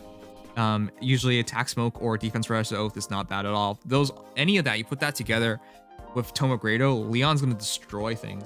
If you don't, like this build that you have right now just works better on Sonya. Like this is something that we like theorize with Sonya. But yeah, it's hard to just attack res unity on him. It just doesn't even make sense on him. Why? Did he have close counter? Yeah, he already has close counter learned. Okay, I was wondering why he has Def Res Oath from New Year's Alphonse. Yeah. Because that's the only unit that has it. Right. But again, don't worry about attack res unity. The extra bit of attack is cool and all, but unless you're Diva for attack, you're not going to get any additional attack. The res portion, however, he doesn't care. He doesn't care. Why care about the res portion if every ranged attack is just going to get nullified, right? Get destroyed. And because it's actually more important to invest in his res than his defense, in my opinion. As far as Tome of Grado builds go. Sure. If only because there's more colorless physical than there is colorless mage. Sure, but I wouldn't be worried about it because of the damage reduction anyways. You're gonna win. What? Don't you have an advantage? No, only on Bramimond. If foe's colorless and uses bow, dagger, magic, or staff, grants weapon triangle advantage. Yeah, only on the colorless magic. I'm saying the physical side he's actually less worried about. It's the res side he might want to stack up. Oh, okay, sure, yeah. But through a skill like Mirror Stance 3 instead. Not... Oh yeah, well, okay, fine. That goes back to what we said during the original video talking about Leon. Yeah, if you did in fact use guard, that's really good. Stance 3 because you get guard and just extra stats, so yeah. Yeah. Focus is res, not in a way that's anti-synergy with Tome of Grado is what I would generally suggest. Why not a res-based special? I'm gonna guess he gets more defense from attack defense from defense res oath, but... Only thing is, he needs to have 2 allies within 2 spaces to get the same as you'd get from 1 ally within 2 spaces. And then he would need all 3 just to beat out attack res unity before penalties, so... I'm just confused why you even believe you need to attack res unity. With his base tome nullifying attack and res buffs, like why even care about it? Oh, sorry, penalties. The plan all along was not to have the base tome. That's just goofy. Yeah. It works, I mean, it's not ideal. He's silly. He's capable of more. Yeah.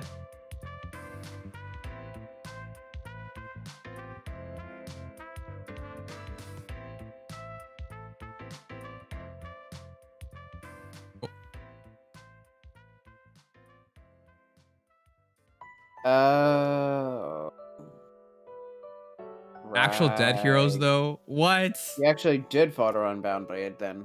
Wow, that makes more sense of why you have guard bearing.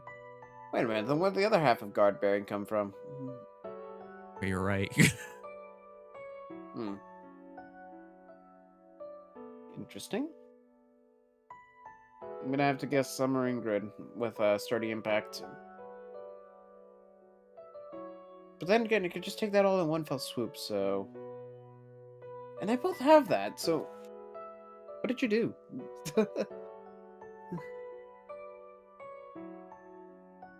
Actually, this one cracked me up. Edelgar is so racist against beasts that she beats herself up. Okay. No exceptions.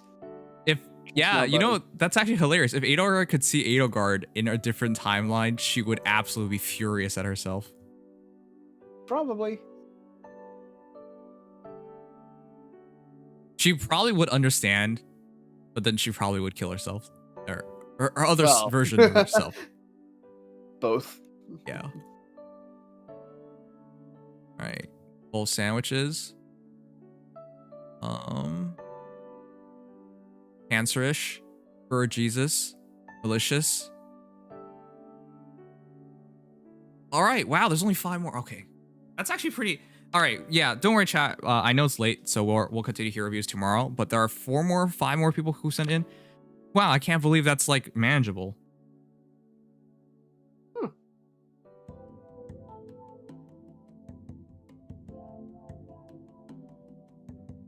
I'm ready. Ah! Sorry. It's late. I shouldn't be screaming that, but I'm Body is ready. ready.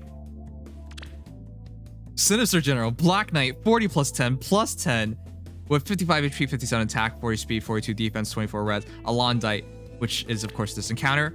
Pivot, Black Luna, distant defense 4 with DR near save 3. Makes perfect sense. We know how that happened. Wait. Near save. Near save? Near save.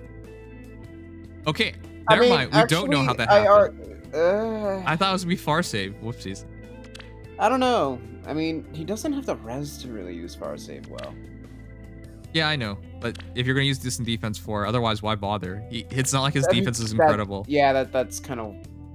That is so weird. I presumed that distant defense was from the respect of him having another save skill. Is that true? He might be the far range tank and then have Savior as an option for anybody that picks back.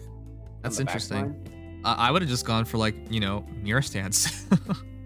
I would have gone for a stance that actually productively helped. Like, in my opinion, oh, you already have Lost F4. Yeah, focus on one range when it comes to Savior tanking. Yep. Because you want to make sure, no matter what, Savior doesn't die. Yep. That's the way I look at it. That's why I like Gustav and Henriette so much. They're literally designed not to be killed in their respective ranges. Yep, even if you went effective against them, 1.5x damage, they should be able to survive that. I mean, Black Knight's no tank, but it's still the concept that he usually runs with.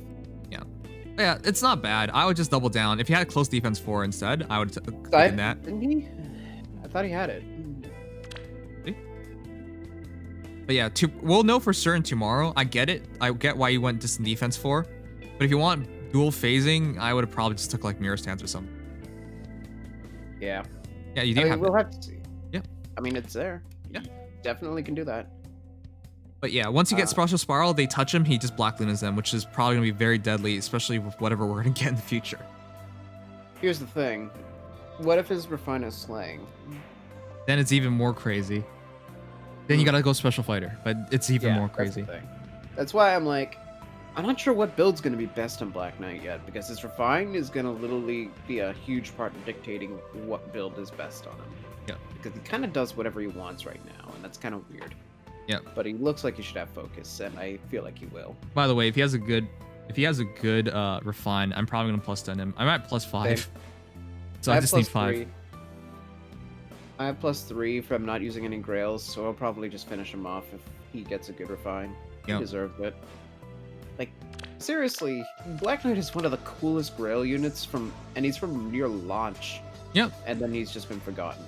Well, not necessarily. Black Luna kept them relevant all these years, but he just can't be used in the most important things anymore. Yeah. But he's been seeing a resurgence ever since save skills became a thing. Forcing people to get hit by Black Luna is really stupid. Yeah, there's nothing more scary than a slaying edge Black Luna hitting you whenever you even try to kill anybody, and you're just suddenly gone. Like, there is still no joking about that Black Luna, no matter how much time passes. Yep. I just kind of wish that, I mean, we're getting that wish tomorrow, but the Black Knight needs to get that resurgence desperately because he deserves it. If it's slaying, I'm just gonna be excited about that. There's no like, he's a Gen 1 hero. Even if Black Luna's triggering all the time, I don't even think that's that scary. We'll see. Not it's the HP meta that's gonna keep him down. His res is also tiny, so it's like it's obvious there are a bunch of counters to him, is what I'm saying. All right, attack defense bond with DR near save, add another 9 defense, 51 defense at base. If it's at range, then you add another 8 and another 5, so 13 extra defense, 55 for arrows. But magical damage is where, huh? We do have to consider this from a defense perspective, though. Yeah, because that's where he's being used. Mages aren't as common there for card tanking, especially. You say that, but Micaiahs have been showing up now.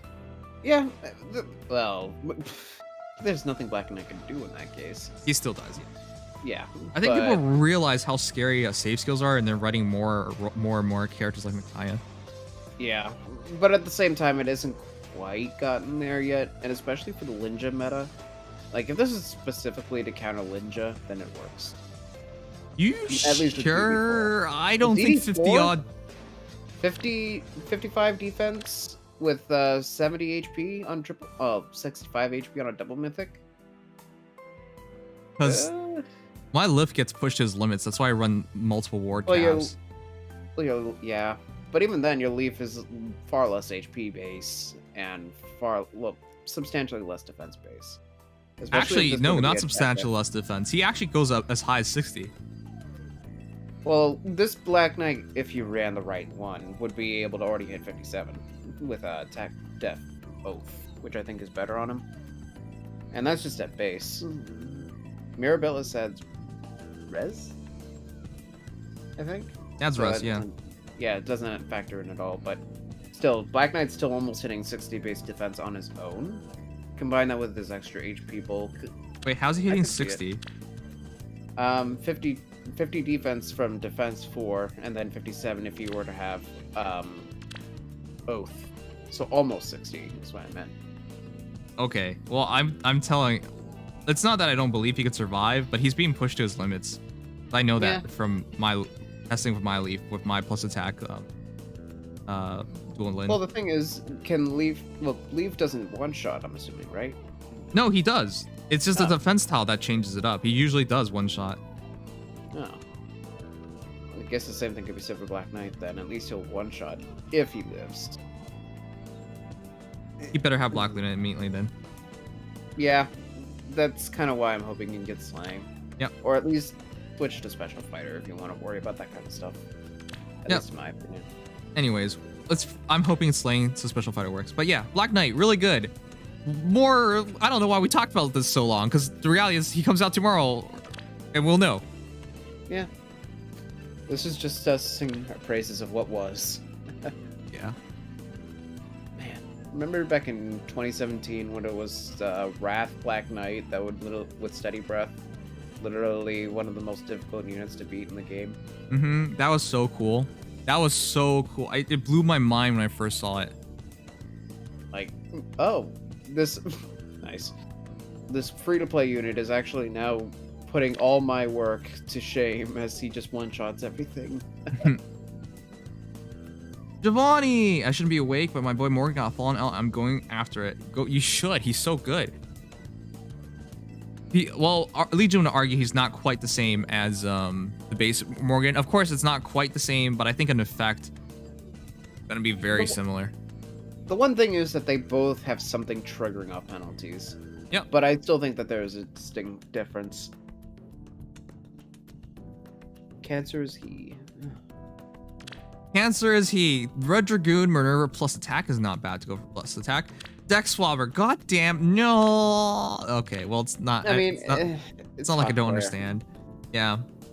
Dex Swabber is not bad on flyers because they can't run lulls anyway, so you might as well. If you're gonna run one solo, might as well run 2. If you're gonna run 2 solos, might as well run 3. What happened to your other solo? Attack speed solo, you need it, because Wyvern Flight still probably triggers because your opponent can outspeed you by up to 10, it still works. But you still need the actual speed to double back, otherwise you're only getting like 1 usage of it. Minerva has more base res than I thought. At 27 at this point. I thought it'd be less. You forgot your seal. Solo. Nice job. Yeah, Speed res solo might honestly be good if you wanted to be more of a generalist. Though I know dragons are not exactly up and coming in the meta. Because that would be 33, 37, 42, up to 49 res. Yeah. With a Wyvern Flight and Dex Swabber in hand. Yep. Bad. Look, it's not like you'll perform badly there, but do keep in mind your Wyvern Flight only works on visible stats, so 41 defense base is kind of iffy. You better hope your Dark Blessing hero adds a bit of defense, whichever one it may be. Hell? Hell. Hell. Hell would help you out a bit there, but... Double Axe Flyer. Huh? Double low res, high defense Axe Flyers. Oh, that'd be a weird combination. Yeah. But I would run another solo, absolutely. I highly doubt this is an Ether 8's hero, to be honest, but... yeah. Remember, it's visible stats, so it is pushing her to her limits. That's why I think Young Minerva is a bit better for Wyvern Flight, considering she has like an A skill that adds visible stats, and of course her defense is naturally higher. I mean, Young Minerva's just better, unfortunately. But Dex Swabber's not bad. Defense, absolutely. Just run attack speed solo, and I think that's the best thing you can do for her. Yeah. Worst case, you switch either the speed or defense boon, but I know that's kind of hard to make that consideration. But those two would probably be more ideal for a flight build. Still not bad though for Minerva being Minerva. It's definitely one of the better ones I've seen. G-Duel 1? How does that happen? It's only on Veronica, no? Yeah, it's on Veronica and Inigo. Inigo has Inigo. attack speed rain. Okay. I forgot I was on Inigo. Alright, fair enough. Unfortunate. I honestly yeah, it's unfortunate you didn't have Veronica, so you could take 4 and attack speed rain. Yeah, but then again, at a +5, it wouldn't really be a very reasonable arena unit anyways. Anyways, Minerva looks really, really good. She is really, really good, but I think she has to take advantage of spamming specials like Ruptured Sky, which you have.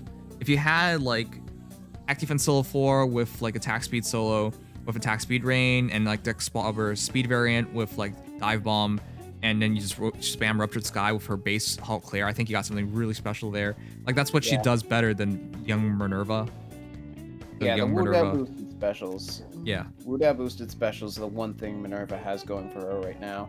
Yep. Otherwise, you're just making her into a really good, unfortunately, heavily contested Axe Flyer. Yeah. Which is unfortunate because Mini Minerva is just absurd, but yeah. Anyways, I love her design. I actually love Minerva. And I'll do a quick calc. +5 attack, +7, 12.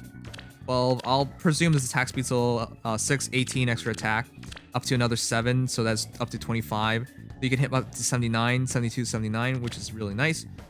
Your speed, if you do run attack speed solo, which you should, gets you up to 48 speed, 41 defense at base, 27 res, 47 defense, 41 defense acts more like 48, 53, 57. Wow, she's a real flying tank, and up to another 7.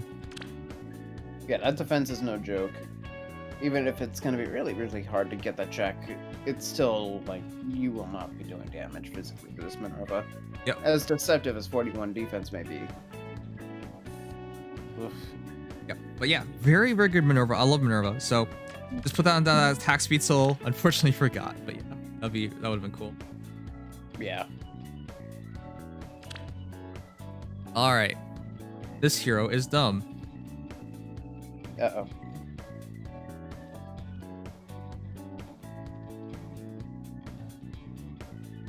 This hero is dumb. Which hero? Jesus, yeah. This hero is so freaking stupid. He's so fucking majestic. Holy shit, chat. I have not seen him in this big art. Ooh, that looks awesome. Yeah, the Faded Holy Knight Sigurd, 40 + 10 + 5, 46 HP, 66 attack, super boon and attack, or attack, 28 speed, 42 defense, 31 res. Oh my god. Yeah, I should have known you would have +10 him. This guy is so stupid. Whenever you can use him, you realize how stupid he is. You put the speed build on a plus attack one. Alright, well, attack speed, defense, res +5. I'm not sure you even need this. It's more like, I think it's just more like just in case. Yeah. If they have wary, I guess, or use it defensively. I wanted to say Speed Sigurd is pretty much what you would do in the top end, in my opinion. Just like Speed Crom, yeah. Yeah, because he hits more speed than Crom himself. So that consistency would go a long way to cover more threats, especially considering that Hallowed Tearfing is a bit of a strict condition. I'm just surprised you went plus attack. I'm surprised you went near Trace. It's real good, but like... I'm not. I think that's probably one of his best B slots, especially if you're not using Crusaders. For retreating purposes, I get it, but Crusader's War makes it so like it's impossible to kill him. Well, it's not True. impossible, but use conjunction with his Hallowed Tearfing and like at range. If you're not worried about the defensive aspect, especially considering Sigurd's big game right now is to get the initiation himself and then just run away. Or Sure. movement with speed, defense near Trace, potentially raising it as far as 5. You can literally just, especially if you're adjacent to your foe, do a quick hit and basically go to the other side of the map in one hit. All right, fair Plus you enough. get movement At speed least it's more attack Or and more speed, so Yeah. Because that puts you up to what now? 31. If we assume catch is at full active, that would be 40 speed, 46 with Rouse, 52 with those solo, which is not bad at all. Yep. And then 57 with Hallowed Tearfing, can't forget. Yep. That's All right, actually but really solid. Rouse speed, defense, attack speed, solo as well. So in totality, man, it's fucking late. Why are you making me calc? Plus 5 attack, 5 up to 7, 9. Well, I'll calculate that. 5, 7, 12, 15, 21. 21 extra attack takes you up to 87. 87. Up to another 2, so 89 per shot. Holy fuck. Wait, 87 to 89 attack with 55 to 57 speed. yeah, and then Holy Knight Aura will give you another 6 attack. Well, 25% of units attack, and then you can buff for another 6 attack. That's Yeah. absurd. And then you can retreat. Your defense is not even sleeping because it's 42, so it's 48. 53 defense with 40% damage reduction from foe's first attack. And his res isn't even sleeping at 36. Just from Hallowed Tearfing alone. Like, you don't even have to invest in that, and it's already solid. Sigurd is so stupid. Why is this guy real? I'm glad you realize he's so stupid. The other thing that pisses me off is because he has 4 range, it's so hard to sneak up on him. The rouse and stuff even works, because if you leave him isolated, it's not like your opponent can just get in on him for free. So. Yep. No, this guy is actually one of the most terrifying legendary heroes. Yep. And I will wholeheartedly say he's going to be up there with Claude and Crom for one of the most scary ones to face. Yep. Potentially even more so, depending on who you ask. I absolutely believe it. This guy also scores his 185 chat, so yeah, he's a long-term hero. It's super He freaking scores hard. 190. If you have Crusaders, it's 190. Okay, point is, he's a long-term hero who scores incredibly well, is really dangerous in every mode. He's literally the definition of a perfect hero. He is not literally perfect, as in he's not invincible, but he cuts all the boxes I could possibly ask for. He can't do literally everything, but he gets pretty damn close. Like, no matter... The big thing is, he's the kind of unit where, for 90% of circumstances, you're not going to want to just let him be. Like, there's almost nothing that can just sit there, take Sigurd, and not care about it. There's something that's going to go wrong. And it's not even going to be him. Right, because again, Holy Knight Aura buffs your entire team for extra movement, so you're going to get caught by multiple heroes, not just him. Yeah, you're evil bird, Jesus. It hasn't happened to me yet, but I already know it's going to happen one day. The feeling of futility as this guy can have 4 movement, It's right? already happened to me. Yep. 4 movement, and you're just like, I can't reach him, and he's about to kill me. Yep. I literally couldn't do anything. Like, I faced one of those today. First off, I played it wrong, so that was my fault. But I faced one of those today, and it's like, I literally can't go in, hit anything on his team, and safely retreat. Because even if he moves, there's a good chance that if there's Wings of Mercy, he's just going to get refreshed, and then it's all over. Like, Yeah.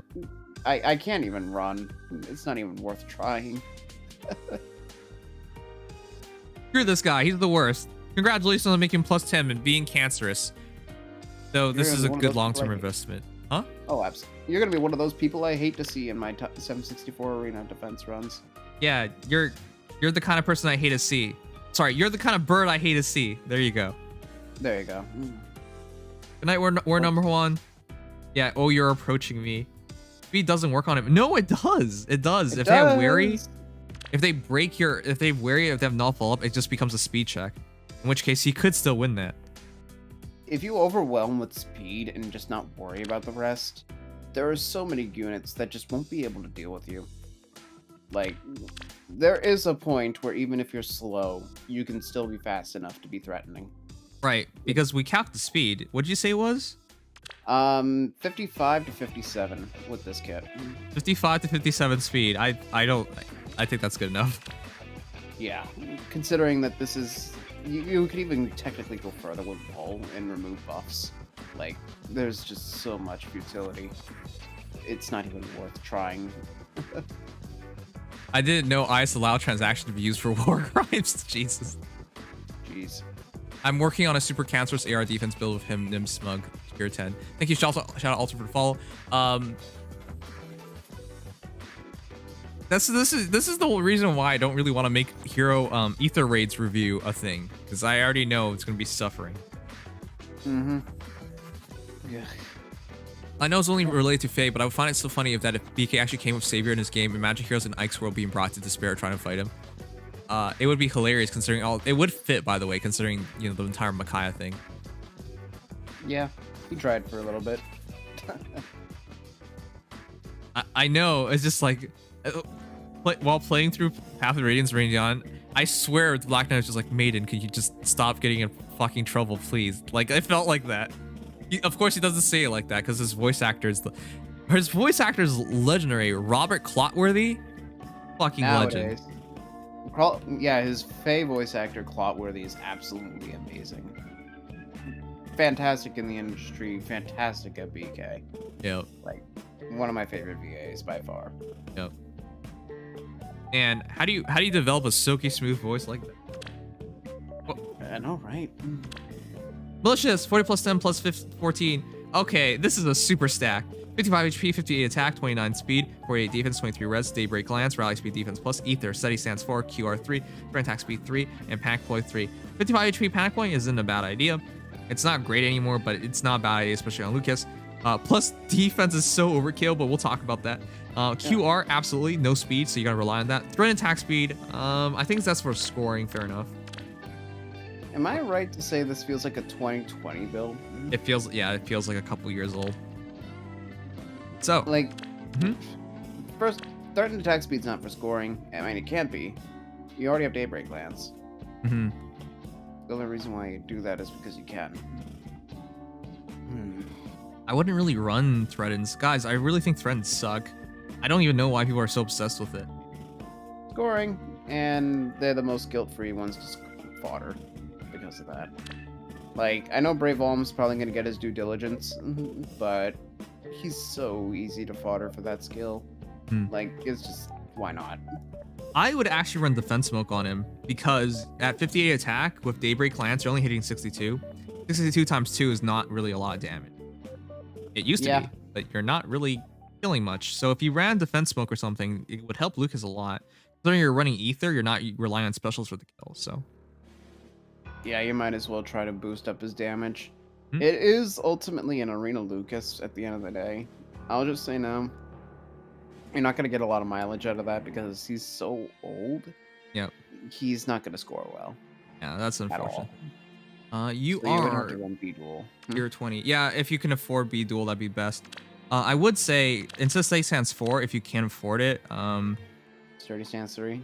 Sturdy Stance. I mean, yeah, Surtur is Surtur. You could throw him away. I know people do a lot, but realistically, attack is what he needs, not defense. Yeah.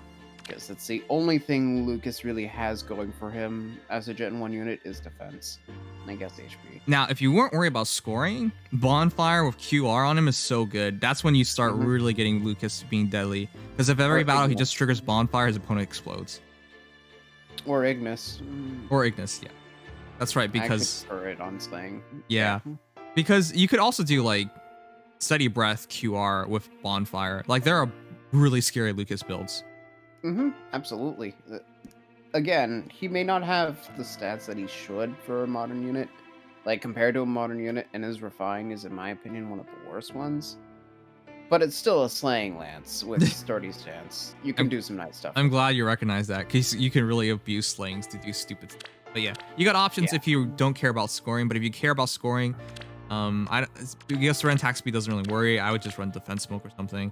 But I guess if it's for support reasons, then run attack speed makes perfect sense. But again, for offense reasons, you can do steady stance for QR with Ignis, or say warding or wary steady breath with QR with bonfire. You can do crazy things with Lucas for fast damage generation. But yeah, great hero still.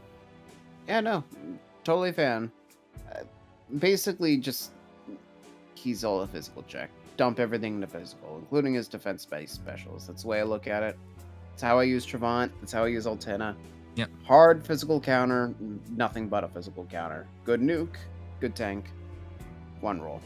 Yeah. But yeah, nice of you to show off Lucas. I always respect people who still use the older heroes.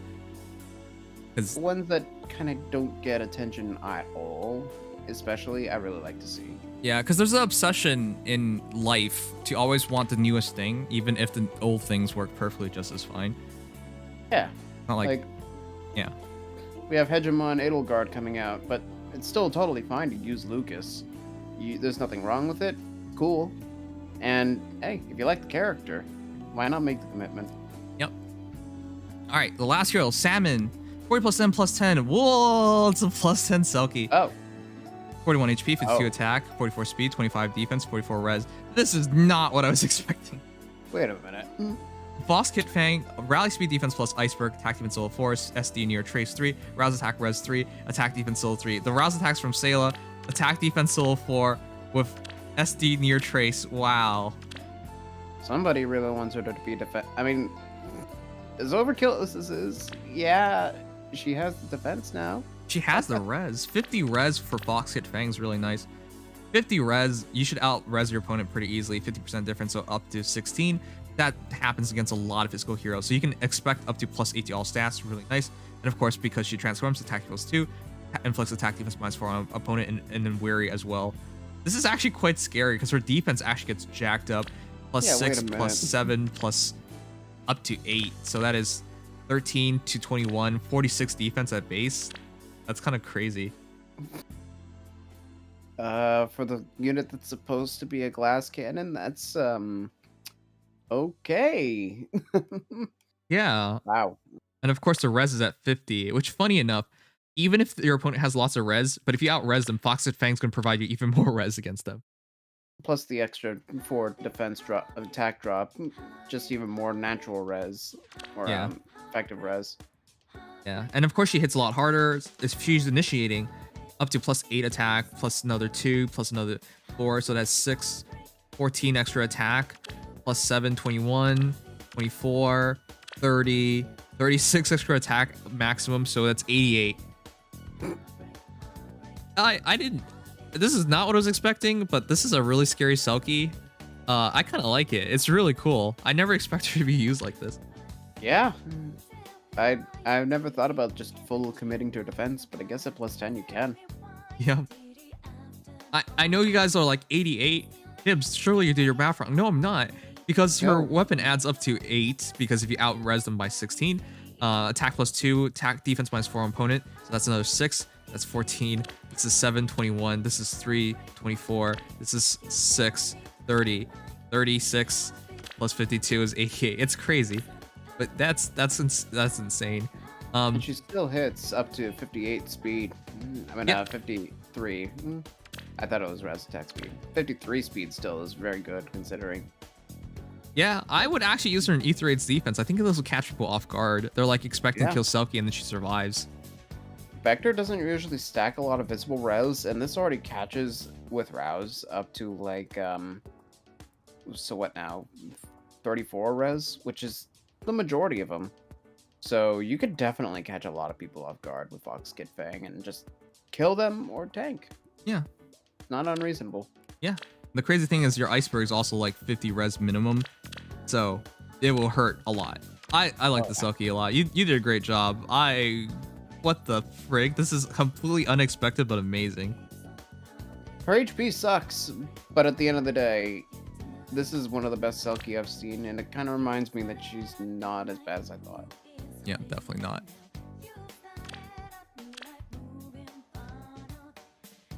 By the way, whenever people say they're like annoyed at Selkie and stuff, I'm just, wow, she doesn't deserve it. She's a good girl.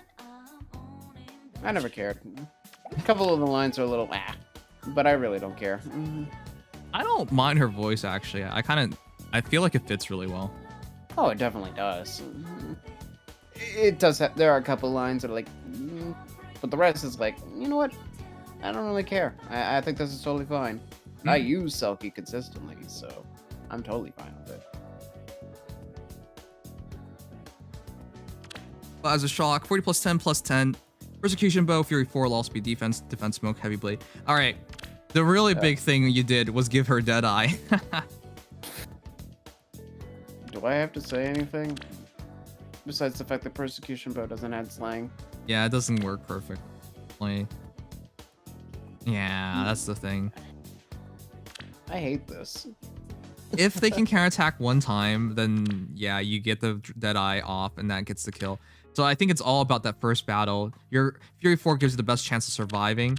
And once you can survive, the Deadeye triggers. Now, if this is with another Berendetta, the Winter Berendetta, who drops your HP by 1, then you're better off using a 2 cooldown special, the Deadeye. But yeah, no, I get it. If you're truly evil, and I know somebody would think about this, you run this with Winter Berendetta and a Grand Scratcher healer Cav preferably. Oh. So that she gets the pre-charge for Deadeye while also still being able to have Persecution Bow's Desperation. Mm-hmm. Yeah, this can be really, really annoying. Like, whenever I see plus 10 Berendetta now, I just already know what she's going to be used for, and I'm already kind of internally hating it. Yep. Because this is, first off, amazing Berendetta. Second off, if I see you in my offense matches, I'm going to hate you. I can already tell you. But yeah, really nice Berendetta. I love her. Well, I love Bernie in general. She's such a spaz, and then she comes into this game and she's like redefining the meta. In terms of Cav archers, there are not many that can generate as much damage, especially once they're set up. And then of course, the winter version completely broke the game. The winter version is a meta of her own. Yeah. Like, for being a total shut-in recluse, literally just casually just changing the meta every time. Yeah. Like, really? I still that was what. So that's why she was hiding this whole time. She didn't want to bring this potential onto us. She didn't want to change the world. All right, but yeah, under 100% attack speed plus 5. Yeah, it's not hard to trigger this at all. Just like in the game, if you took any damage, it's even more scary. And then 44 HP, 59 attack, 52 speed, 32 defense, and 36 res with speed defense. Low speed defense with heavy blade, Deadeye. Like, it's a very simple kit.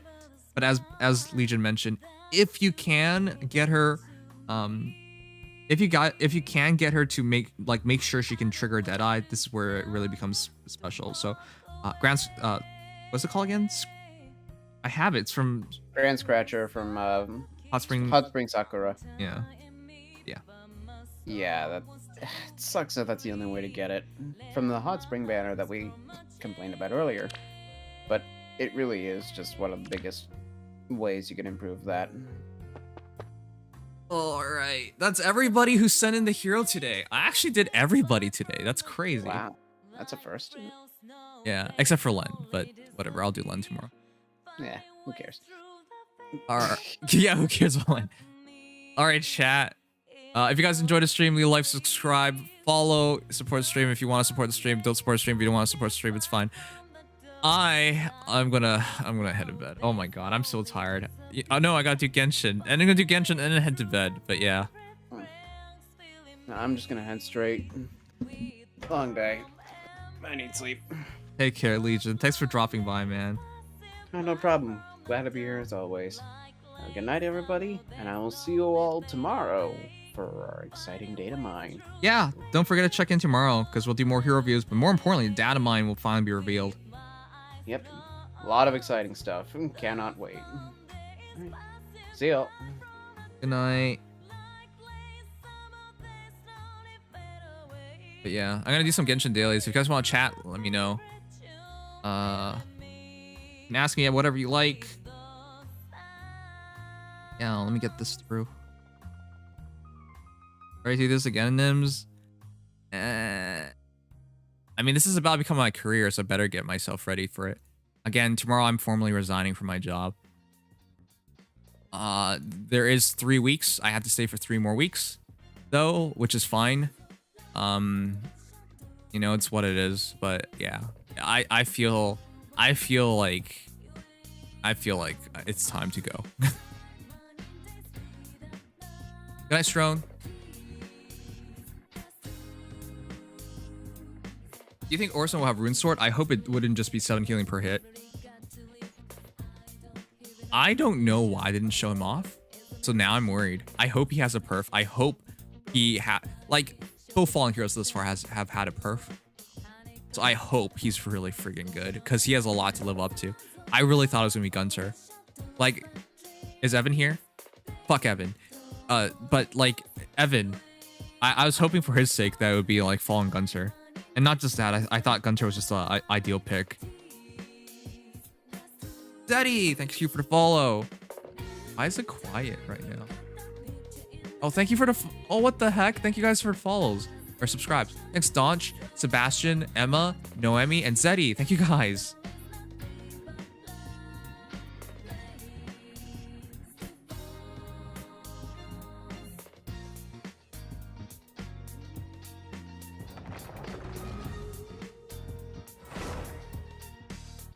Are there any Fae units with the same name? They get close, like Altena, but I don't really think... No, there are there? Sylvia. No, actually, maybe. No, I don't think so. Rise. No, that's Rise and Reese.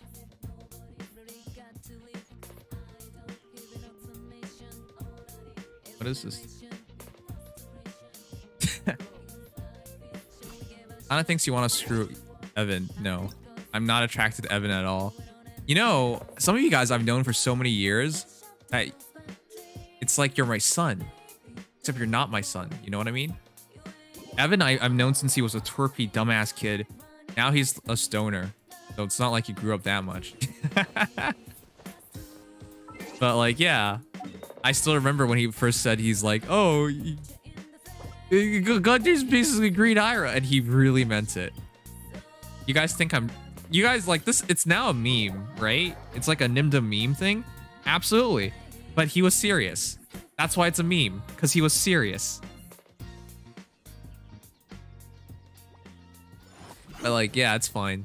It's funny. Like, this stuff becomes a part of the Nimdom history.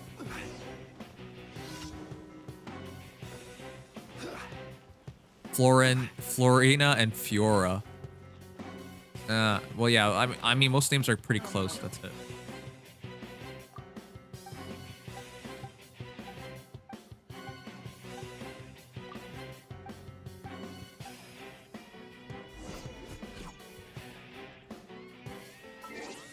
Sonia and Sonya. Yep, they're pretty close. I think they do that on purpose and not like double name up. Flora and Fiora. Yeah. Completely the same, only one. There's also Cordelia and Cornelia. But yeah. I'm just looking forward to quitting tomorrow.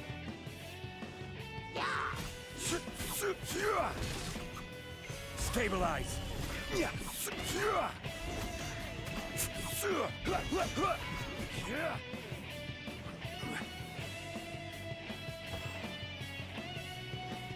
Camp? No, it's saying the camp is up here.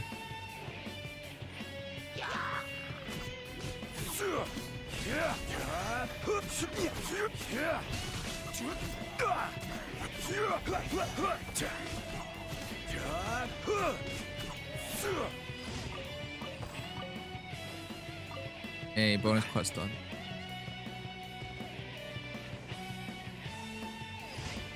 What reason did you give to your boss for your departure? I'm just gonna say I don't think we work well. Should I be honest? I just realized, should I actually even be honest? But I'm just gonna say I don't feel like we work well together. And frankly, I'll just tell HR I feel like he's been trying to get me fired ever since he got in here. Which is the truth. I felt like he's been trying to get me fired ever since he's been here. Like, I get he expects things to be quicker, but we have communication. Like, I just think I'm a horrendous fit for this company at this point. But yeah. I feel like my boss has been so passively aggressive as well. I don't know how honest I should be, but I'm just gonna say, like, I don't think I even need to explain it very well, because I think the reality is, like, I think they want me gone as well, which is fine, you know? But yeah, it's dumb. Like, I just feel like I wasted my time at this company. I probably am just gonna tell the truth. I feel like we work. I feel like it's just been passive aggressive things since the very start.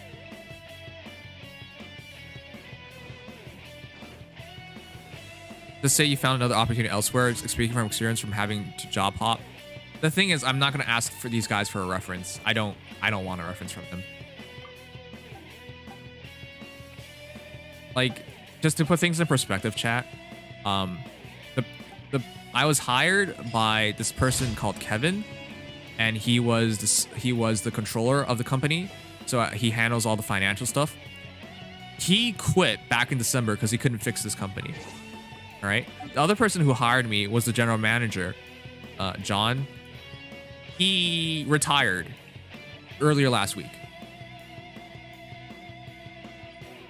Everybody has been leaving the company. There are other people who I'm aware of that are training their replacements and whatnot. This company is a sinking ship.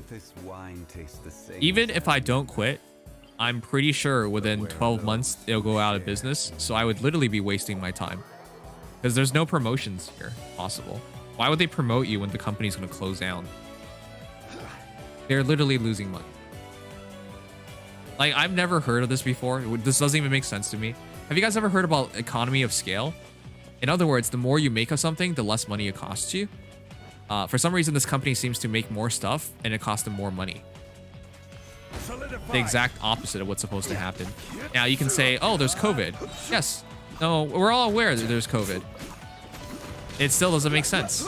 Something like this company has horrible cash flow. It's losing money. It apparently has never been profitable. As the person handling their bank reconciliations and stuff, I know they're always in debt. You know, it's a manufacturing business, so it's not like debt is like a really strange thing. But if you are always in debt and you're never making money, I don't know how that's even possible anymore. But yeah, it's dumb. Like, I honestly just wasted my time at this company. I don't know. I didn't learn anything either. Is this even a real company? It is a real company. People make stuff.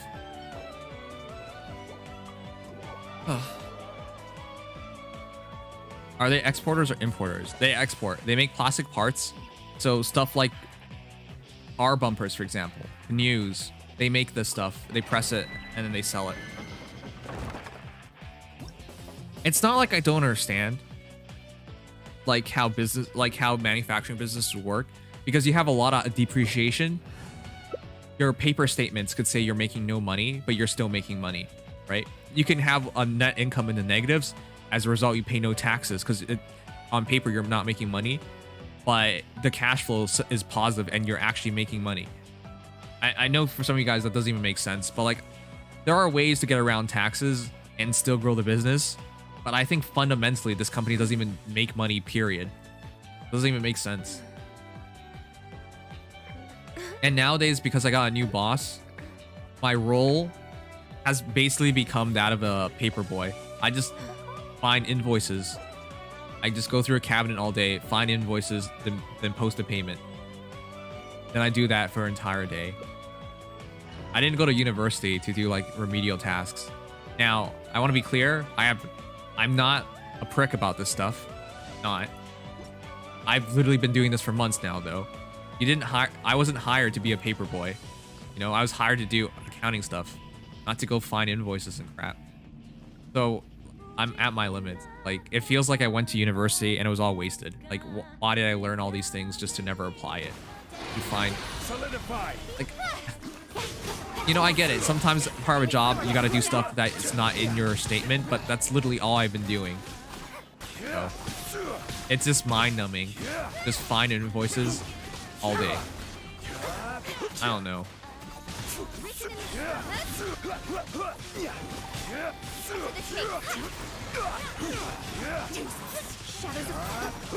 I do think my boss is in fact an asshole.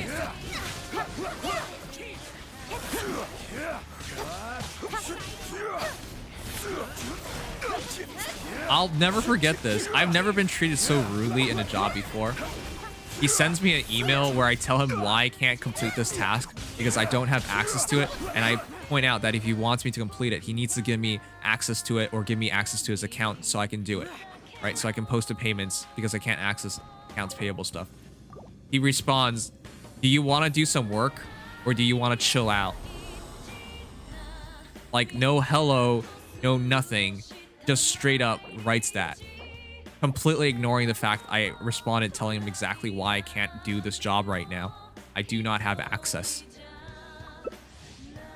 The craziest thing is, like, he would forward HR like every email that he sends to me to show them like, oh, he's communicating with, like, but that email he wouldn't forward to HR. Obviously, I respond and forward that to HR and say no, and point out like the last email where I said I can't do this because I don't have access to it. But like, yeah, there's like no communication. This guy's just a prick. But whatever, it's cool.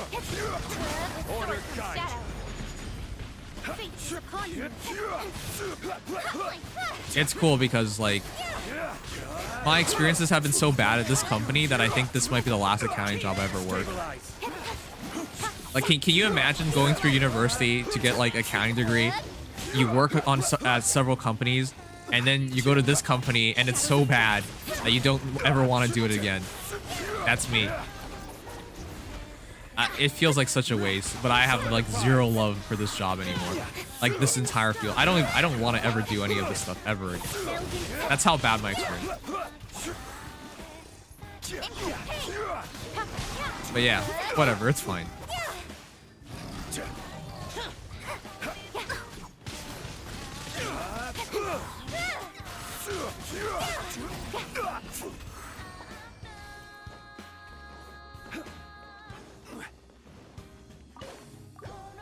In all my time, like, of doing various jobs, this isn't my first job. I've never had it this bad. And it's not like I don't believe it could be worse. It could always be worse. But I don't want to deal with it.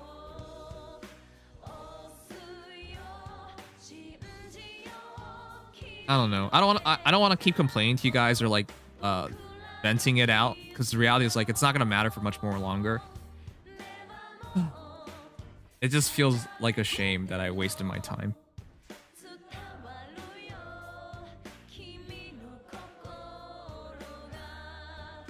Like, you're in your first couple of jobs, your goal shouldn't be to make money, it should be to get experience.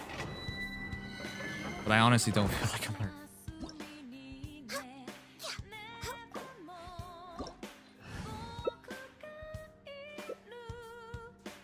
Most management at corporate companies made of fossils that won't retire, won't mentor, won't learn, and are socially incompetent, so I feel your pain. I'm glad you understand. My greatest fear of like venting to you guys is just like, you guys are just gonna interpret it as me bitching. It's not. I've worked at this company for like 6 to 8 months since end of September. It's not like, it's not because, hey, you know, I'm a content creator and stuff like that, I have something to fall back on so I don't have to work. It's not that. Like, it's true, but it's not that. I'm happy to work if it makes sense, but this company literally meets none of my criterias. Job isn't exciting, like there's no excitement in it. Fine, but you know, does it pay well? No, not really. Are there people that I can interact with? No. The only person I interact with all day is my boss, and he's the one who's like making everything miserable, so I don't want to interact with him. Like, does this company do any like external activities? No. Does it provide any extra benefits? No. Like, everything is a no. Yet I convinced myself to take this job because I felt like I needed the stability of a job. I let my mom talk me into this, which is the worst thing. He's just like, well, it's during COVID right now. You're probably not going to get another job offer for like months. Why don't you take this? She didn't say it that nicely. She made it a lot harder to say no. It's so stupid. Don't let other people influence you guys, chat. Even if it's your parents. It's so dumb.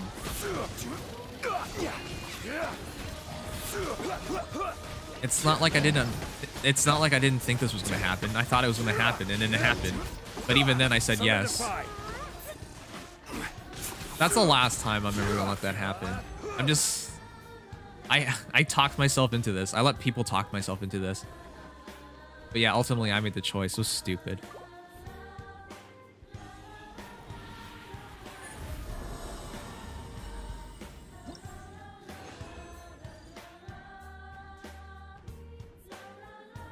I mean, I have Asian parents, so what do you expect? This is...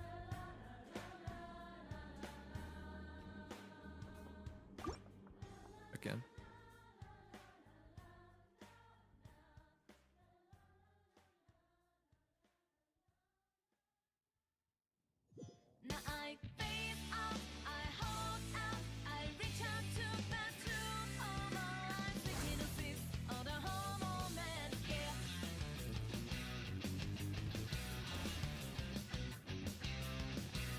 All right, sorry guys. Leon hasn't won everything yet. We'll see. Oh, we got 2 more. Asian parents always think they know what's best for us. Yeah.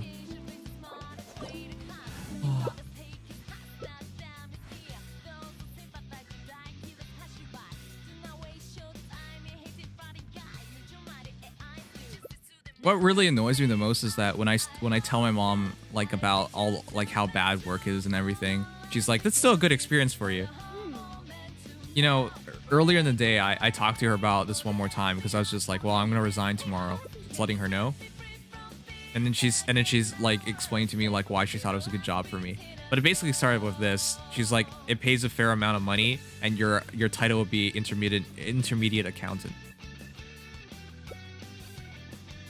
And I was just like so distraught listening to that, because it became very clear that everything I said never mattered to her at all. Never mattered. But when I told her like it would have like no social interactions, I told her that it would have very little benefits, when I told her that the company's direction was going very, very poorly, that they were losing money, when I told her everything little thing about it, like when it was going bad with my boss and stuff, it didn't matter to her. All she cared about was the fact that it had a proper title. So on your next job, you can write you were an intermediate accountant, which helps you, obviously, like having the right title helps you find your next job easier.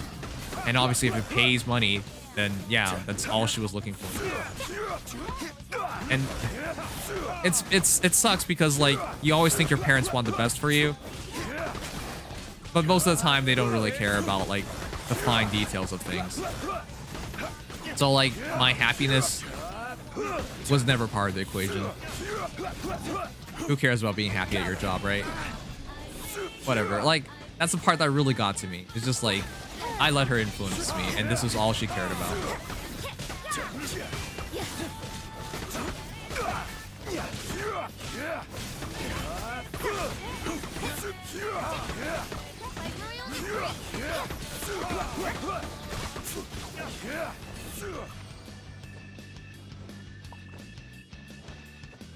You could just draw a PP on his desk so that each of the time he's working, he'll always see it, even if he gets a mat for it. I'm not gonna do that. I'm not gonna cause trouble for the other people in the company.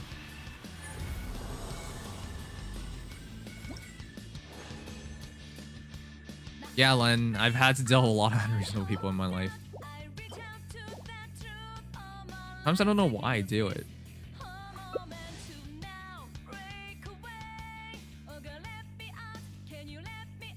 I thought you meant peeing on his desk. No, that'd be so bad. I'm not gonna do anything crazy like that.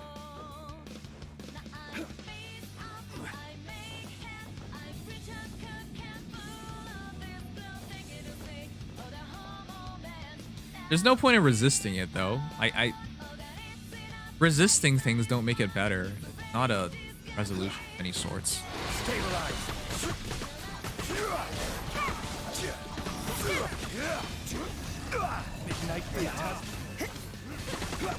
I will have order.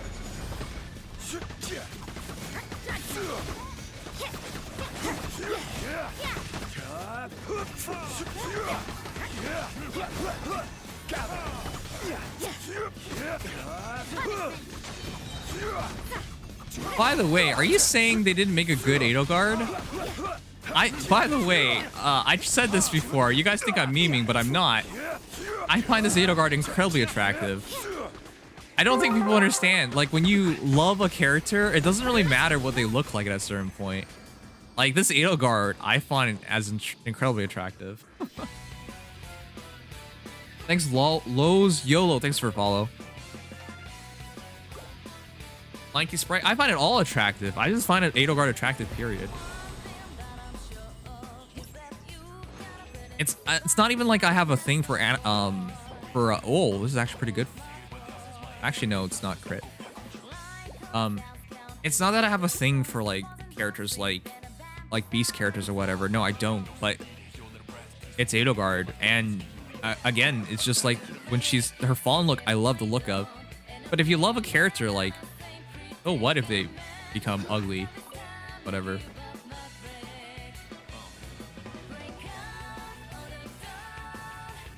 Even if you like in the future you marry somebody, one day your spouse is gonna be ugly anyways. You don't like fall in love with them just because they look good, right? It's still Edelgard. So like I find this Edelgard incredibly attractive. And I've always loved passionate people. This is the most passionate version of Edelgard. This is the Edelgard that's given up everything. And is no longer even herself anymore. Like she's given up her humanity. You know? So, yeah, like, I find her incredibly attractive. Which is weird for most people, I get it. But, like, yeah, that's how it is.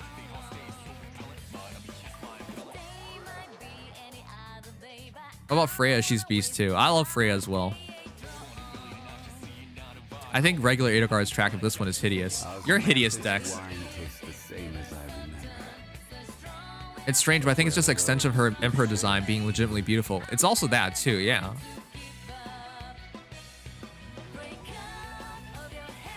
One day they are going to turn to Slendermen. I'm not sure about that part. If you marry one girl in each game of FP, who will be? That's an interesting question. I'll answer that some other time. Dimitri also gives up his humanity. Not to... okay, sure. Describes like appearances don't matter, only her personality or ambitions. Looks only matter to a certain degree. They don't always matter, right? If you... like, ultimately... you don't end up with somebody just because they look pretty. You end up somebody because they interest you. You find them attractive. You know, they make you happy. Like things like that, right? That combination of stuff.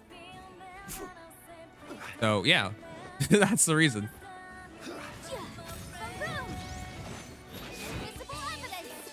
Are you showing off Yamfei? I want her one day.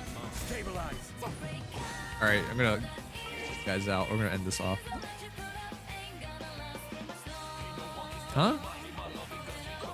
It's only common sense to think Monster Edelgard is ugly. Why? It's still Edelgard.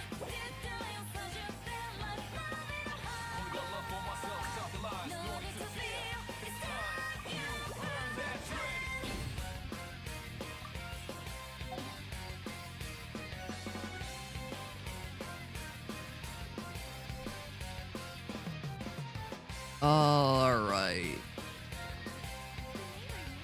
I don't have a monster fetish. I just like Edelgard.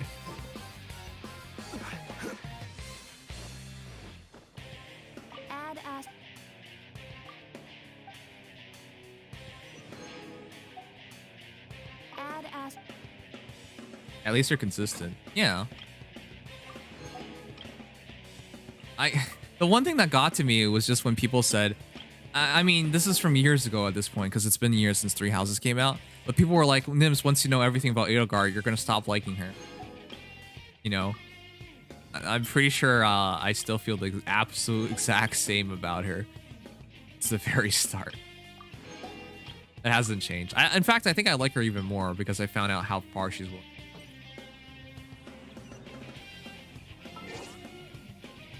You know, the human spirit could be a very attractive thing, but only if you have that within you.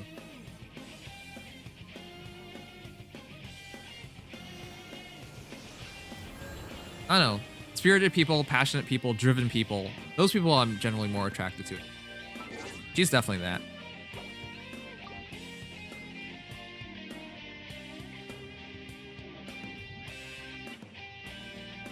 Alright, let's see. Actually, Ganyu, Yanfei are beasts too. I know that. I'm well aware of that. This is in the past like 12 months, all of a sudden I'm like enjoying all the beast girls, which is weird. Would you sleep with her looking like that?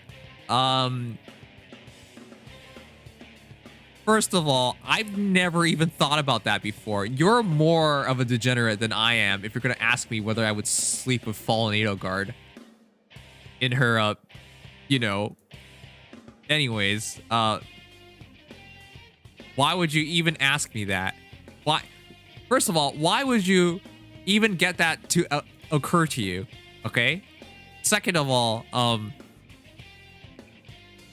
I don't know. If it happens, it happens. I'm not looking to bone her in that form. I'm not even looking to bone her in general. But yeah, like I don't know. Well, this is such a weird question to ask. Why did you even think of this? Answer the question. I don't know. If it happens, it happens. It's I don't know. Like this is such a weird thing to ask. Like it's not like I'm look. The thing is, I think people like take like attraction and liking and everything immediately in the sexual manner. That's not the case. Like, I find her really attractive, but doesn't mean I gotta stick me pee in, you know? Like, you guys should know that. Whatever. This is dumb. You guys are dumb. Why am I even talking about this?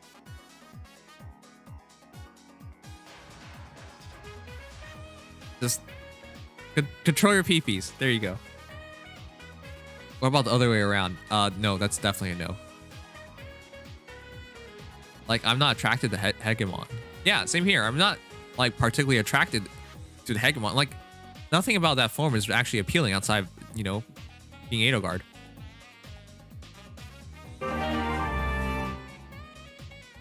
I don't know, man. I think Slender Man and Fallen Edelgard make a good couple. No, I don't like that idea.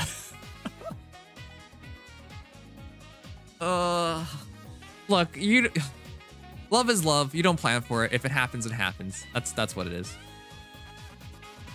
All right, let's raid somebody and call it night. Planning for love is dumb.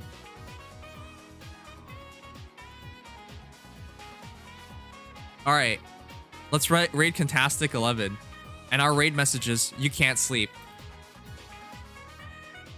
Or no sleep for you.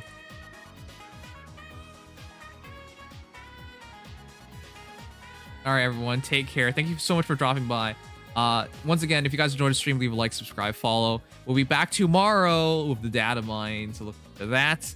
Once again, I'm really happy about this new banner and really glad you guys dropped by. But I need to sleep. I need to edit videos. I hope everyone has a great night. Anyways, I love you guys. Take care. Stay safe. Good night. We're gonna raid Kenny Boy. Let's say no sleep for you. And yeah. Follow me on Twitch if you guys want. But yeah. Anyways, Nimious out. Love you guys. Take care. Good night.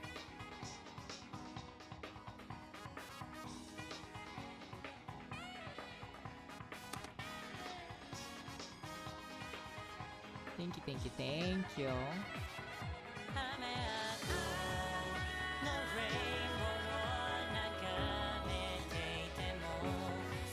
Oh my god, Nimious, thank you for the raid. How was your stream?